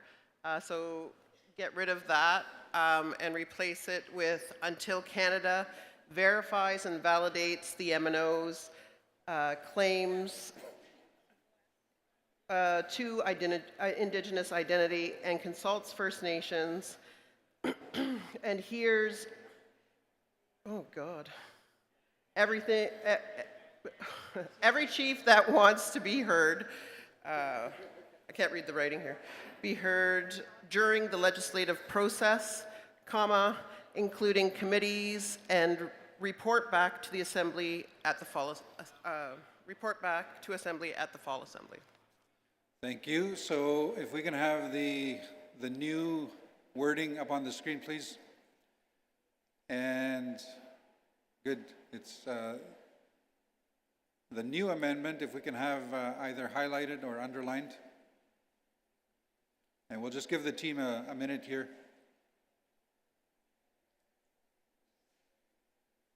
There we go.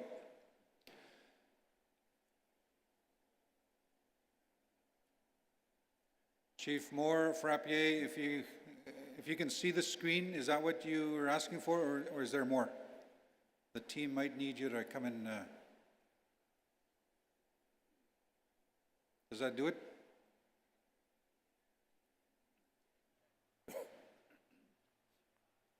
I'll just reread it. Until Canada verifies and validates the M&O's claims to Indigenous identity and consults First Nations and hears every chief that wants to be heard during the legislative process, comma, including committees, and report back to the Assembly by the Fall Assembly. So just looking at the screen, does that do it?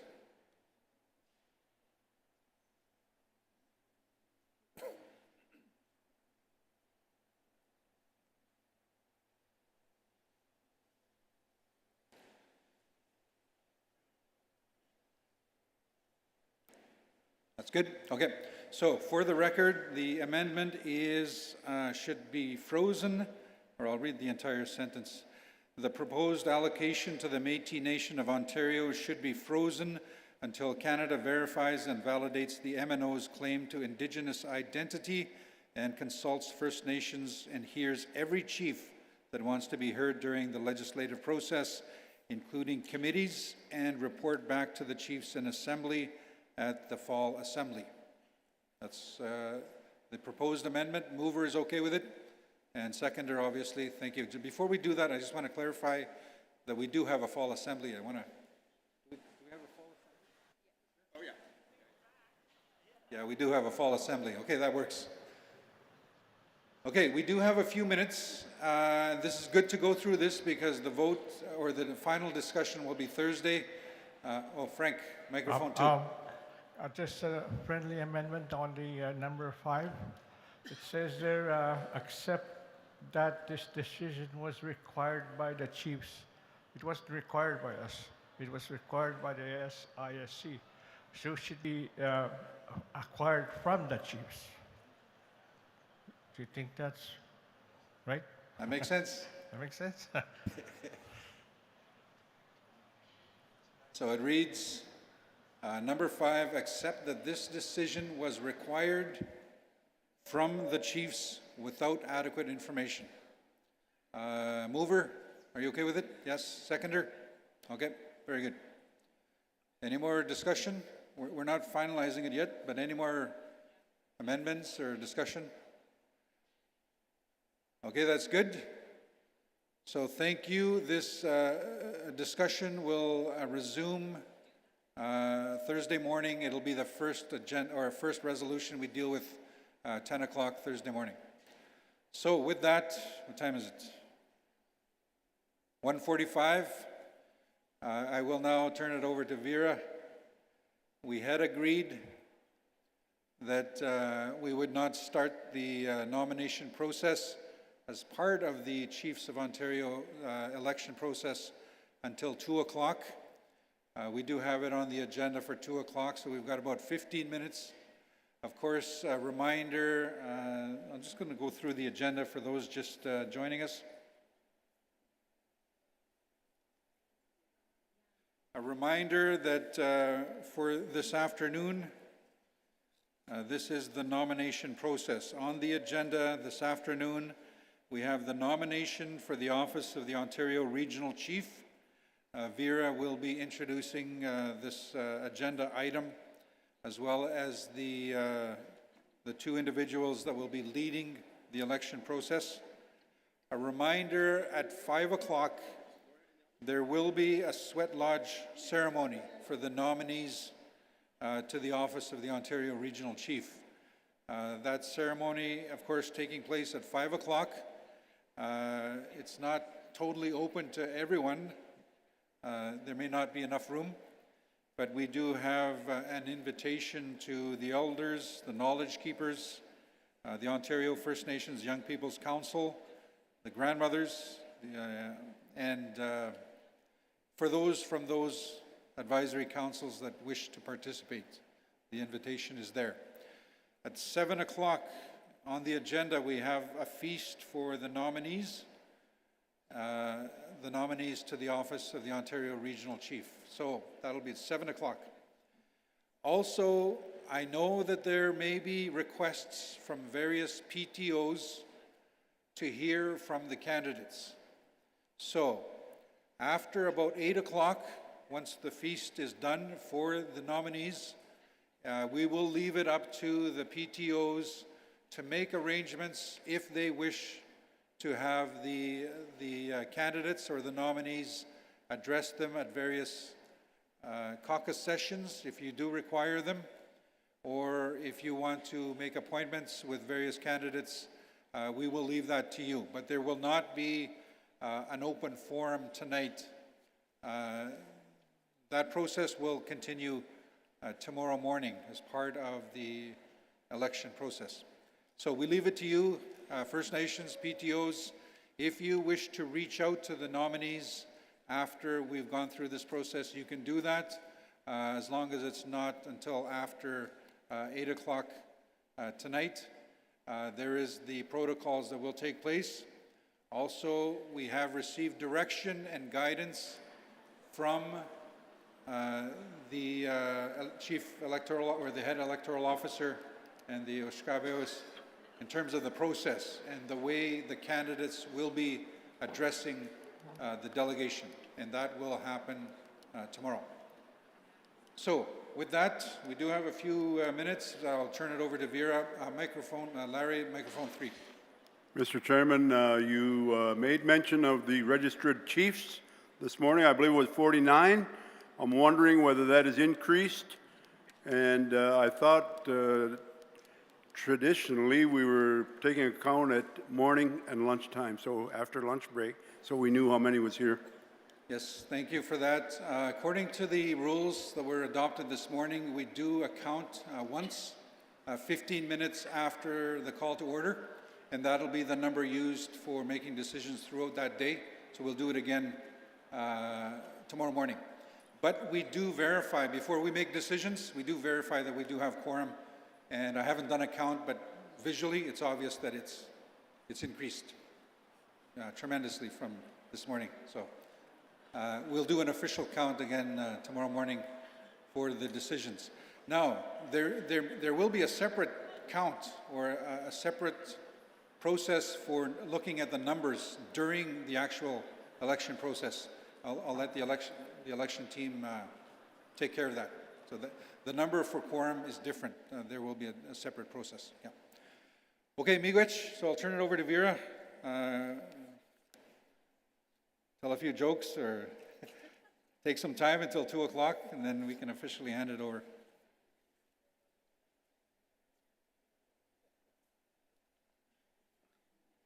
So you noticed that, eh? Adam missed his chance to tell jokes. Anyway, we've come to that part of the agenda where we're going to talk to the nominations for the office of the Ontario Regional Chief.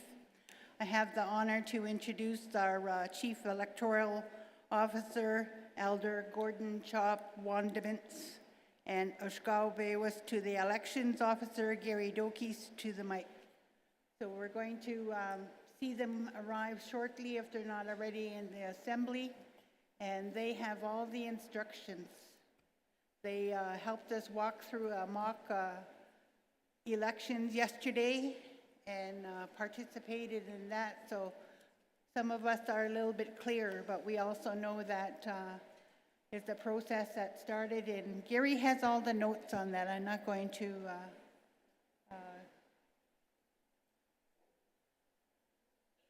take away the words that he's going to share when he comes forth to share in being the Shkaubewas electoral helper.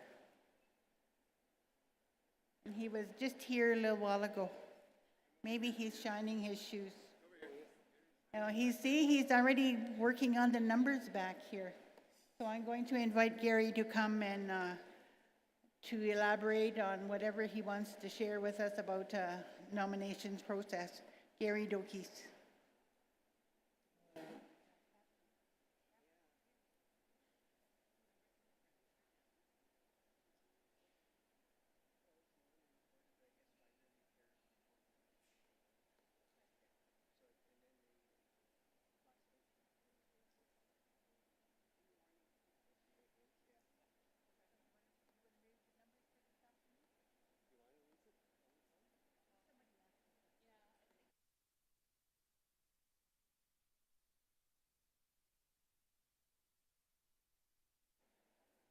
So just a point that we do have over 100 chiefs in the assembly for this afternoon.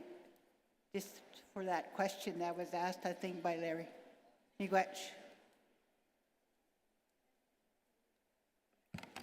Miigwech Vera. So Chop's coming in here in a moment. He was just doing the fine tuning on our sweat lodge for tonight, covering all the holes to make sure that they're there. But he's just entered the building, so we're going to start here in a moment. And like we were talking this morning, some of the staff, when we did the audit this morning, I brought all the chiefs in. I think we had 49. We got packed in here during the audit. I didn't think it was that exciting, but I guess that's what they're here for. So I see Chop ready to enter the circle here, so we're going to get started. I'm going to go over and see Chop, and we have a wireless microphone. I'm going to grab that on the way by.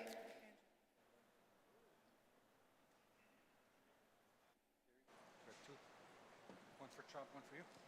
No, probably one. Just one's good. Yeah, is there?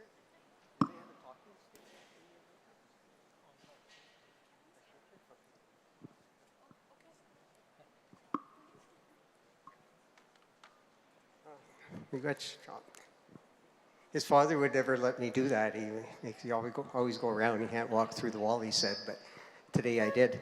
Okay. Okay, I guess Chop's going to fill us in on that after.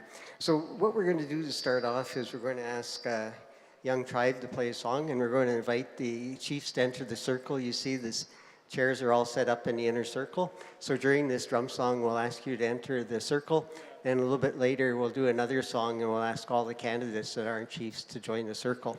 So when Young Tribe plays this song for us, I'll ask the chiefs to enter the circle inside here. That's where we're going to conduct our business this afternoon.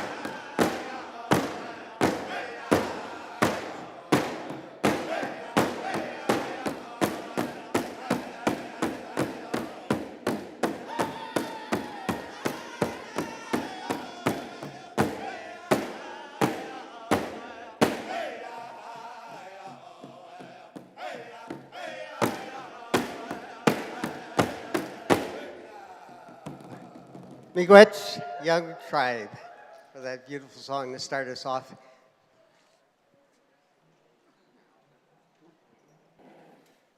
Okay, so I'm going to turn it over to our elected officer, Chop Wayne DeBence. Ani bojo koi kwe se go. Oche tonse. Bojo hogamak. Bojo kinowia. Bojo nisana be. Kre mein gun go mein gun do dam shaga in dat rom sing don jba nishna be dao. Ami gwich ticket mumpi. 6 Nations. Onashoni. Ami gwich. Thank you for having me.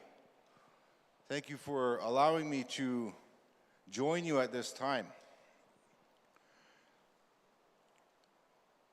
At one point, there was a man that stood before you here, Shikeba, and he had a vision about how this assembly was to happen, the old way, and a long time ago. And when we gathered, we made sure we recognized all of our Ogama that is here. And I guess one thing that we have to remember is that we're trying to look past that, the Jaganash world. When we look at this from our perspective as Nisanabe, Nisanabe is everyone that's sitting in this room. We were placed here. A universal word, I guess. Nisanabe. When that old man asked me to continue on doing what he wanted, I had a very, very difficult time accepting it. I didn't want it. Last week, my bundle was picked up at the giveaway. And I told him to take it. But after I told him the responsibility, when you take that bundle, that's going to be your responsibility, not mine anymore. And this is a part of that bundle. That's how important our items are that we carry. Our eagle staffs that you see in front of us, they're not just items. The old man once told me a long time ago, and I remember him saying that a while ago, was that where there's movement, there's spirit. And I acknowledge that. When we come together here like this, we bring our items, we bring our bundles, our leadership bundles. Ogama, sitting amongst us, all of you have a bundle. Everyone sitting in this room right now has a bundle. And when we go to ceremonies, when we go to gatherings, when we go home with our family, we bring those bundles and we share them with them. This is a part of what I was taught.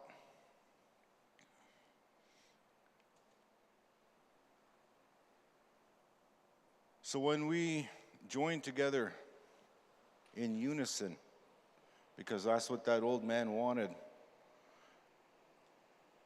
there was no hatred amongst us.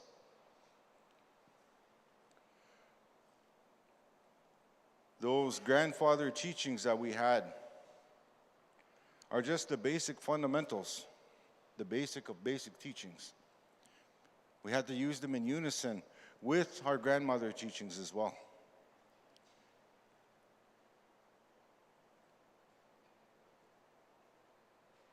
He told me a long time ago, leadership isn't the rise to power. It's a rise to listen. And I acknowledge that. There's a lot of things that are shared in leadership, and there's a lot of things that aren't shared in leadership.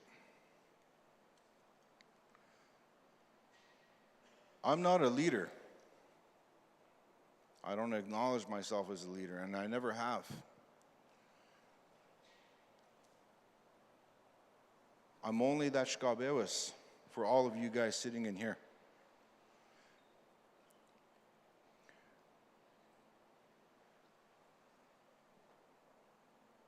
So I guess one of the protocols that we have when we begin this ceremony today is we're going to begin with our puogan. He's sitting right here. He was assembled this morning at sunrise. There were some Ogama amongst us at sunrise this morning. And I want to acknowledge those individuals that were there.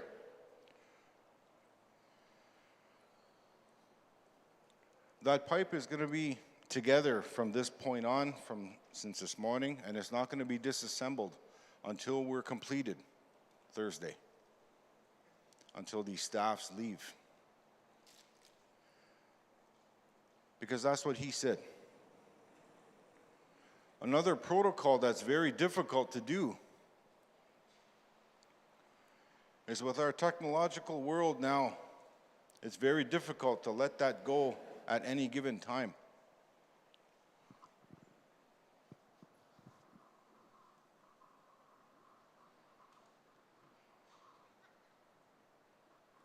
Ogama, when you're sitting in this circle right now, I want you to put those away for a bit until we're finished. Put them on silent, put them on vibrate. That way, your attention is right here. We as Nishnawbe people, Nishnawbe, we fidget a lot, but there's reason. We have to continuously move, just like our language. Each and every one of our languages that are inside this room right now is a verb-based system. And we have to remember that, just like us. We have to continuously move. That's why we fidget.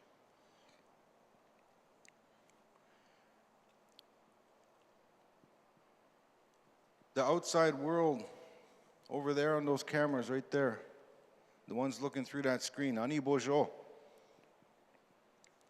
If you're trying to message somebody on the inside, just wait until we're done. We won't be long. This process that we're going to be doing is not going to take days. Maybe it'll take an hour, depending on how many nominees we get, how many candidates we get. Our drummers are going to be our timekeepers. Gary's going to go through a little bit of the process on how we do it. You're going to get a 1-minute warning. And then on that warning, after that 1 minute expires, our drum group is going to start in a song, part of a song. There you go, Migoe. That's it.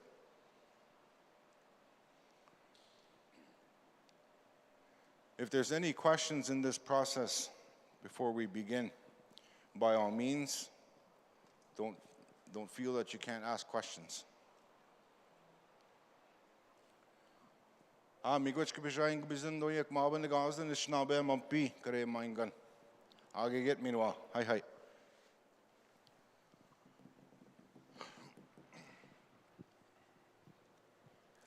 I guess there's some people watching the live stream are sending me texts here, and I'm trying to look at it, but my phone keeps vibrating. I did put it on vibrate, so you're not hearing that. So appreciate those opening remarks.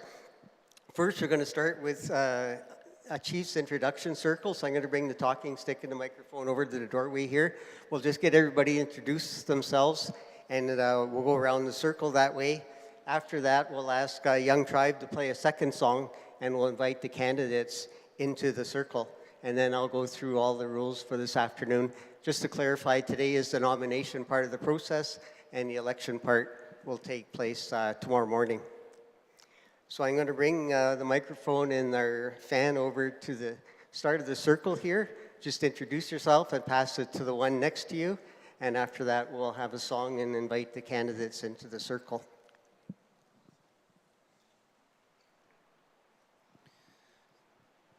Anin Bourgeois, Jeff Nandishna Kajmakwa Ninoram, Skugag Manising Nadanjaba, proxy Jeff Forbes, Skugag First Nation. Hello, Bonjour, Nin Colleen Dego, Ozawa Mikumi Kwe, Nishnabej Nakazuan, Mahingan Dodem, Nishkandaga First Nation Donji. Miigwech. Jean Gabo Indigo, Dick and Dodem, Negus Minikaring Nandoji, Gary Allen, proxy for Northwest Anglo 33.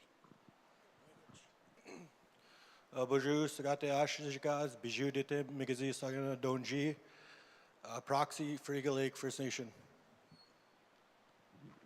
Good afternoon. My name is Alex Sonny Batiste. I'm from Attachment First Nation. Thank you. Bonjour, Ani. Bobby Narcisse Nijnikaz. I'm Deputy Grand Chief for Anishinaabe Nation and also a proxy for Muskrat Dam First Nation.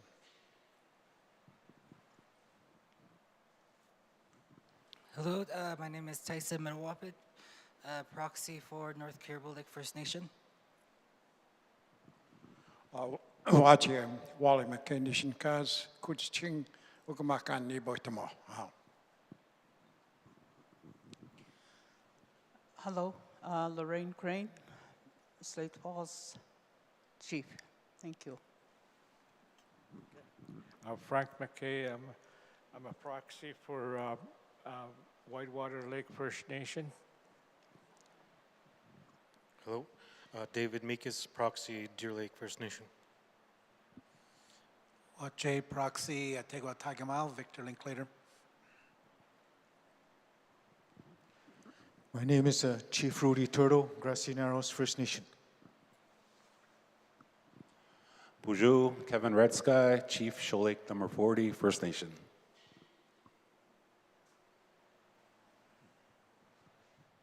Ani Bonjour, Gwindamage, Indigenous Cause, Hamjurong Donjaba, Chris Plain, elected Chief, Hamjurong First Nation. Hello, Bonjour, Melanie Beardy, Nishnakaz, and I'm a proxy for McDowell Lake First Nation.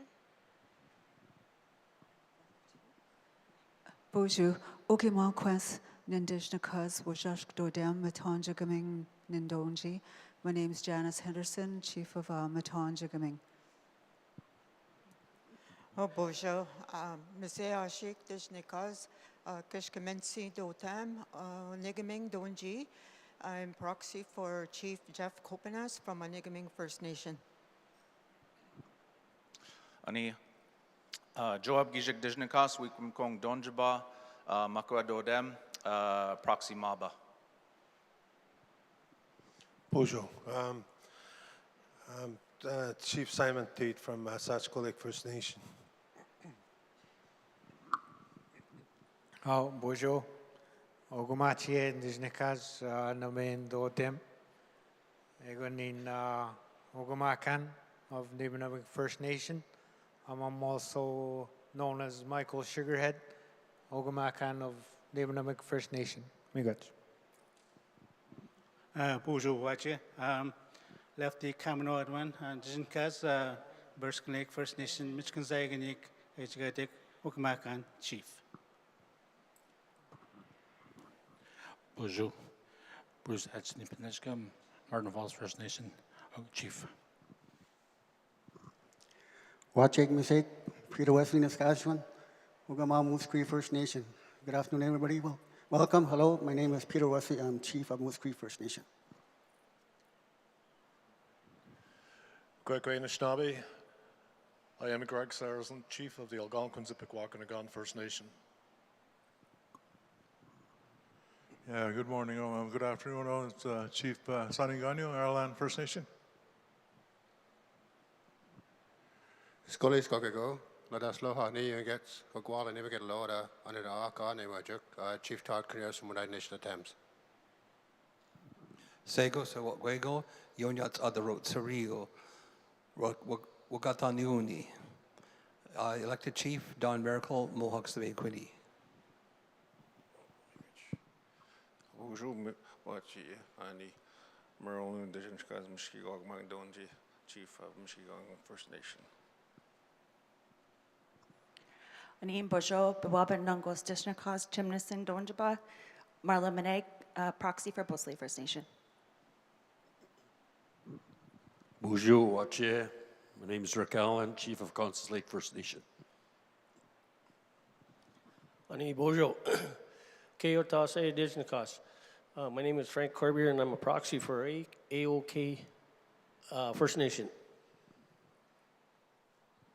Maigan Gadiro Mantun Dishkas Namedorem Mizagi Donjaba Machisaki Nishnabek Brandingadab Misaga First Nation. Scano, elected chief Sherry Lynn Hill from Six Nations. Afternoon, everyone. Margaret Coulter, I'm proxy for Chapel Cree First Nation. Good afternoon, Lorraine Tangi, proxy Brunswick House First Nation. Anyway, kinagwe. Nelson Toulouse and the go naming than Jesus Gamok Ganoshen to them. Nanapska again.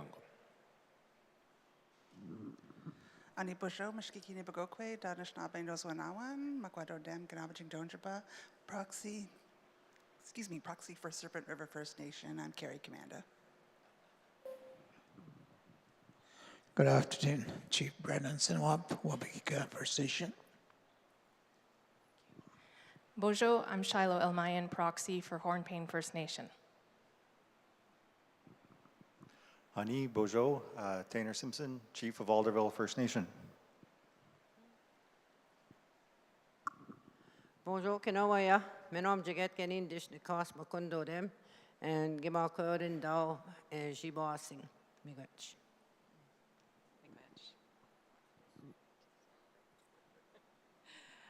Ani Laurie Carr, Chief for Hiawatha. Bonjour, Chief Russell Wesley, Catholic First Nation. Bonjour, Point Gibbons, Indigenous, a Tickndo Dem, Nagachanang, Donji, Dogimakanyo, Wayne Smith, Chief Nagachanang First Nation. Bonjour, Ani Greg Dadjuan, Naoshing, Tinkabing, First Nation. Ani Kinawaya, Zongawe Dijnakas, Bizing Dunjaba, Chief Scott McLeod, Nipissing First Nation. Ani Bojo Kinawaya, Yabe Dishnakas, Magnetawan Donjaba. Good afternoon, everyone. Chief Lloyd Mike, Magnetawan First Nation. Ani Bojo, Gimano Kung, Ted Williams, Dijnakas, Rama Menjiking Donjaba, Gigo Dodem. Anin Kenawea, Gimakwe, Rhonda Williams, Lovett, Moose Deer Point, Donjaba. Anin Donna Bekanu Dijnakas, Chief Chippewas of Georgian Island First Nation. Bonjour, Akina, Nin Donald Misitawi Gizik, proxy for Appleton First Nation. Anin, Makwashishgon Indijnakas, Ninogimakwe, Matagami Aki, Nidojaba, Chief Jennifer Constant from Matagami First Nation. Oche, Memengo Sat Sokan Spanish Nakanago, Migasi Notem. My other name is Anna Betty Yachni Banashkam, and I am proxy for Chief Anne Marie Beardy and her community of Wawakabewan. Bonjour, Chief Judy Desmolin, Long Lake 58 First Nation. Sego, Chief Tim Thompson, proxy, Mohawks of Akwesasne. Kwekwe, Giwe no Kwe Nadishnaka, Sadikando Dam, Makwamanis Singh and Donji. I am the elected chief for Tamagami First Nation, and I'm Shelley Murphy.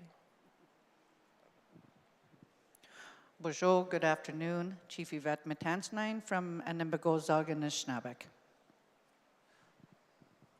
Ani Bonjour, Liz Cloud, proxy for Chippewas of Kettle and Stony Point.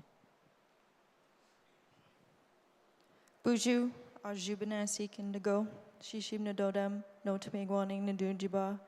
My name is Willow Crow. I'm proxy for Chief Gary Tom of No Tamigwaning. Chief Wilfred King, Kiasagi Nishnabek, Gulbay First Nation. Good afternoon, everyone. My name is Gladys Thompson. I'm the chief of Binjitawabik, Saging, and Nishnabek, Rocky Bay First Nation. Good afternoon. I'm Cecilia Begg, Snamexbig, proxy. Good afternoon. My name is Tracy Gibson, and I'm proxy for Bingui Niashi Anishinabek Sandpoint First Nation. Bonjour, Gema Louis Kwaswa, native Zagwing, Nishnabek. Bonjour, I'm Susan Barrell. I'm proxy for Flying Post First Nation. Bonjour, Damus Kokeman, Chief of Walpole Island, known as Bekedron Territory. Bonjour, Barado Kenyagaji Yajik and Dishnaka Makwa Dodom, Caldwell First Nation. I am the selected chief. My name is Mary Duckworth. Kolamosi Nindashinzi Kikai Roger Thomas, Chief Muncie Delaware Nation. Bonjour, my name is Cornelius Wabas, Chief Wabakoi First Nation. Thank you. Good afternoon, Larry Salt, Mississaugas of the Credit, Proxy Chief. Kinawea, Gima Kwe, elected Chief, Garden River, Katagonzibi First Nation. Ani Kinawea, Ginugishik, Indigenous Cause, Shanaga Domjaba, Megazed, Dodem, Nishnaba and Dow, Gima. My name is Adam Pewis. I'm the Chief of Shawanaga First Nation. Ani Bujo, Gimahir, Chiking First Nations. Miigwech. Ani, Larry Rock, Chief, Wanapate First Nation. Duncan Machano, Chief, Beatrong, Schnabik. Peter Collins, Proxy for Fort William. Ani Bojo, Wabe Makwan Shnakaz, Dokis Donjba, Makwa Dodem, Gima Kikenda, Chief Jerry Duquette from Dokis First Nation, part of the sardine corner over here. Ani Bojo, Ogema, Chinimki, Indigenous Kas, Sagin Donjaba, Makwa and Dodem, Chief Conrad Ritchie for Sagin First Nation. Miigwech, Ani, Gimiwan and Indigenous Kas, Mine Gundo Dem, Wawaskan God, Nishnabek, Noenjaba, Chief Rodney Nawagabo from Whitefish River First Nation. Bojo, Ogama Ganuni, Nidisn Kas, Makwadorum, Bachwana Dodjaba, Chief Mark McCoy, Bachwana First Nation.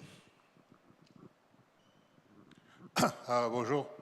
Go Ozet Niskas, among Dotam, Wabdown, Shinkade, Bonchian. My spirit name is Owlsfoot with the Lone Clan from White Sand, and I'm the chief of White Sand First Nation. My name is given name from the ones that you put on paper. Lawrence Wanakamic, Miigwech.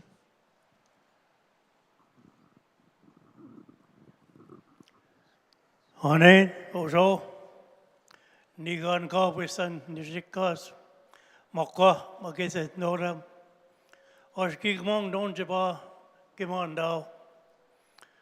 My English name is Keith Knott. I'm Chief of Curve Lake First Nation. Miigwech, you want to say hi, Joe? Bonjour, Joe Muskoka, Chippewa Thames First Nation. Miigwech, and welcome everybody to our nomination circle this afternoon in Six Nations territory. So next we're going to ask Young Tribe to play a second song, and we're going to ask the candidates that are running for Ontario Regional Chief to join us in the circle. So we're going to turn it over to Young Tribe.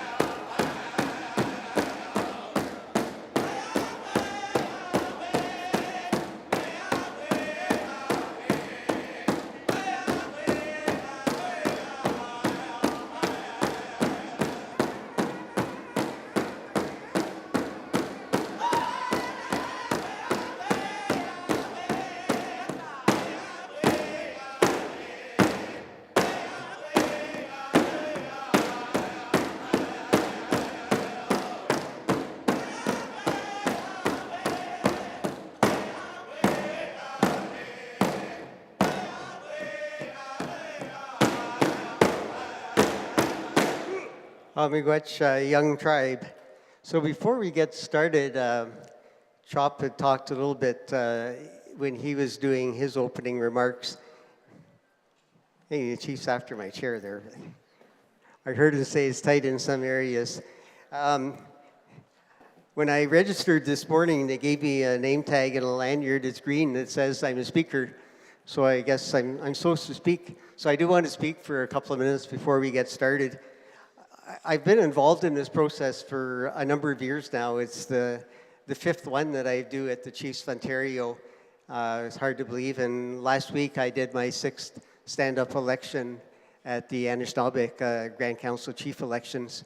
But there is something different, like Chop said, this year's old man, or like I call him Gordon, my good buddy, passed in 2021.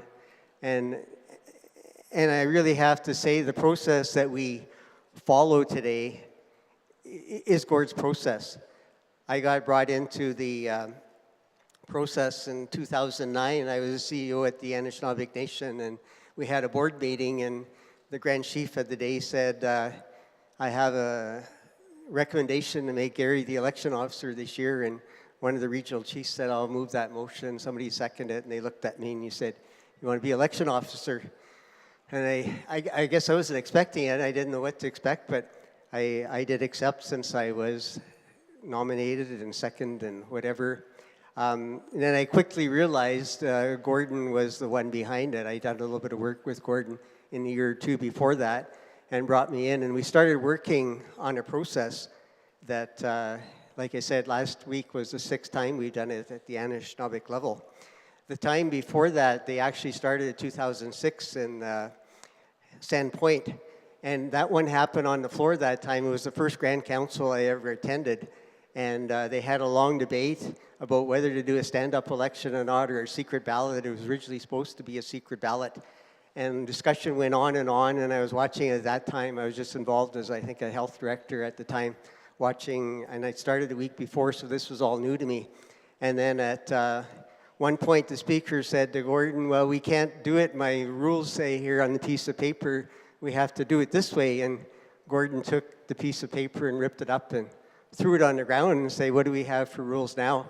So I think those of you that got the opportunity to meet Gordon over the years realize, that's how he was. So they did pass a motion at that time to do a stand-up election. It didn't cover everything that we do today. It was basically just a stand-up election. So we did that a couple of times, and in 2012, Gordon said Chiefs of Ontario wanted to put in a proposal to do the election for Chiefs of Ontario, so we brought the process that we were developing at the Anishinaabe here in 2012, and have done that since then. But also to speak about Gordon, he was involved much longer than that. The Chiefs of Ontario actually started doing stand-up elections in 1995, and I believe it was in Matachewan First Nation was the first one. And again, it was like the Anishinaabe the first time. Apparently, I read the notes back then because I was asked to do a report for the Chiefs of Ontario about the election process that now has been incorporated into the charter of the Chiefs of Ontario. And from what I read in the notes, that a long discussion took place, and finally somebody made a motion and said, let's try doing a stand-up election this year and see how it goes. And they've done it every year, or not every year, every 3 years since then. So it has continued at that time. According to the notes I read at that time, and I also consulted with Gord, he was still around when I did that report a few years ago, and talked to him. And I guess there was 5 elders that were looked on at that time to asked by the chiefs, how are we going to do this? We want to do a stand-up election. Does anybody know? And I know at the time Gord said there was 5 of them, and he said there's only 2 of them left at that time, Fred Kelly and himself. And I guess, and like I said, Gord passed in 2021, so I guess Fred's the only one left that was involved as an elder back in 1995. So I think it's important that we continue this. It was important. Like I said, it's brought into the charter. We've been doing it for 5 times here. Although I guess it's our first time doing it like this in 6 years, because remember in 2021 we did it on Zoom. It wasn't quite the same thing.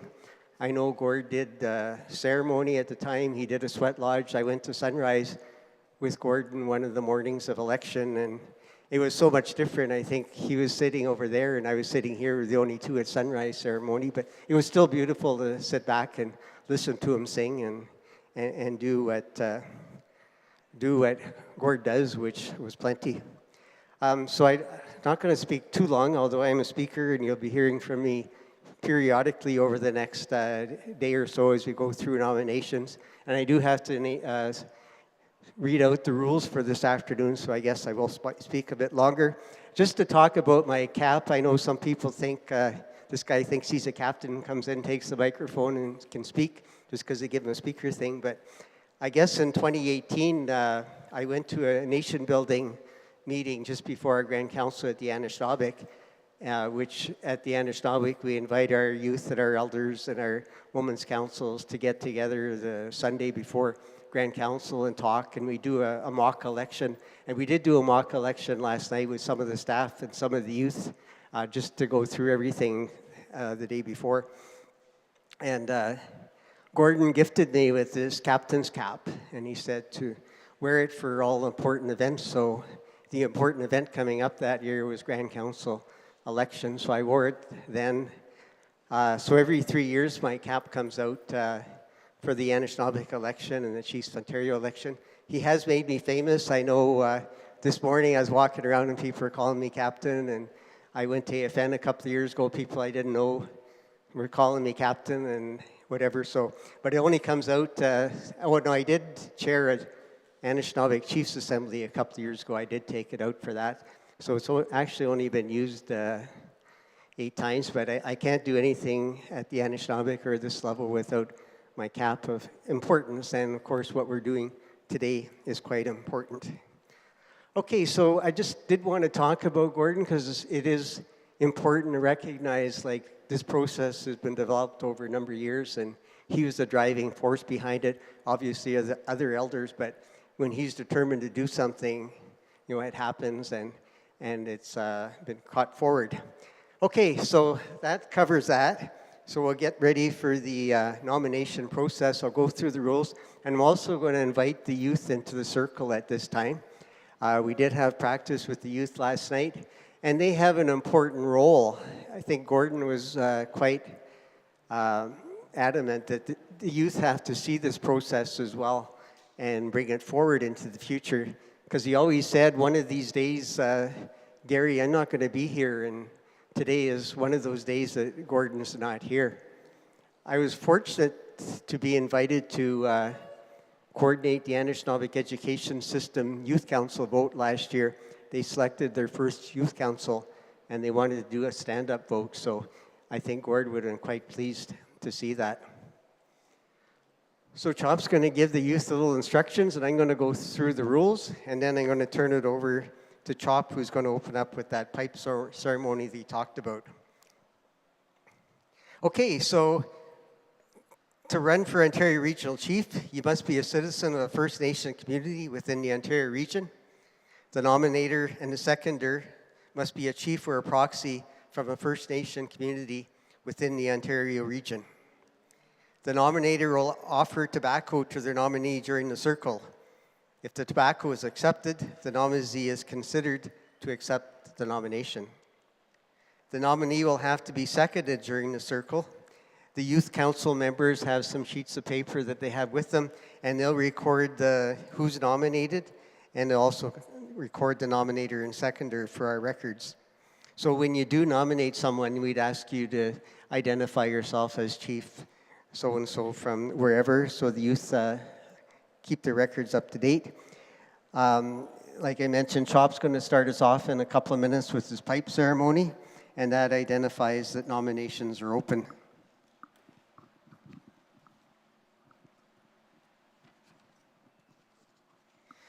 They used to say that elders didn't like writing things down, but actually Gordon did when we got involved, said we have to record this, and I sent him a copy of the report that I did a few years ago after we were completed, and he was pleased to see that that report was adopted and included in the charter. So the nomination of Ontario Regional Chief will occur after the pipe ceremony, And like I mentioned, youth record the names of the nominees, the nominators, and the seconders. The nominators for Ontario Regional Chief will have 5 minutes to introduce their nominee, and the drum will keep time. And like Chop mentioned, after 4 minutes, they'll give you a 1-minute warning, like such. And after 5 minutes, you won't get a warning. They'll play so loud we won't hear you anymore. So we did see last week at the Anishinaabe election that somebody tried, well, you shouldn't say tried, but got through their 5 minutes, and that was it. So that's just a warning of what happens if you try to exceed your 5 minutes. Like you say, at the nominee, we ask they accept the nomination, but when they accept the tobacco, they are accepting the nomination. The seconder will also have 5 minutes to speak about the candidate. The drum will keep time, and the same thing will happen. I think we're getting the message out here. Miigwech, young tribe. At the end, I guess I'll ask 3 times, is there any further nominations? So basically, we're going to do just like the nomination circle. I'm going to bring the microphone and the fan over to the circle over here, and you pass it around. If you aren't making a nomination, just pass it to the person next to you. And if you do want to make a nomination, you do that when the fan and the microphone comes to you. The nominations are closed after the circle. Nominees will have an opportunity to address the annual Chiefs Assembly tomorrow morning prior to stand-up election. This will be done by order of nomination. Tonight, an optional sweat lodge will be conducted for nominees and others that may be interested. It's going to happen this afternoon about 6 p.m. And candidates are encouraged to attend to express their intentions to the Creator, but attendance is optional. But everyone is invited to attend. And then a feast will be held for the Sweat Lodge participants after the Sweat Lodge, and that's scheduled for 7 o'clock. Candidates are unable to attend the Sweat Lodge are still invited to the feast, though, if you can't attend the Sweat Lodge. And then also tomorrow, after the speeches by the candidates, they get 10 minutes each. We'll offer a short period of time if anybody has any questions. Okay, I think I'm ready to stop speaking now. So we're going to turn it over to Chop, who's going to open us up with a pipe ceremony. Because they need to know who the proxies and the chiefs are for the head count before we start. Oh, they want to identify? Yeah, to identify the head, because they're going to need the first head count before we... Okay. So I guess the youth would like to record the number in the circle. So before we start, if you could, everybody's a chief or proxy, if you could put your hand up, the youth is going to count to see how many is in the circle. And we're also going to do this tomorrow morning before the election to ensure. So chiefs and proxies, please put your hand up, and we'll do that count.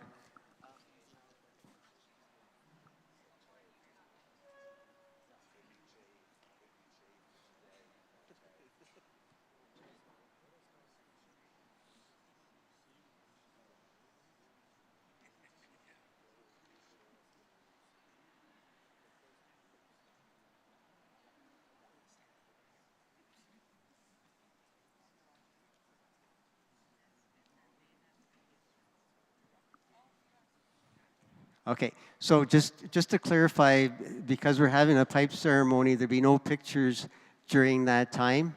And also, we'll have to turn off the live stream for the period of the pipe ceremony. And then after the pipe ceremony, we will turn the live stream back on, and the pictures are okay, but during the pipe ceremony itself.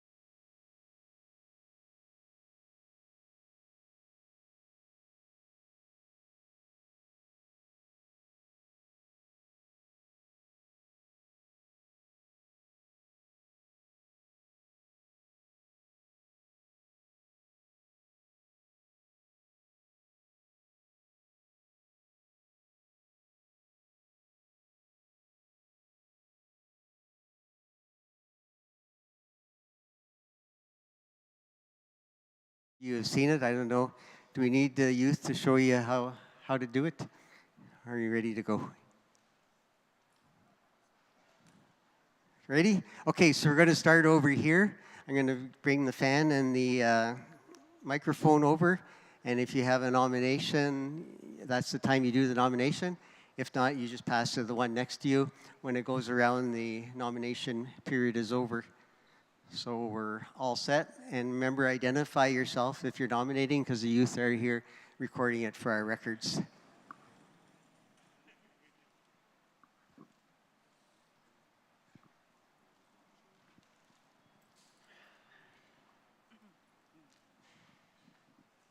Hello, bonjour.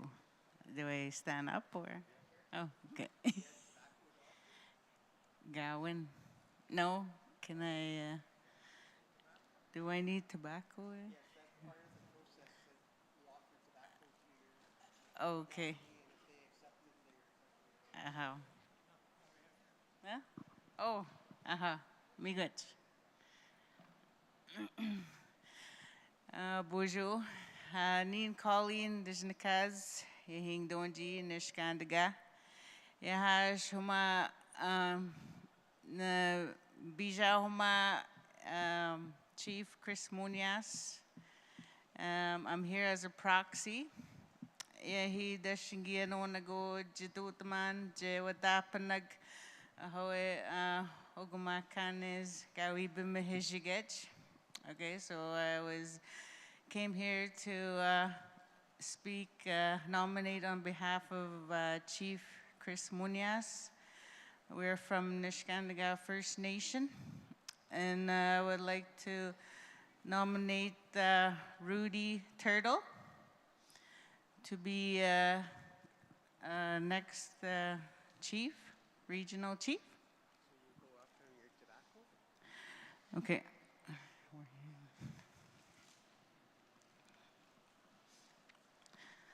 Hawe Rudy Gaminan Sama Gawadapanana Hawe Nasema Je Bimahijagain Ogamakan Wanje. Okay, now you get 5 minutes to speak about him. Okay. And drums can be keeping time. Hello, bonjour. My first task here, Ogumakan Egi Bijanajoshtumade. Chief sent me here to be his proxy. And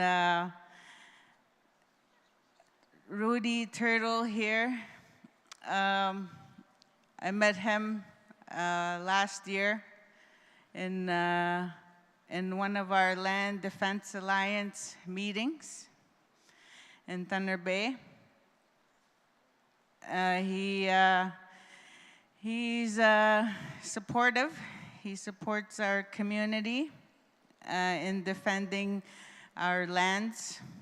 I mean the animals and the lands and waters in our Mother Earth. And he's a chief of his community in his second term. He's a founder for the Land Defense Alliance. And I believe he's compassionate and hardworking and has these leadership skills to carry on as chief for Chief of Ontario. He's from Grassy Narrows. And, you know, when I went to the meeting there last year, he's very, you know, talkative. He listens, and he has a really voice that that he gives energy, connection, and when he speaks about land, I feel he's very defensive.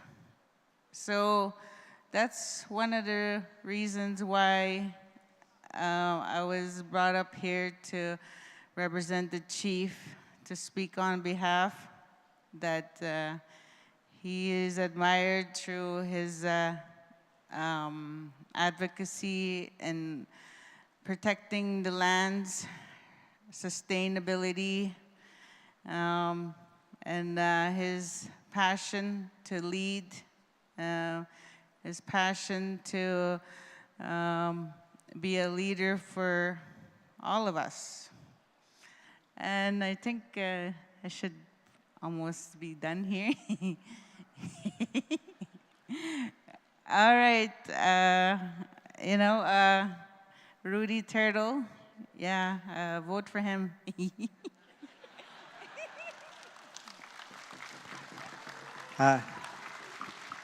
Regrets, Pauline. So Rudy has accepted tobacco, so he considered to accept the nomination. Now I need somebody in the circle to second Rudy. Do you have somebody to second?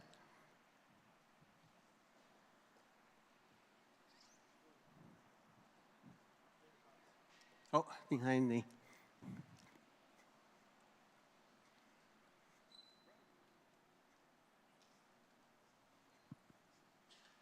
Again, if you can tell us your name, and you have 5 minutes to speak about Rudy.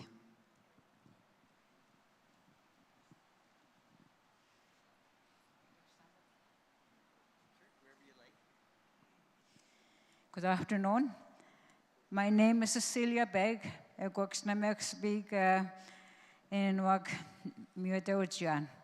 Ik go hani both the ma hand ook mag kan hem nan Donnie Morris. Ik ga uinegi bishats.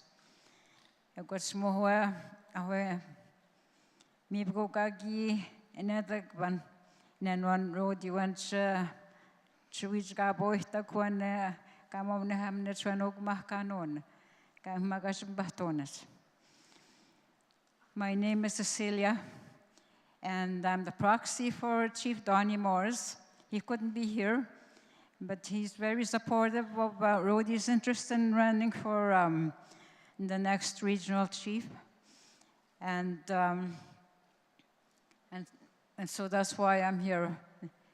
Ik heb een man gezegd, we hebben nog Rodi gekend, maar we gaan is dat hier kiewednog. Ik go akine en snoan au yasisan. Ik go wet gaswen odak go ahi. Mstige go natuge go kaitman. Miswene ka ni bawita kone mawajek dat skewins maat stoot zwene wet akine kiewednog ni nood gasjeb jag. Ik kom in het niet aan een nabit magets. Wat ik in het maat net, maar wat zegt dat zo je. En we gaan te maat, en we naar de maat kijken kunnen. En ik ga nooit op maat honnet, waar meer corrections doen dan net. Je wanneer Kevin, maar wat kijk je net dan hier goed. Akke bij maat zo'n, ik heb go kijken, kijk eens mijn gochmando. En dan ze gaan nooit de maat kijken met wat op maat hoojak. So when I talk, I think I know what na mak ima matstawen. I come in abko. I think I know what na masoh pa na uyag ahin. Nandab ko pumutskawen. Ahin ke I think what's an sunya kewat. I come out jim ko pinama. Mi what's mawat any kind of thoughts. You wanna go akine. Akine Kaiser zonas skatek. As I'm senior kiwen, knodamen. Ik hou niet bij mij gabastoat. Ik hoop ko gabetsugo is het me naks kamoatsuenne. Kaiser matsei kwats. Hij no de sneeuw en toch kan gekijkt man. Mi bro is bij me kabehuenne naks kamoats. Ik hoop dat maar wat zo gewinst gedaan. Ik hoop nak aan de Kegujwichag Nopan. Ik kom je uit de kiewet nog, maar wat je moet geen uitketmen en dat te maken, ik kom in een wichag. when I go Kevin, Kaisin Stonak, and I do the one chip match hats, and then on snow gap monarchs. I come in with Neki Geshaunok, a nabits, and Kikanis wants to watch with the Nikan. So I'm going up the kind of Matsuna. I go more to go and get, and gain a tennic. Me go gain is net money, go gain buggy, ik do het magan, we gagin one, chipe, ik do het mogok makan, I go gavin, rodi bugone, cash, which got with Toyak. Hello, my name is Cecilia Begg. I'm from Xamexa Beninoak. I'm proxy for Chief Donnie Morris. He couldn't be here, and I'll speak a little bit more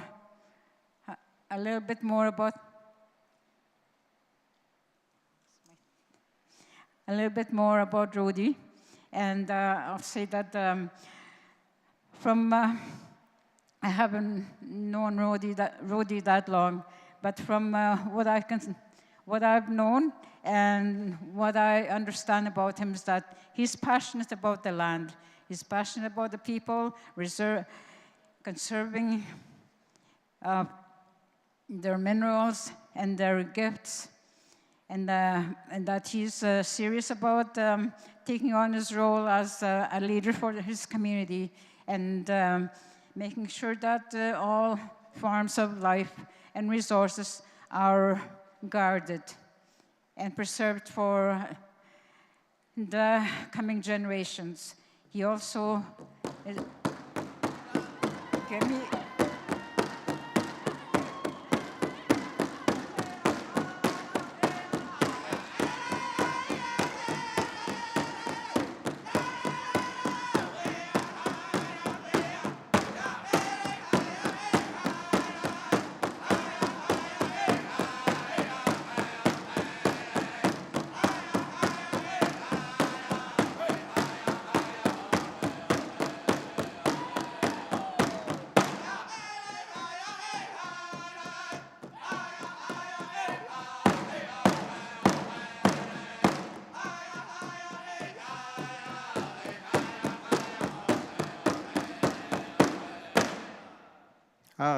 We got Young Tribe, and we got Cecilia. We're back over here where we were in a circle. Looks like Gary's next, I think.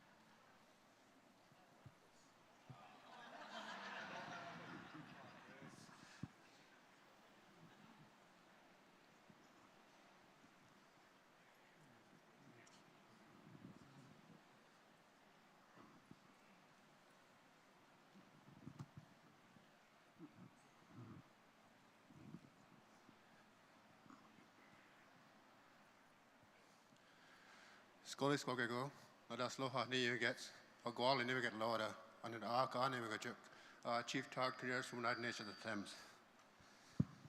Grab the mic tobacco out. I'd like to nominate Dean Sayers.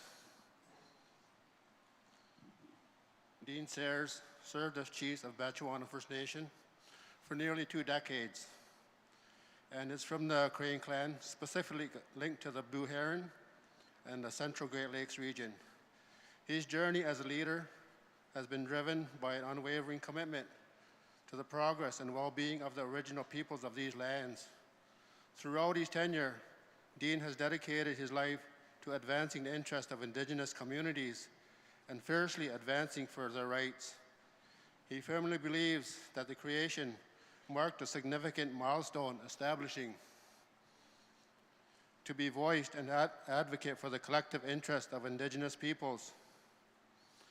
Dean's decision to run for chief was influenced by his interactions with elders knowledge keepers, and his deep belief in ceremony.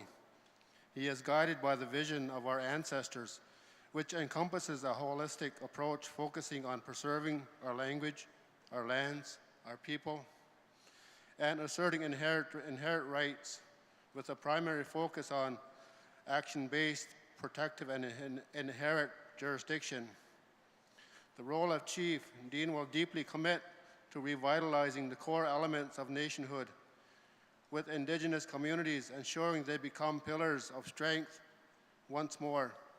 His leadership style aims at enhancing governance systems and compelling settler governments to honor their promises and the commitments made through treaties, agreements, and acknowledgement of inherent jurisdictions.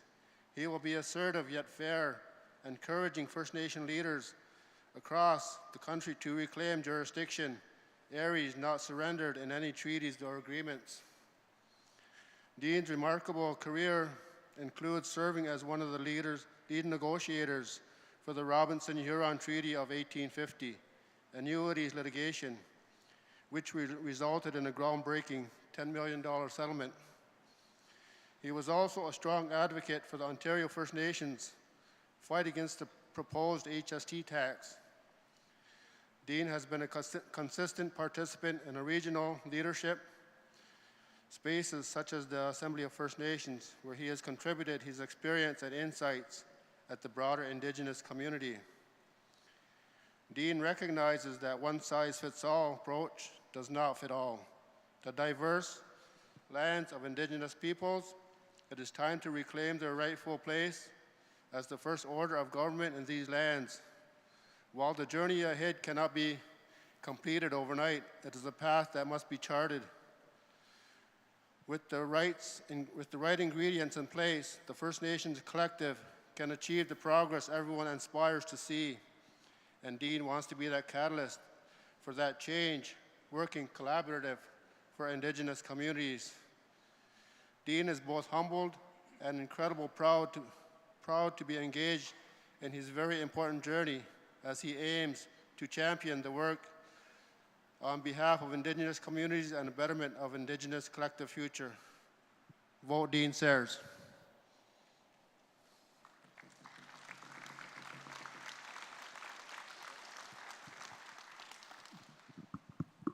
Miigwech, and Dean has accepted the tobacco, so he accepted the nomination. So again, I'll look, there's somebody in the circle in a second. Dean, over here.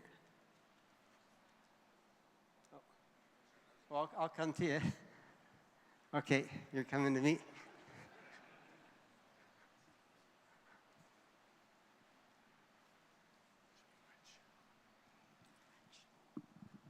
Bonjour, Chief Mary Duckworth, Caldwell Nation. I'm honored to be here, and I'm humbled to be here today with all the chiefs in assembly. This is the first time that I've attended an election process, and I know how important it is to all the chiefs that come from Ontario, north, south, east, west, the languages that are here, the youth that are here, the elders that are here, the spirits that are here, the sacred bundles. I am honored to second Dean Sayer for Ontario Regional Chief. And I say that knowing that it's not an easy job. It's probably the most difficult job you can do. And I say that because I feel that it's important for the Ontario Regional Chief to be able to carry a message, because that's what the job will be. The job will carry the message from the chiefs. So that means, to me, that you have to hear the message. You have to hear the message from the north, the south, the east, the west, the central. And why I second Dean is because I've known him for since 2015, because he's part of our PTO, the Association of Iroquois and Allied Indians. And what an amazing PTO when you can bring together the Mississauga Nation, the Anishinaabe Nation, the Haudenosaunee Nation, and we can sit collectively at a table and make decisions. It's very unique. And I feel good nominating Dean because I feel that we get to this point in life because of the path that we walked, the experience that we have. Did we sit at the drum? Have we sat with the broken? Have we elevated our families? Have we elevated our friends? Have we listened? And so the message that I carry for the Ontario Regional Chief, whoever that may be, that I will support you, that we are here to collectively, and that I ask that you carry that collective message forward because we're moving into times that are uncertain. And so I say miigwech to the chiefs in Assembly, the proxies, counselors, and everybody that listened to me.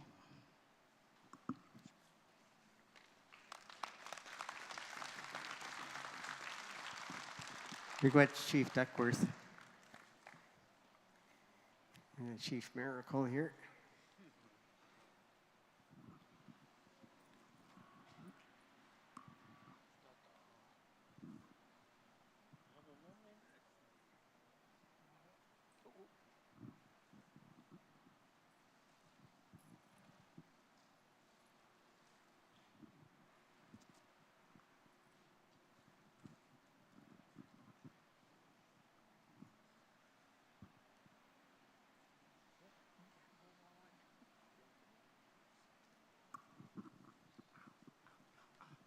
Bonjour, Kinawaya.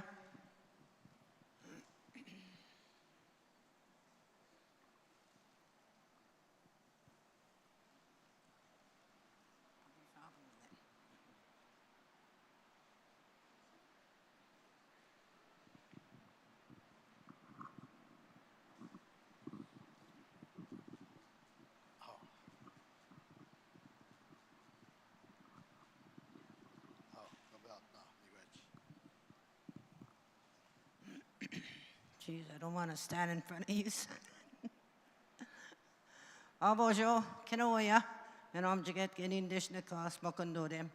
Jibasing within Donjba. Chief Irene Kells from Jibasing on Manitoulin Island. Objagnaget Chippy Tendagot Manda and King Mumpy.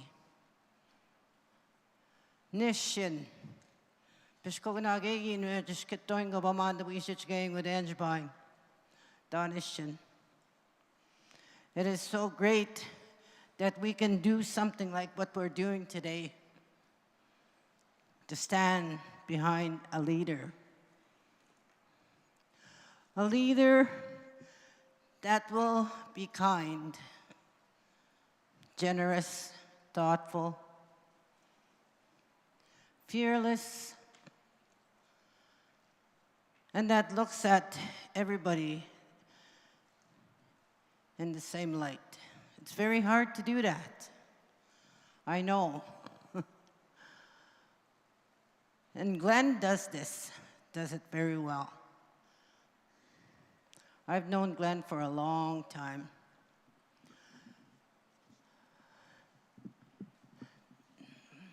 There's a lot of stories, but I can't remember them all. It's been that long. But I think about that rainbow operation that happened on Manitoulin. If you remember that. Remember that, Glenn? That was quite the fight. And he was right there, right in the front, doing that fight, fighting for our rights that we have. Glenn has done a lot. He thinks about the kids, the children. And how many times I've heard him talk about these children, that they don't get taken away from our communities. Even his own, we heard what happened to him this past summer. He is, when you call on him, he'll come. He will give us a helping hand. I know he has done that for my community. And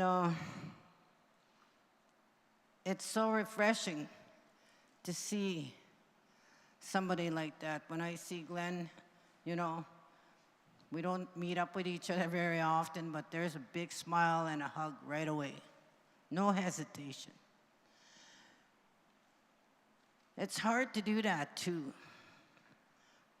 but he doesn't seem to have a hard time doing that. That's the kind of person he is. Very knowledgeable in the political world and how to talk to the governments, federal and provincial. And I'm proud that I can nominate him. I'm proud of the things that he has done. So with that, vote for Glenn. Miigwech.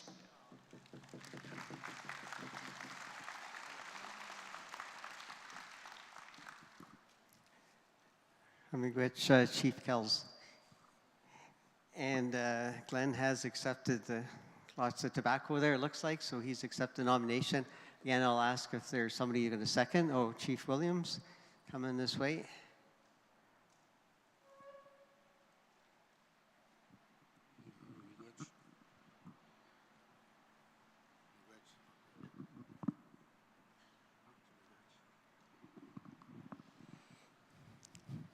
Ari Bojo, Gima Nosh Kong, Ted Williams, and Disnakas, Ramam and Jikaning Donjaba. It's my honor, my privilege, my pleasure to nominate the second nomination for Glenn Hare. Glenn, it's been said, Glenn is the kind of leader that we all aspire to be. Glenn has been around a long time.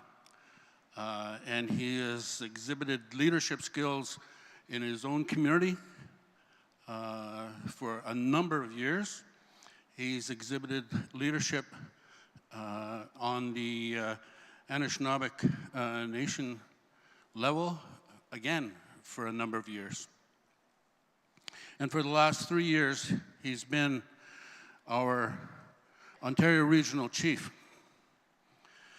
And as was said, it's not an easy job. It's a very difficult role that he takes on. But he takes it on willingly. He's a man of compassion, integrity, dedication, commitment. And when you call him, he calls you right back. I don't know how many times I called Glenn on different issues. And within the hour almost, he's called back. And he calls back with a laugh and a smile. Hey, Chief, what's going on now? And that just does something to you when you get that kind of response from a leader who is open, and he likes to have fun. I like to say that, you know, when you can't laugh in a relationship, you know that relationship is in difficulty. But with Glenn, we're always laughing. And so that means that's a healthy, strong relationship. I'm honored to call him a friend. I've asked him to come to different events in our community, and he's there.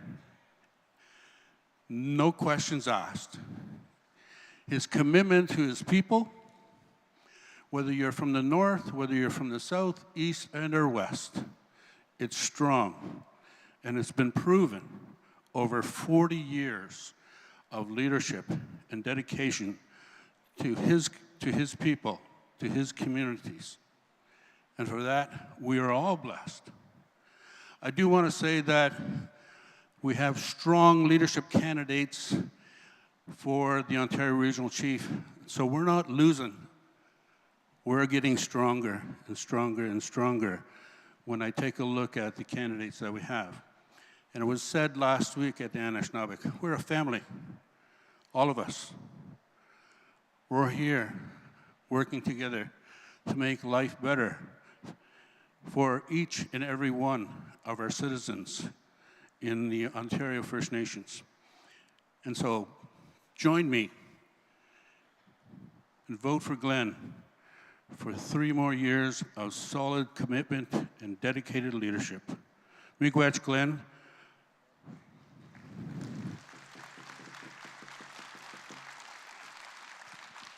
Miigwech, Chief Williams. I'll find Chief Kells again. I know we're next. Okay, there she is. Laurie.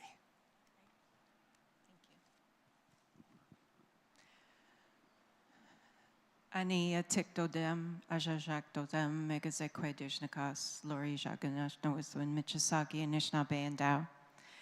Hi, everyone. My English name is Lori. I'm from the Hoof clan and the Kring clan on my mother's side. And I have the honor and privilege, but before I do that, I would like to do my acknowledgements. And I'd like to acknowledge Six Nations Chief Council and Community for hosting us. I'd like to acknowledge the elders, knowledge keepers, the youth, the drums, the flags, the eagle staffs, the veterans, the medicines, and all the sacred items here in this circle and in this room.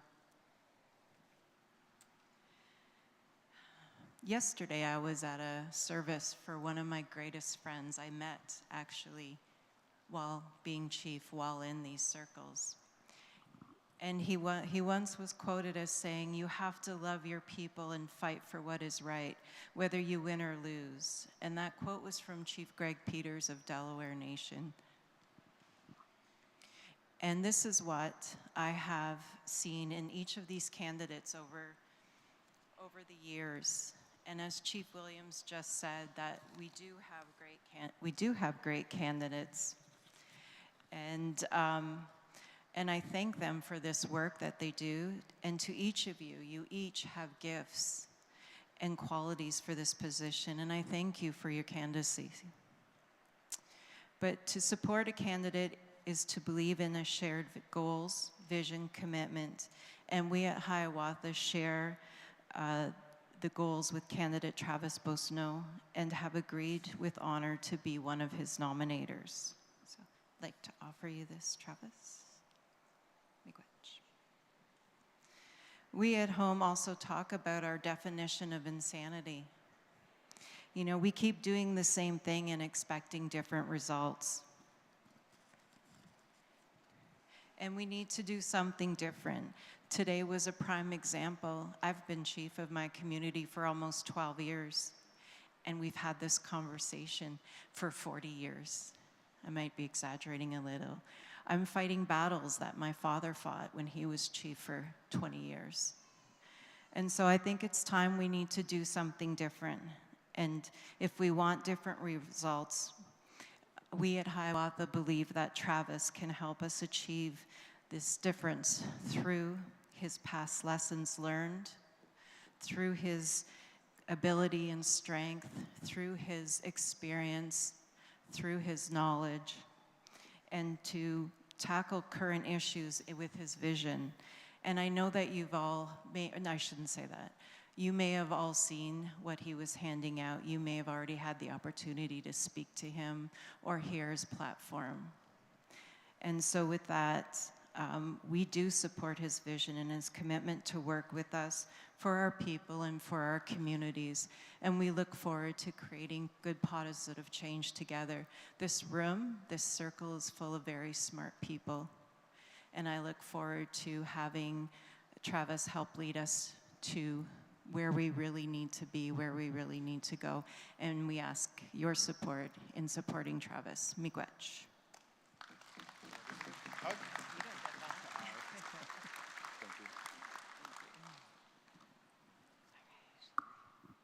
Miigwech, Chief Carr. And Travis has accepted the tobacco, so he's accepted the nomination. So again, I'll ask, is there somebody in the circle who's going to second Travis over here?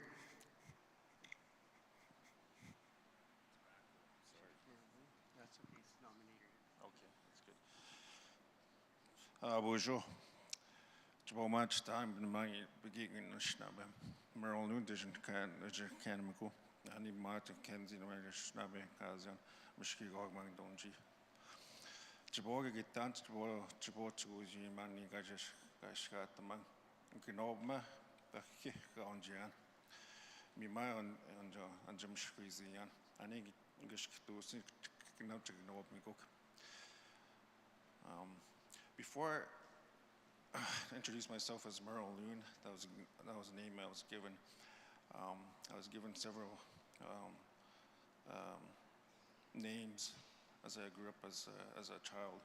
I was born and raised on a trapline. I didn't go to school until I was 10 years old in one of the last residential schools here in Ontario.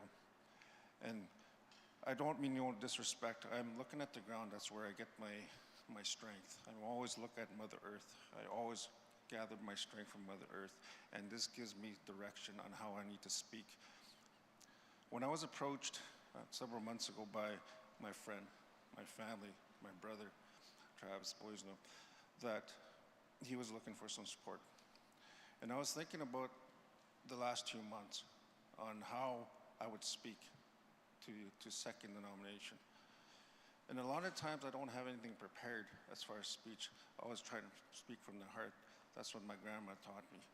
And to always look at the trees, to look always at the sky, to always look at the ground for strength. And especially if we want to support each other. You always have to think about family and how we're going to move our family and how we're going to move forward in this world and in this life that we walk. I'm a new chief. I'm barely 10 months in. And when I became chief, one of the messages that I kept on saying was, it's time for change. And how that change happens, we have to, and no disrespect to the former chief that I took over. Oh, okay. And again, a lot of times, I don't mean no disrespect, I look at the earth for that strength.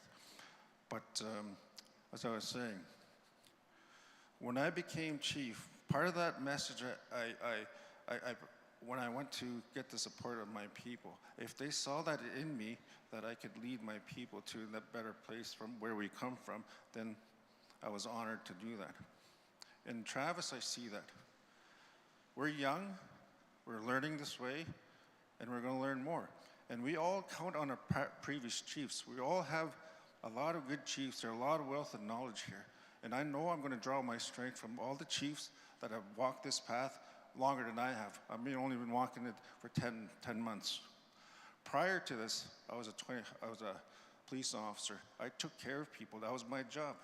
I did it for 24 years. And with that knowledge that I take into this role now, when Travis had approached me, of course I was going to support him. I grew up as young men with him. We played ball, we played hockey, and as far as to support him. And a lot of those things that young men say, I got your back. Take the lead, I'll follow you. And I have that faith in you, and I'll support you. And may you rich.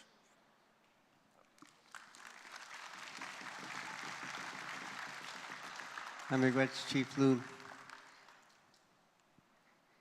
Trying to remember again. So Chief Carr.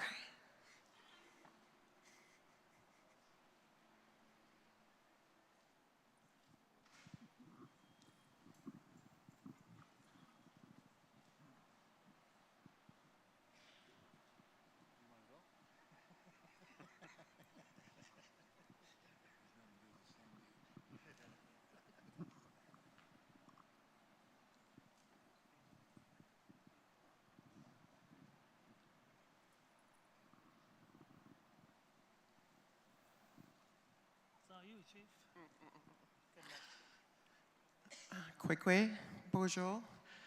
Giwe Nokwe Nadishnakaz, Dikando Dam.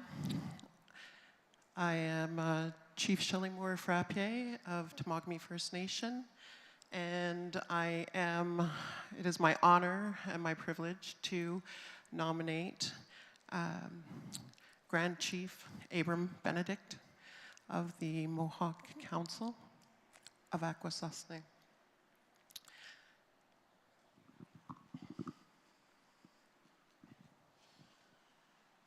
I have known Grand Chief Benedict for the past 4 years. And I knew him through my affiliation with the Independent First Nations. I have known him to be a strong collaborator, a kind man, an very excellent, effective communicator. And that is what we need right now. He is the advocate, the spokesperson that we need going into the next 3 years. We are going to probably be facing a double conservative government. And we need somebody who can speak for us and who can bring our mandate to the table effectively.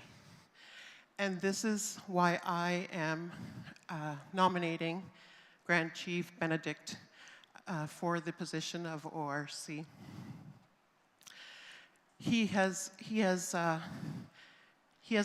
proven to be an effective communicator with government. He has brought the Jay Treaty the furthest that any other chief before him has. So he has strong relationships with government, and that is what we need right now. This is what we need right now, is a strong relationship, because we're going to be going into some tumultuous times. We need somebody who can speak for us and who understands. He is a strong listener, and that's what helps make a good leader, to listen to what our needs are. We, the chiefs in assembly, we dictate that. We participate in the process here, and we give the mandate.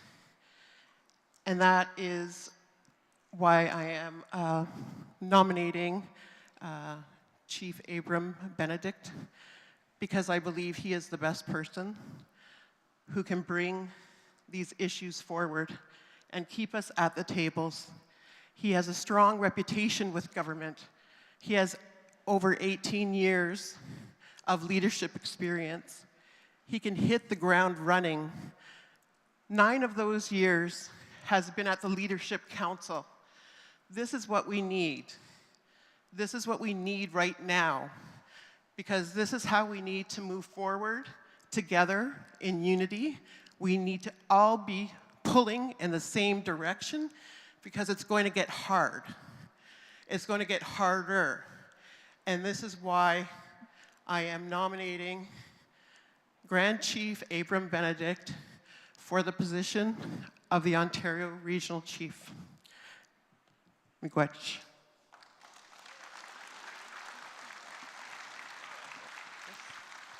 Miigwech, Chief Shelley Moore Frappier, and Abram has accepted the tobacco, so he's accepted the nomination. So again, I'll look in the circle for somebody to second Abram. Oh, coming towards me.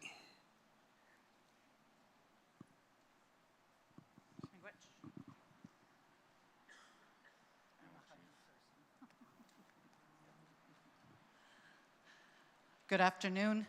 Chief Yvette Matansnine from Animbego-Zaga-Nishnabek, Lake Nipigon Reserve.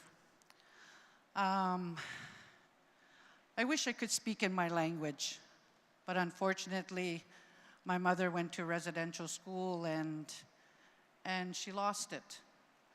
And, you know, I listen to, you know, the young ladies here that are talking in their language, and I just feel it right here, that I wish I had that language.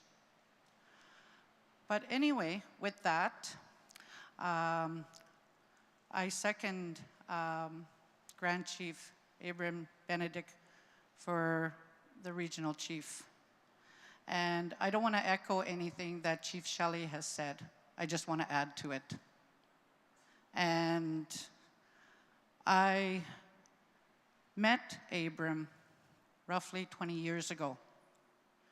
He was a young man, full of life, and I'm sure he still is. But he was a young man, and he was on a youth council. And he was also the chief of his community, Okasosni. And so that's been about 20 years. I've been in politics, going on 30 years, and of all my years that I've been in politics, I've had the opportunity to work closely with Abram at the independence table. I've watched Abram grow up to be the young, smart, gentleman that he is today. I've seen him flourish all these years. And I think about it. You know, I talk to my council, I talk to our community, and, you know, we have so much expertise within our communities. We have a lot of wisdom and knowledge, you know, sitting in this circle. But, you know, I think it's time that we as leaders, you know, start acknowledging our expertise that we have within our communities and start, you know, we have our youth in a circle here. And I think it's time that we start acknowledging them and start bringing them into, you know, into the political world like this, and to start speaking for us. And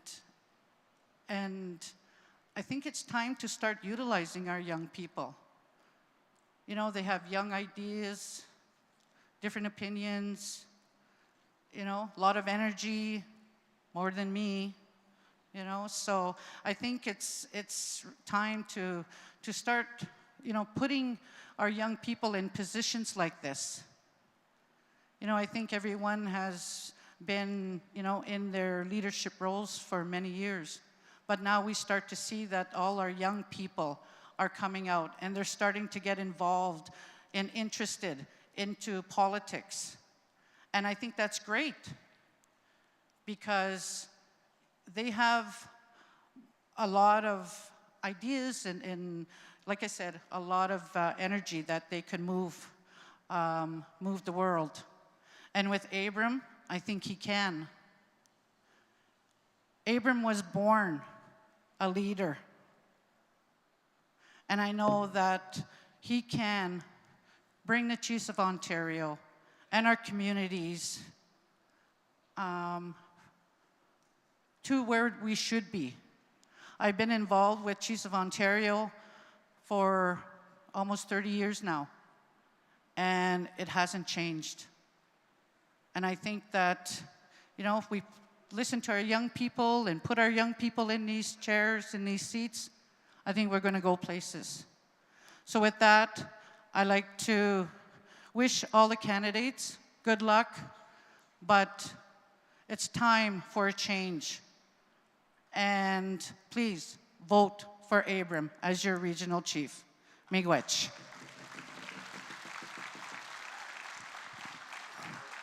We've reached the 10th of mine. Cut it right on, almost. I have to thank all the candidates. The first time I did this election a number of years ago, I was standing on the outside speaking to Gordon, and the drum started playing, and I walked in to collect the talking stick, and the person started running away from me, and they came this way in the circle and knew I had to follow them this way, so I had to chase them around the circle to get the talking stick back. But that's the only time it happened. I guess it was humorous, but I try to stay a little bit closer now, but that's the only time I've had that. Oh, no, I'm running out of time. I just have to remember Chief, over here. It's the last, yeah, you're the last one, right? Okay, so Liz.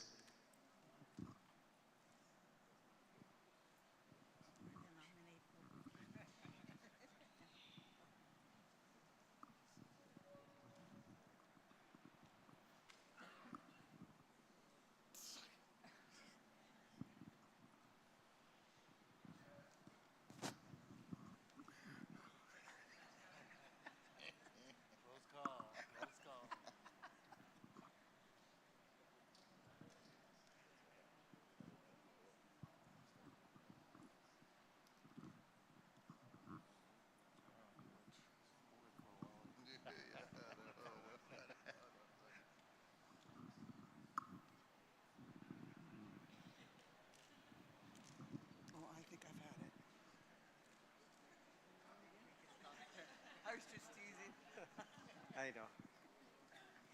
Okay, Miigwech, so we've gone right around the circle. I guess before I close nominations off, I'm supposed to ask 3 further times, so I'll ask once. Are there any further nominations for Ontario Regional Chief? Are there any further nominations for Ontario Regional Chief? Okay, number 3, are there any further nominations for Ontario Regional Chief? And I see none. Before we go on, let's thank the youth for their participation today. And you're going to...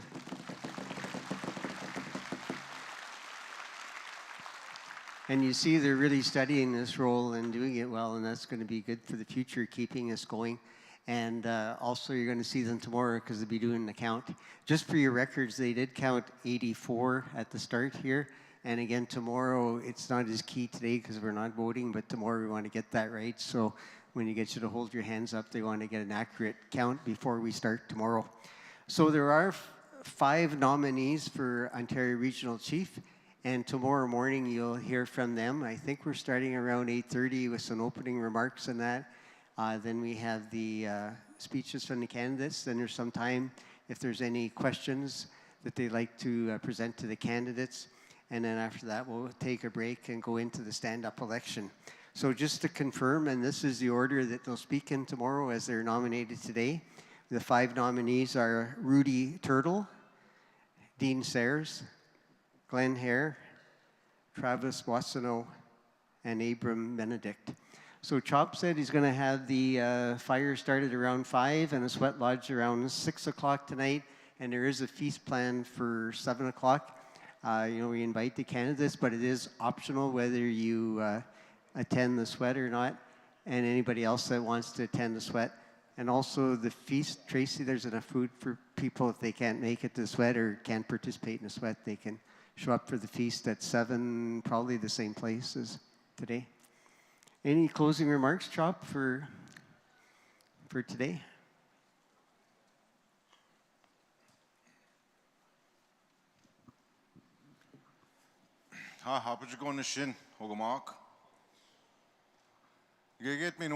It's really good to see that this process, what has happened here today. When we begin tomorrow, we're going to use our medicines. We're going to begin the same way as we did this morning. And I want to welcome all you Hogama sitting amongst us to join us tomorrow morning. And I guess just that as I sat back and just watched how it progressed, I want to say, for your assistance here, because this process would not happen without these individuals standing here. I want to say Chimigwech to all you guys. Mia. Hi.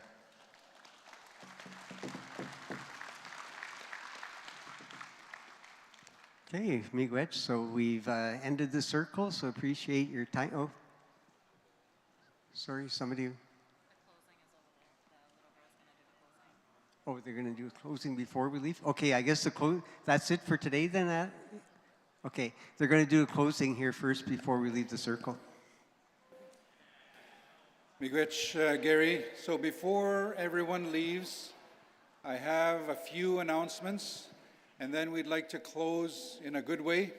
So please remain where you are, and I'll introduce the closing prayer for this afternoon. Just a reminder, that concludes today's agenda items.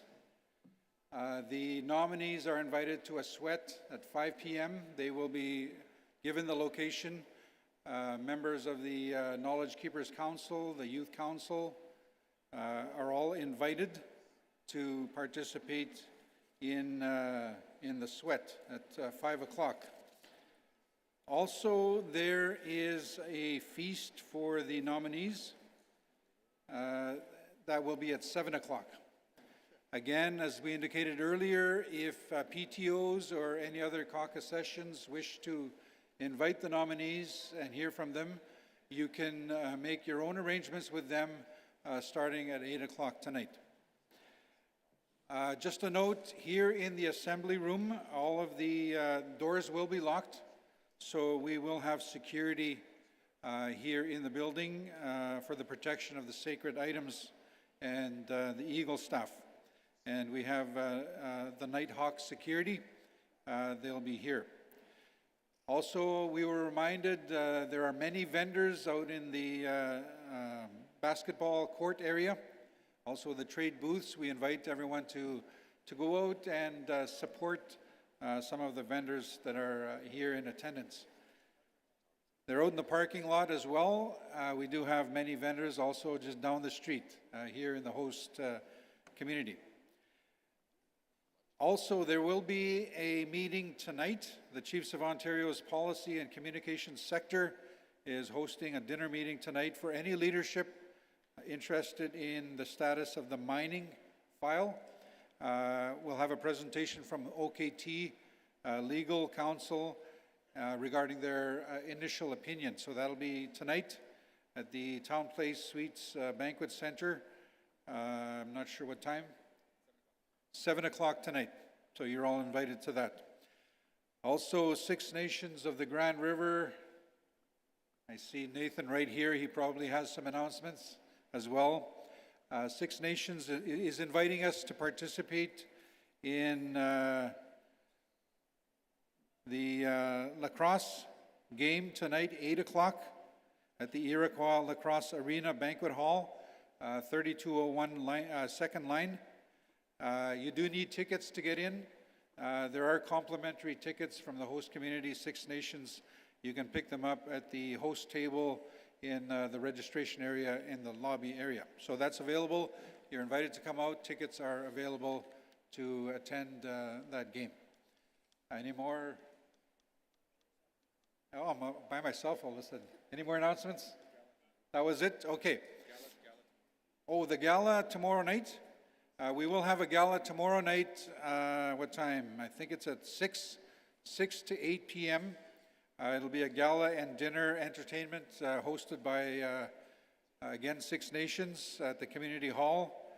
And it'll be a time to be here with the Ontario Regional Chief that will be elected. So with that, thank you. Please remain standing. I'm going to ask for a closing prayer, a territorial prayer with Starlee Longboat, who will be doing the prayer in her language. So I'd like to invite, one more announcement. Before the prayer, there's a set of keys here. It looks like it's a Ford, it's a black Ford Explorer. If it's yours, it's a rental, it's a car rental. Nobody claims it. We'll go out there and push the button, find out which vehicle it is. We'll raffle it off. It's a black Ford car rental. Keys are up here. So with that, Starlee Longboat.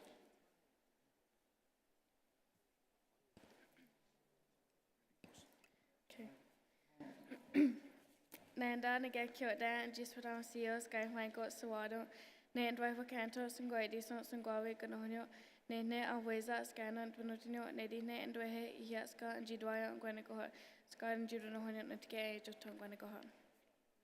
Dana and Jiwacho, set on 100 day to know heart, that one hook, Nequatos, and Ye heart, Nedine, and Dwehe, Guego, and Judonohon, and Gay, just on Guanaco.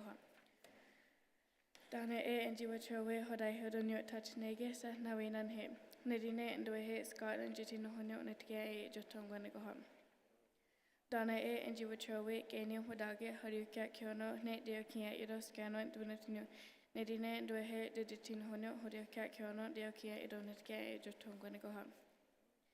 Dana and Jiwacho, Shodoguanas, Canadayo, Oihoana, Tachwaza, Nate Sai Huan Twats, and Alsan Guahank or Hando, how did Nunge.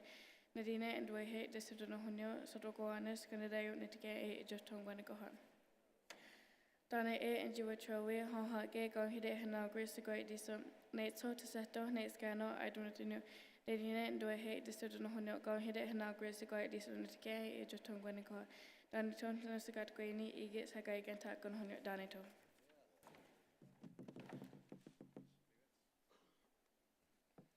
Miigwech, thank you very much. We'll see you all at 8:30 tomorrow morning. Miigwech.